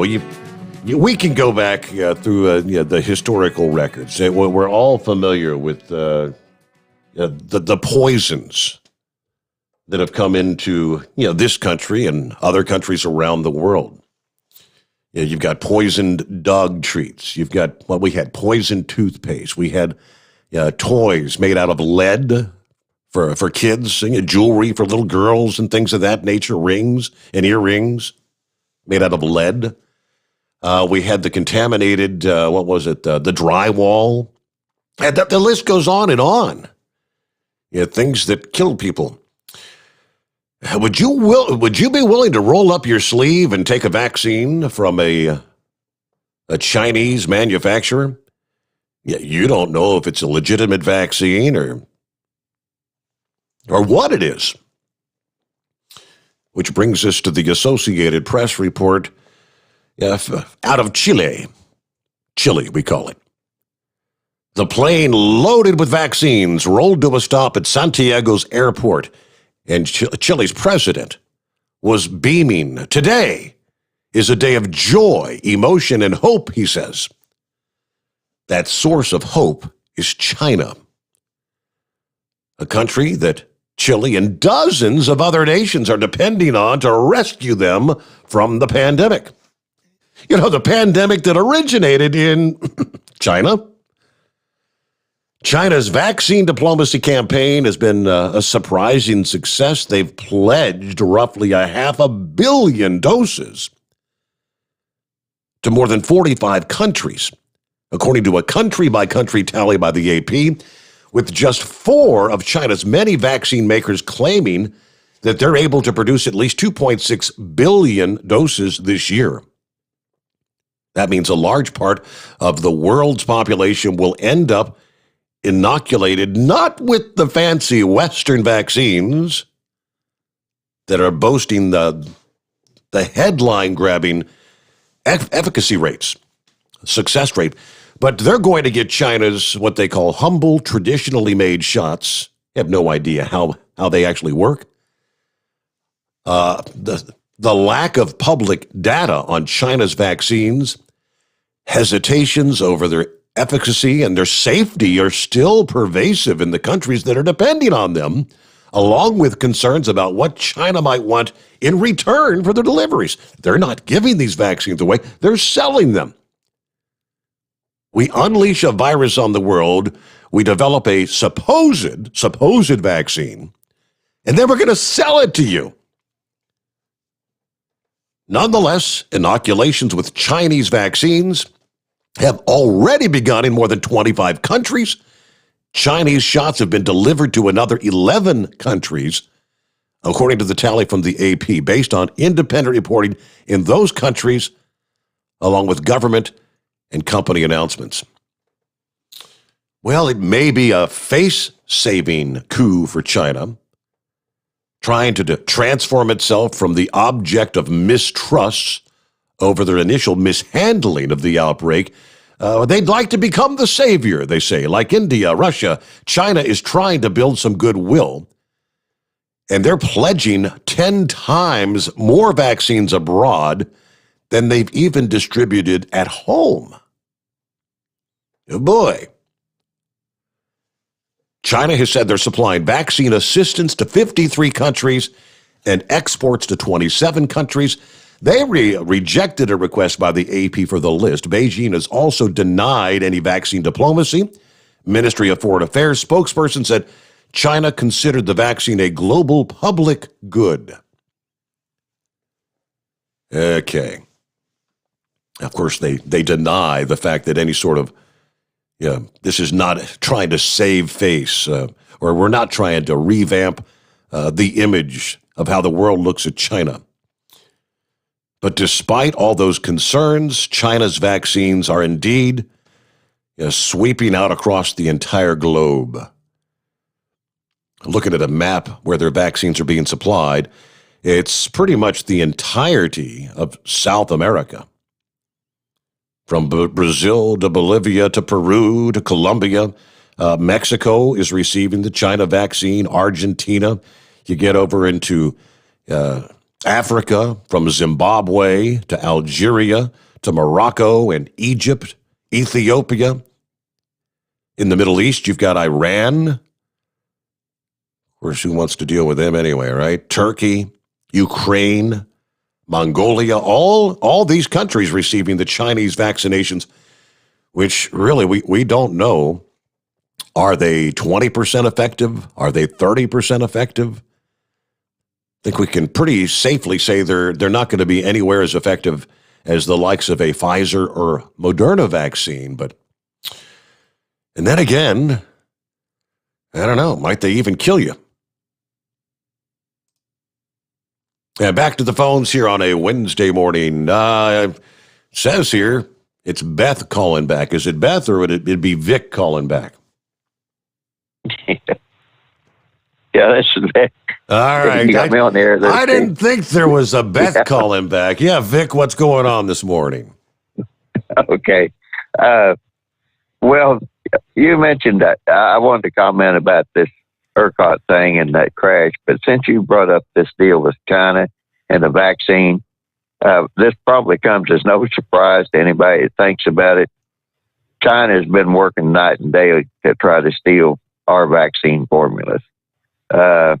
So whether they've used any of that to make their vaccines or what, it'll take a long time for us to separate this out. But before I get back, when you mentioned that,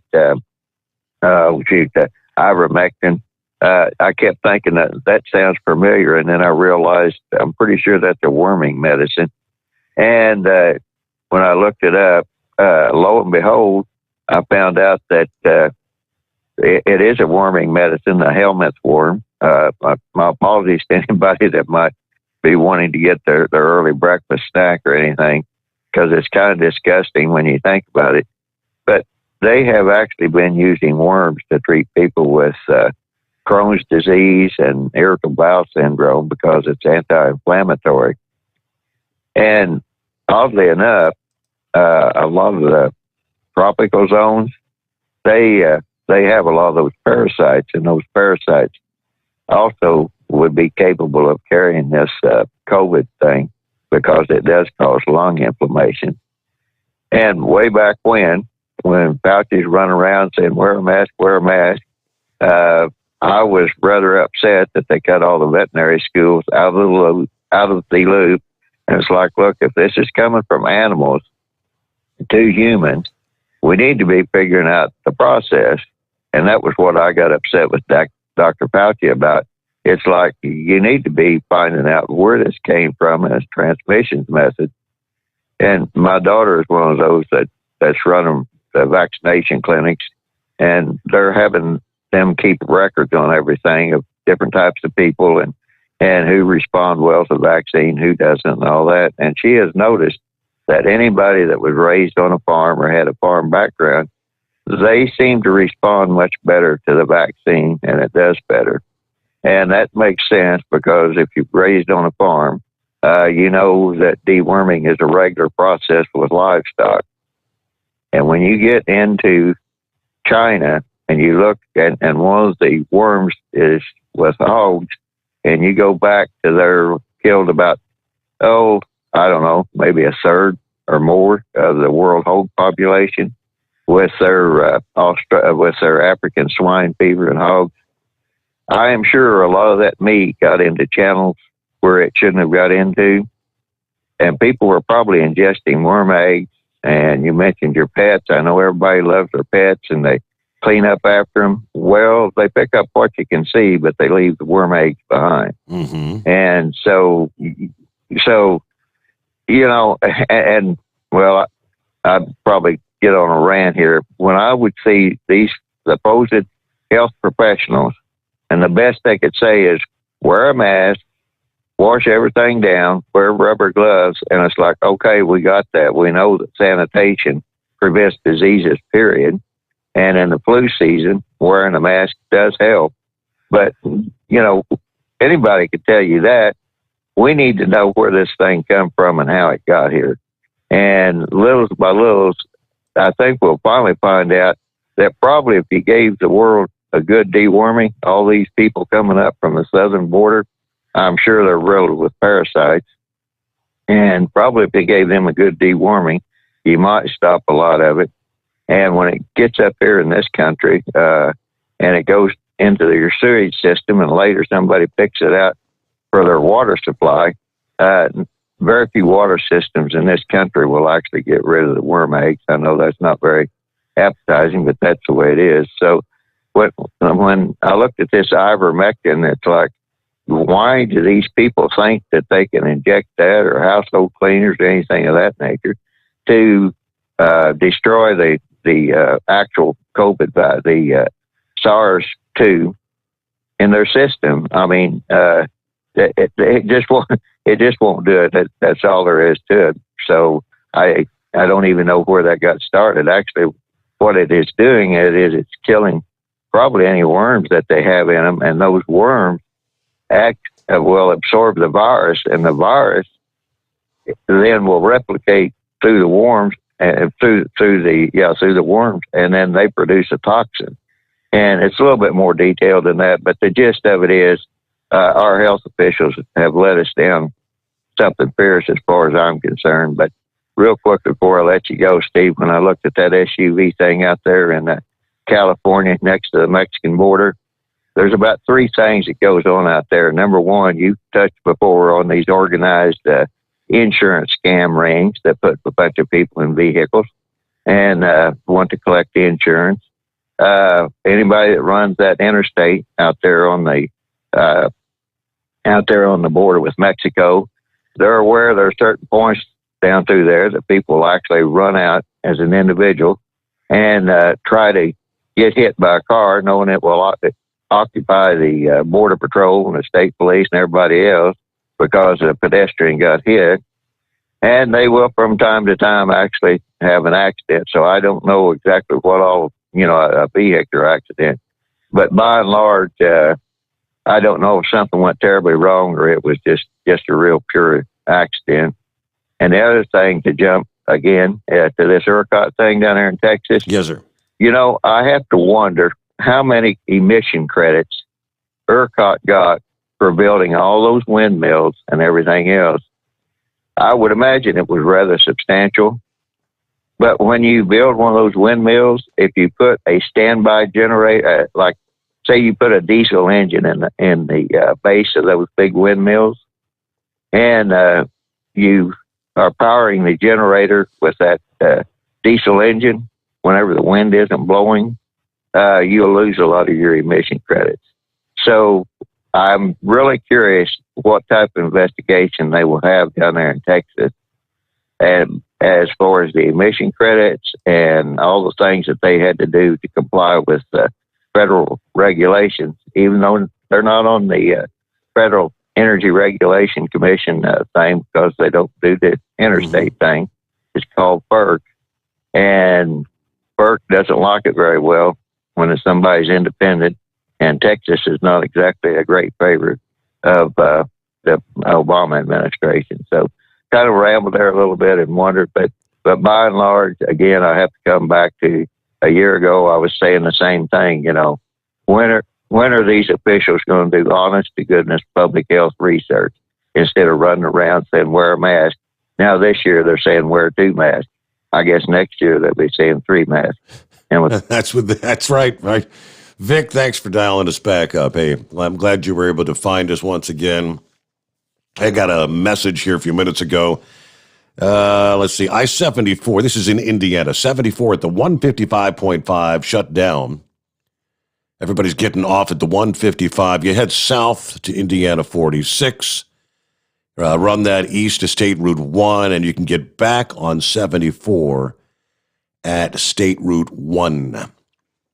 So I guess, thank you, Youngblood. I guess got an accident there. Shut down 74 over in Indiana. And what else we got here? Under the industry headlines, a truck driver of more than 40 years awarded Minnesota Trucking Association's Driver of the Year award for his attention to detail, his focus on safety, maybe even his recognizable mustache. The winner, Scott Smith, said, trucking wasn't actually my idea. I didn't expect to stay in it long. But 43 years later and 4.6 million miles have treated me well. It was my brother-in-law, he said, that didn't want to do it by himself, so he talked me into it. I never thought of being a full-time. I never thought it was going to be a full-time career, but that was back in 1977. Smith works for Bar Ole Trucking, who nominated for him for the award and said, yeah, they're not at all surprised he won. Safety's our number one focus. Scott is excellent at that. According to the vice president and CFO, he checks over and over, makes sure about being safe on the road. Smith said it was kind of shocking, overwhelming, not expected. The award includes a trophy, $500 cash, a Quick Trip gift card, a personalized leather jacket, in addition to all the accolades. Smith says he's traveled across most of the lower 48 and he's avoided many dangerous situations, but he has seen an increase in high speeds and dangerous driving since this pandemic started. You got to be aware that people are going to take chances. I don't understand why people are in such a hurry all the time. But you got to understand they're going to be there and you got to be ready for it. He has his own little motto, which is get up earlier, leave sooner, live longer. He's never been in a wreck that was his fault. He was involved in a collision with a motorist several years ago, during which a motorist disobeyed a stop sign, entered the highway without looking, and he drove into the side of Smith's rig. All right, so tip of the hat, congratulations. 46 years out there on the road. He's 67 years old now, so yeah, maybe a few more miles. And back to the calls at 844-3388. The Steve Sommers Overnight Drive. Who we got on the line here? Because it just says, actually, yeah. Yes, Gilligan. Okay. Yeah. That's kind of funny there. I was trying to argue with the call screener there. It just wasn't getting anywhere. I mean, he doesn't say too much, does he? You can't much argue with a computer, ding dong. Well, I'm an old truck driver. I try to argue with anybody. Yeah, okay. Hey, Biden's still doing all his accolades about what he's doing for the virus, this inauguration, for the shots and all that. Now, maybe I'm wrong, but wasn't it back there in November, December, that him and the other Democrats were jumping up and down and screaming about how they was rushing the process? We didn't know it was going to be safe because they was pushing it through too fast and all that. Exactly. Yeah, I mean, now they're trying to get credit for getting all these people these shots. But just a couple months ago, they were screaming the shots weren't safe. I don't get it. I just don't get it. Yeah, but people that just have such short-term memories, they forget what these people were saying just a month or two ago. Yeah, I don't know. Well, I'm going to put my 2 cents in on the mask mandates and all this. I do kind of agree there with Big Moose. You want to wear a mask, wear a mask. But I don't think the government should be telling you to wear the mask. And if you don't want to go into a bar that's crowded, then that's or whatever, a restaurant, whatever, that should be your individual decision. Mm-hmm. That's my opinion. Most places, I do wear a mask for just so it makes others feel better. And the first thing I do when I get out, I take it off. There's been plenty of studies of showing that actually these masks are making you breathe in your own carbon dioxide too, which in some ways are doing more harm than good in some studies. That's my opinion. That's about all I got tonight. I'll talk to you later, Steve. Take care. All righty. Thank you much for checking in there, Gilligan, or whatever the hell it said his name was. What was that? Actually, yeah. And Knucklebuster sent me a link to the little story out of Arizona where owners of a home were gardening in their backyard last weekend when they unearthed a disturbing find. A buried duffel bag filled with guns. Bag filled with rusted rifles and handguns. Yeah, they were digging a hole near the fence in their yard so they could plant a tree. After realizing what the duffel bag contained, they immediately called police. They say the homeowners handed over the guns to detectives, which obviously will investigate whether the firearms had been used in any crimes. Their neighbors said it was kind of a nerve-wracking discovery, but there's a lot of unanswered questions. Why do you bury them there? There had to be a reason they buried these guns, right? This family lived in the home for the last 4 years. Before that, the home had been rented to a series of individuals, but I bet the landlord could probably track back the previous landlord who had lived in that home. In the event, I'm looking at some of the photographs. Yes, several, I guess those are like AR-type weapons, a lot of numerous, it looks like 30-round magazines and some handguns. I don't know. The photograph from the Phoenix police. Homeowners in a valley home digging a hole for the tree when they dug up more than they asked for. They called us. They gave them to detectives. We will investigate if these firearms had been used in any crimes. Interesting story, but you never know what you might dig up in your backyard, right? Our number, 844-844-3388. We're about a minute before our quick news break, so we do. Hey, Knucklebuster is on the line. We got you coming up there, and we could use you as we head into our final 30-minute segment here on a Wednesday morning. I guess it was confirmed this past day, Fox News saying that they have signed the former White House press secretary, Kayleigh McEnany, as a contributor to offer commentary on various network programs. Now, this was President Trump's final press secretary. Didn't speak about her new role during an interview with Harris Faulkner that aired on Tuesday. But you go back to January, there was some rumors and rumblings that she had disclosed to the Office of Government Ethics, still in office, that she was going to work for Fox News after leaving the White House. At which point in time, Fox News said then that they had been in discussions, but those discussions had been paused for the time being. Now, before working for Trump, I didn't realize McEnany was actually a commentator at CNN. She does not seem like she'd have a fit for CNN. But she did have something interesting to say this past day in regards to something she really wished she could have done before exiting the White House under Donald Trump. It is 844-844-3388, the Steve Sommers Overnight Drive live from the Hot Shot Secret Studios.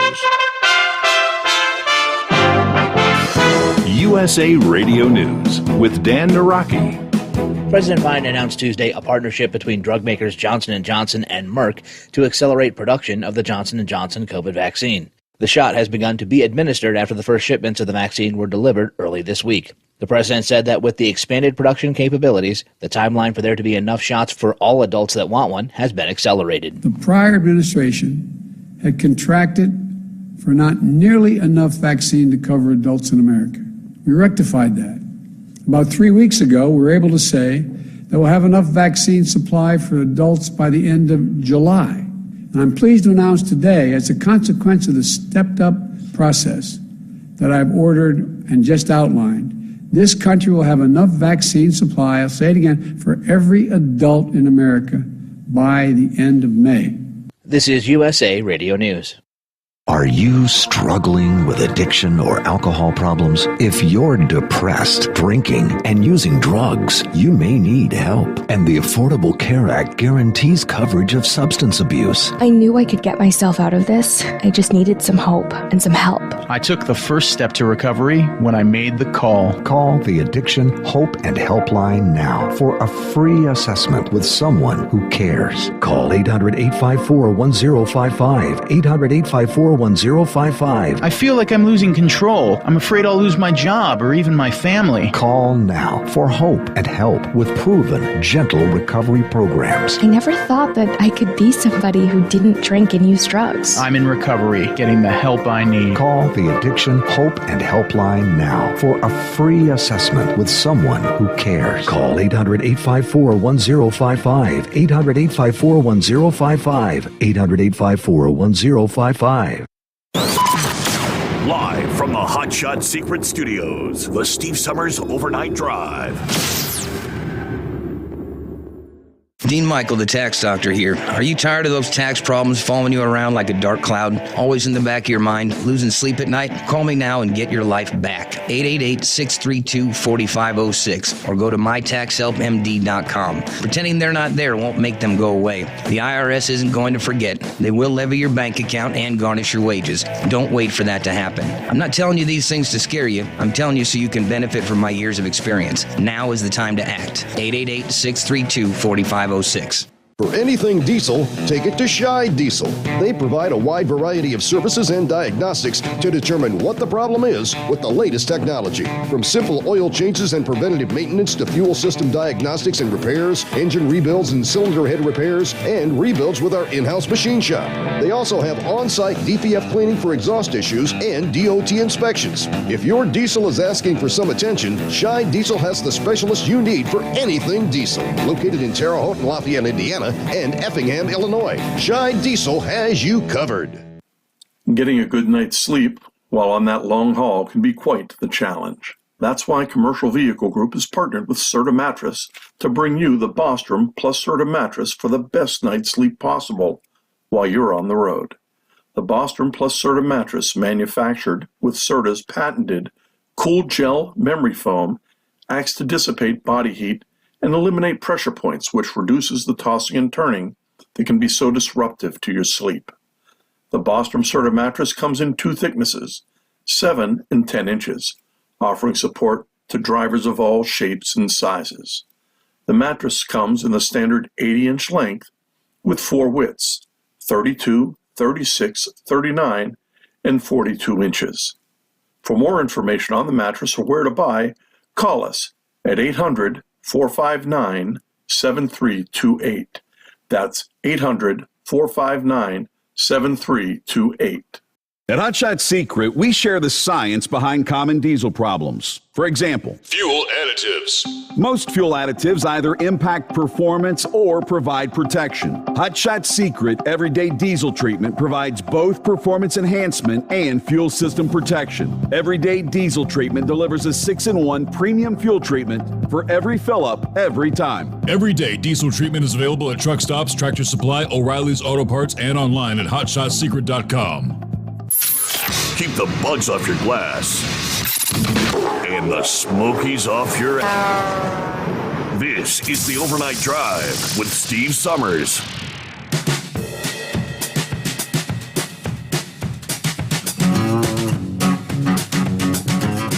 So back with our final segment here on a Wednesday, 3rd day of March, hump day coming on. There you go. Midweek already. We'll take that. Thank you, Horse Feathers, for forwarding that to me. I saw that this past day. I meant to mention that earlier. It was actually an update this past day. A couple of weeks ago, we had on Sarah Lee. Yeah, that's her name, Sarah Lee. Let's see. And she was talking about one of the charities that Hot Shot Secret sponsors, the Waypoint Vets, waypointvets.org.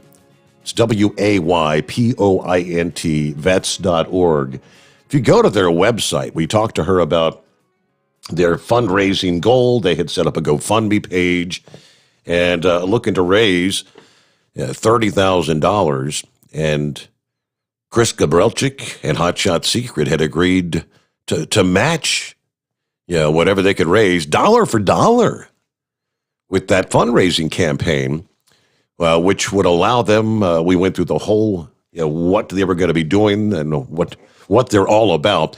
But what she released this past day was kind of an exciting update, as she put it.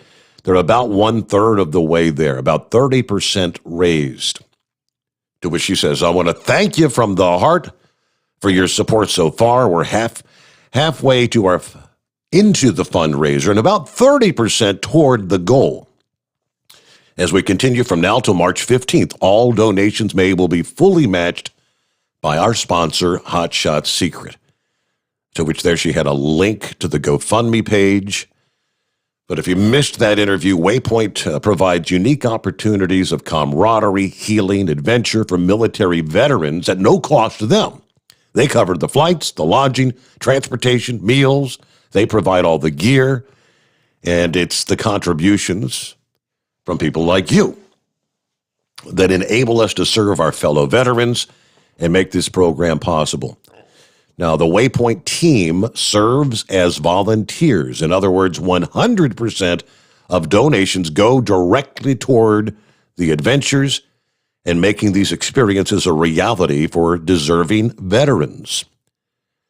As you said, if you have any questions, you can reach out for more information before you donate if you'd like to. You can reach out to me directly, which her email is sarah@waypointvets.org. She said, I'd love to answer any questions you might have, but thank you so much. Sincerely, very sincerely, Sarah Lee.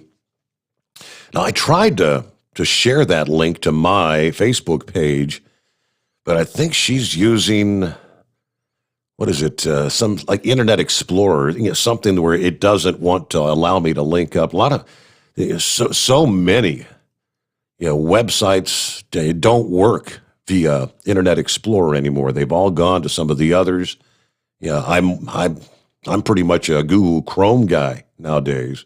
And like I said, I know there's several others, but tip of the hat for all those who had donated. I know there were some in our listening audience who had tried to give, and they were having a little bit of trouble early on being able to get those donations to go through. But they double-checked on it. Everything supposedly was working fine with the GoFundMe page. But, yeah, the link takes you over to, what are they up to now? I think they were just shy. All right, $9,055 is what is showing on the page I just pulled up here. So the goal of raising $30,000, but $9,055 donated to date. You can help out. I mean, every $5, $10, whatever you can spare. And that's a great organization. All right, I touched on, what's her name? Kayleigh McEnany, the last press secretary under former President Trump. And she said her biggest regret at the White House was not being able to hold a briefing where she could outline all the accomplishments of the Trump administration during those 4 years. But January 6th occurred. After January 6th, it just was not tenable. She said everyone in the administration was horrified by the riot, and she insisted it did not represent the former president's backers. Now, asked if she believed, does Trump bear any responsibility for the riot? She said, no, I don't.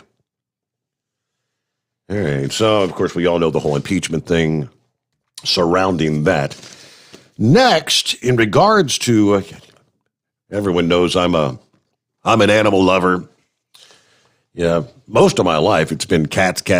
We got our first dog here. I guess he's 4 going on 5 now. I've never put a flea and tick collar on him. I do get his vaccinations. I do give him they give him the oral medication, the little pills for the flea and ticks. Typically in the summer months. He doesn't have any real issues in the winter months in this part of the country, but as far as the flea and tick collars, the story is from a Rhonda Baumwell, who said, I never had used one before on her 9-year-old service dog. He's mostly an indoor dog. But my veterinarian recommended me purchasing one, so I went to the pet store in Somerset, New Jersey, and I purchased Bayer's Seresto collar. Now, Bayer's a big name, right? The Bayer Aspirin Company. One day later, June 2nd of last year, her dog had a seizure, collapsing while she was making dinner. Lying on his back, the dog stopped breathing. His eyes rolled back. I tried to give him CPR. She actually called police, and the officers helped me get the dog in the car. I rushed him to the pet hospital. He died before he could receive medical treatment. She didn't think to take off his collar. I just didn't put it together, she said.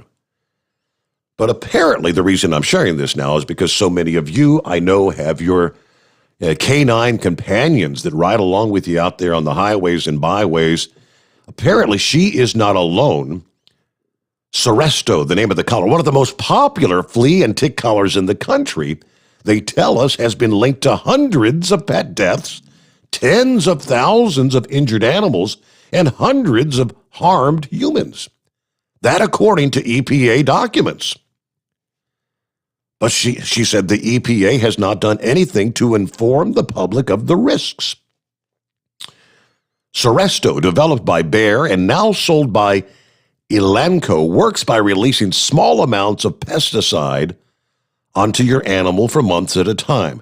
The pesticide is supposed to kill fleas, ticks, and other pests, but be safe for dogs and cats. But thousands of pets are being harmed, according to the federal documents obtained through a public records request from the Center for Biological Diversity, a nonprofit organization.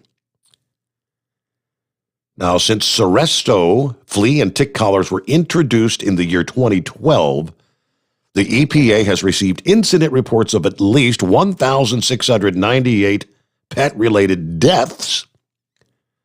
Overall, through June of last year, they've received more than 75,000 incident reports related to the collars, including nearly 1,000 involving human harm. Now, the EPA is in charge of regulating products that contain pesticides. The agency has known about these incidents for years, but for some reason has not informed the public of the potential risks associated with this particular project. So McCormick said the collars have the most incidents of any pesticide pet product she's ever seen. The EPA appears to be turning a blind eye. After 7 years of an increasing number of incidents, they're telling the public they're continuing to monitor the situation, she says. But I'd say this is a real problem that needs to be addressed sooner rather than later. So I'm not sure what kind of flea and tick collars you might use, but I don't reckon I'll be purchasing one of those for Turbo this summer. Hey, good morning, Knucklebuster. Morning, Mr. Steve Summers. Made in China, right? I don't know. I'd like to check into that. And I'd like to check into that. Yeah, where is it made? That crossed my mind. Yeah. Yeah, well, my dog, he passed away back in right before Christmas in December there. He had stage 3 mast cell cancer. I spent thousands of dollars trying to save that boy. Put him through chemo, surgeries, Just wasn't no help. But I extended his life about a year, so I was glad for that. I don't care. The money don't mean nothing to me. If I'd have found them guns in my backyard, they wouldn't have been going to Barney Fife. I can tell you that. I'd have been cleaning them up, putting them in my collection there. I don't know why anybody would give a gun to Barney Fife, because even if they find out that they weren't used in the commission of a crime, they ain't getting them guns back. They won't give them to them. It'd be like that woman that found $5,000 in a paper bag in a parking lot where the town I live in there. They kept that money, wouldn't give it to her. She said, well, it ain't, they said it ain't yours anyway, even though nobody claimed it, right? Right. So that's the way some of them, them good old boy network work. Or, I don't trust anybody, and I don't call 911 where I live at anyway. We throw them in the pickup and haul them to the hospital or whatever we need to do, and I pretty much mind my own business. And you were in a fight tonight. Did you know that, Steve? I was? Yeah. And you were losing until I stepped in. Uh-oh. When the show first started, yeah, you and Alan Jackson's first love was fighting over who was going to play first. And I had to step in and make sure Alan just went to the background on my iPhone so that I could listen to you there. But he was winning. He kept throwing himself over you there. So I was like, man, that's crazy. And I've had the music play while I was on a phone call one time. I said, I didn't think you were supposed to do that. But anyway, I don't know. We're getting to be a crazy country nowadays, Steve, and there's no cure for stupidity. Everybody wants to be famous. I want to be on YouTube, Facebook. I don't have any of that junk on my phone anymore since I can listen to you on the, it's not the app, but the website. Steve Sommers Overnight Drive website. Uh-huh. And that's how I listen to you. I got rid of all that other junk. I can care less about it there. They don't do nothing for me anyway, other than they were aggravating me all the time with all that crazy junk. And I was laying in the bed last Saturday with Mama Knucklebuster, and I got a text message. She said, who texted you? And it was this woman wanting to send me nude pictures, Steve. I said, I can't be doing that. I know better than to open that thing up. Yep. Be careful, be safe. And there's all kinds of scammers out there. So have yourself a great day, and God bless you and your family, brother. All right, thank you very much there, Knucklebuster. Let me see. I did quick search, and apparently, no, the bear Seresto collars are not made in China, or not supposed to be anyway. Yeah, they're supposedly made in Germany.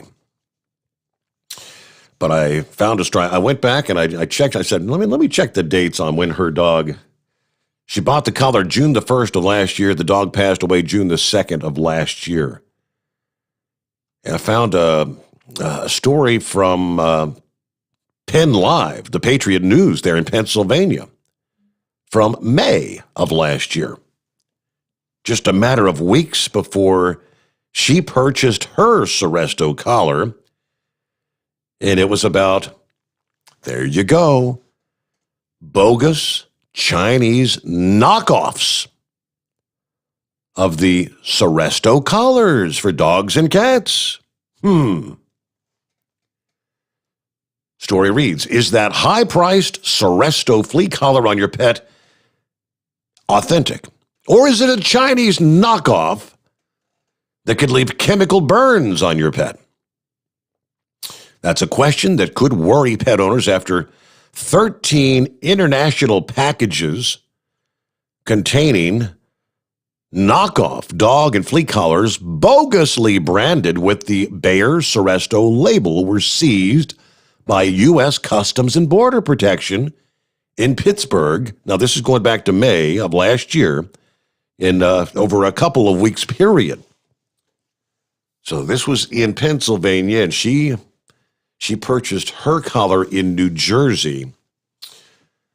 WPXI-TV Pittsburgh reports the seized Seresto collars were not Seresto at all.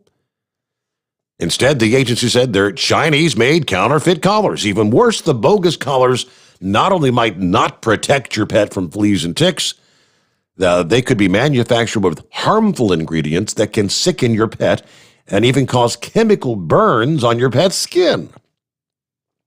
All that, according to the Customs and Border Protection warnings, according to WPXI. They said the agency began finding and confiscating the shipments mid-April after confirming with the trademark holder that the collars were fake. The packages were arriving from China and Hong Kong and being shipped to addresses in Allegheny, Beaver, Fayette, Washington, and Westmoreland counties. No surprise. I was talking last hour about the vaccine. The People's Republic of China, mainland China, and Hong Kong remain the primary source economy for seized, counterfeit, and pirated goods in this country. China accounts for 83% of all the seizures of knockoffs, counterfeits, in many cases poisons. They don't care. China's been trying to kill us for years. Me, you, your cat, your dog, doesn't matter. And we've had so many cases of Chinese manufactured dog chews and treats and things like that, the rawhides and all that. If I don't buy Turbo a lot of rawhides, but I definitely make sure anytime I pick up any package that I'm going to give to my pet, if it says made in China, I don't buy it. If you go like to the Dollar Tree and some of these, the Family Dollars and whatnot, you'll find all kinds of dog treats and dog pets for very affordable prices. It's kind of enticing, and you just say, well, wait a minute. You turn over the package, made in China. It's like, all right, hell no. I'll pass on that. Hey, good morning, Eskimo Mom. How you been? Good morning. Oh, this is my Monday, but other than that, some people in the know all the excitement I've got going on in my life right now. But with the Seresto, I don't use the Seresto on my girls, and I should say my dogs. I have two girls and a boy now, and I use Frontline for the flea and tick and Guard for their for the worming medication, and I get it all from my local vets and that treats them. So I'm usually good in that department. Mm-hmm. But what I wanted to talk to you about was the BS Bridge. They on the northbound side, they're working on. They started on the bridge tonight, and on the northbound side, they got the two left lanes closed, and for the bridge repair and repainting. And right now, the two right lanes are open. So if you come down through there, just a heads up for you. And to get on 75 northbound, you kind of have to do a little jog a little bit to get on there. But just keep your eyes open when you're coming down the hill. And this is going to be a project, Eskimo Mom, that's going to be, damn near the rest of the year. Yes, sir. And it's like we just got the bridge opened back up from the crash that happened here last year. Yep. So I don't know. Obviously this time of day, overnight hours, probably not seeing a backup. But I guess this is going to be the first morning for the morning rush, where they're going to be dealing with this. Yes. They're probably expecting miles of backups, aren't they?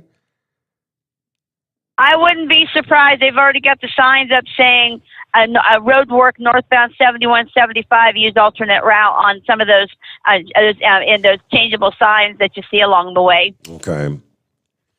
Yeah, try to go around. If I were a truck driver, I'm coming north or south up 75 or whatever, I think if you're going to pass through the city, would it probably be more time efficient just to go around 275, whichever way you want to go, right? Take the loop around?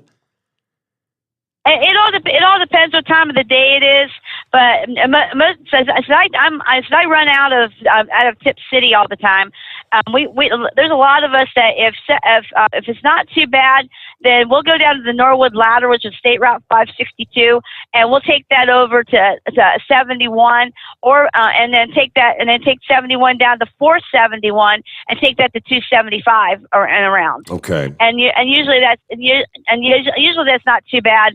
But right now they're just doing the northbound side. They're not doing anything on the southbound side. So if you're going south, you're good. It's north that's going to be the pain in the neck right now. Okay. So they're going to be kind of staggering the work as they go along, I guess. I did have the story of that from Landline, actually. Our friends at OOIDA shared that this past day. Glad you brought that up, Eskimo Mom. According to the Kentucky Transportation Cabinet, painting of the Brent Spence Bridge, again, is now underway, and it's going to be going all the rest of the year till November the 15th, during which point various lane and ramp closures will allow for the necessary upkeep to be done.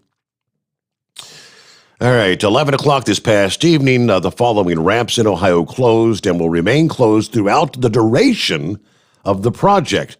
The on-ramp to 71 southbound from Fort Washington Way, the on-ramp to 71 southbound from 3rd Street in downtown Cincinnati. In addition to the two westernmost lanes of travel, that's the left lanes if you're headed north, the center right lane of travel will be closed from just north of the 5th Street exit ramp in Kentucky to the I-71-75 split on the Ohio side. So traffic will be reduced to a single lane on 71-75 northbound on the Brent Spence Bridge. Only the far right lane will remain open. The center right lane will reopen to traffic, and 2 lanes of travel would be restored. Okay, that was supposed to be by 4 o'clock this morning. So during the overnight hours, it's down to 1 lane. And by this point in time, they should have 2 lanes up and running. But anytime you take a bottleneck like that, you take what is normally 4 lanes crossing that bridge and take it for the morning rush, you take it down to 2. Plan on delays, probably pretty significant delays. Yeah, they're, again, headed northbound this morning, coming through Cincinnati. All right, good show. We'll close things out here on a Wednesday morning. Again, please, a quick reminder, if you're still listening, watching via the Hot Shot Secret Facebook or YouTube page, please make the transition. They're going to be eliminating the stream on that particular Hot Shot Secret page. They want you to go to the Steve Sommers Overnight Drive YouTube or Facebook pages. It's the same stream. It's the same source, same services. But yeah, just go to overnightdriveradio.com. You can click on either one. Of course, if you've got the Android phone, if you click on overnightdriveradio.com, you can pull up the live stream and just listen between midnight and 5 a.m. If you want to catch the podcast, you got to go to some of the other podcast services, but all those links are there via overnightdriveradio.com. And that's where we wrap things up here on a Wednesday. I'll see you back at the midnight hour tonight. Yeah, Spaceman's dialing a sip right now. Spaceman, how do you wait until we're like 10 seconds before the end of the show to call? All right, can you call tomorrow night? The Steve Sommers Overnight Drive, live from the Hot Shot Secret Studios.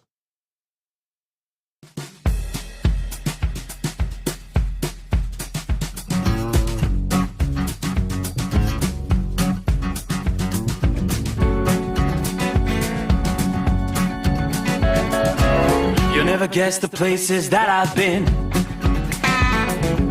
You never guess the places that I've been. 'Cause everything is like a dream, yeah, but only in that dream that I live in.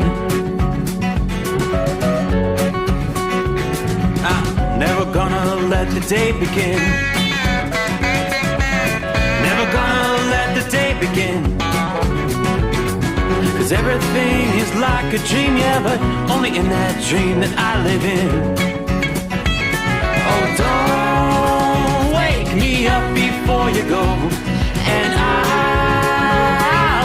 make this bed my home.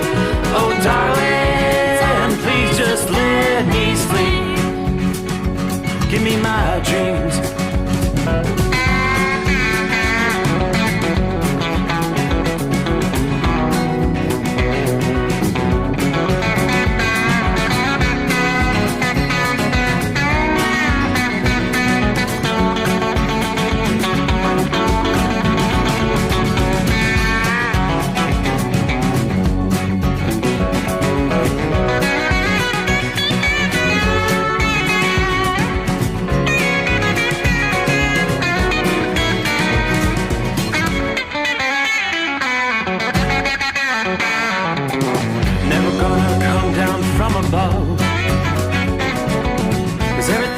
Better from above. Nothing's ever as it seems, yeah, except in that world that I dream of. Never gonna lose the ones I love. Never gonna lose the ones I love. 'Cause everything is like a dream, yeah, but only in that world that I dream of. Oh, don't before you go, 'cause I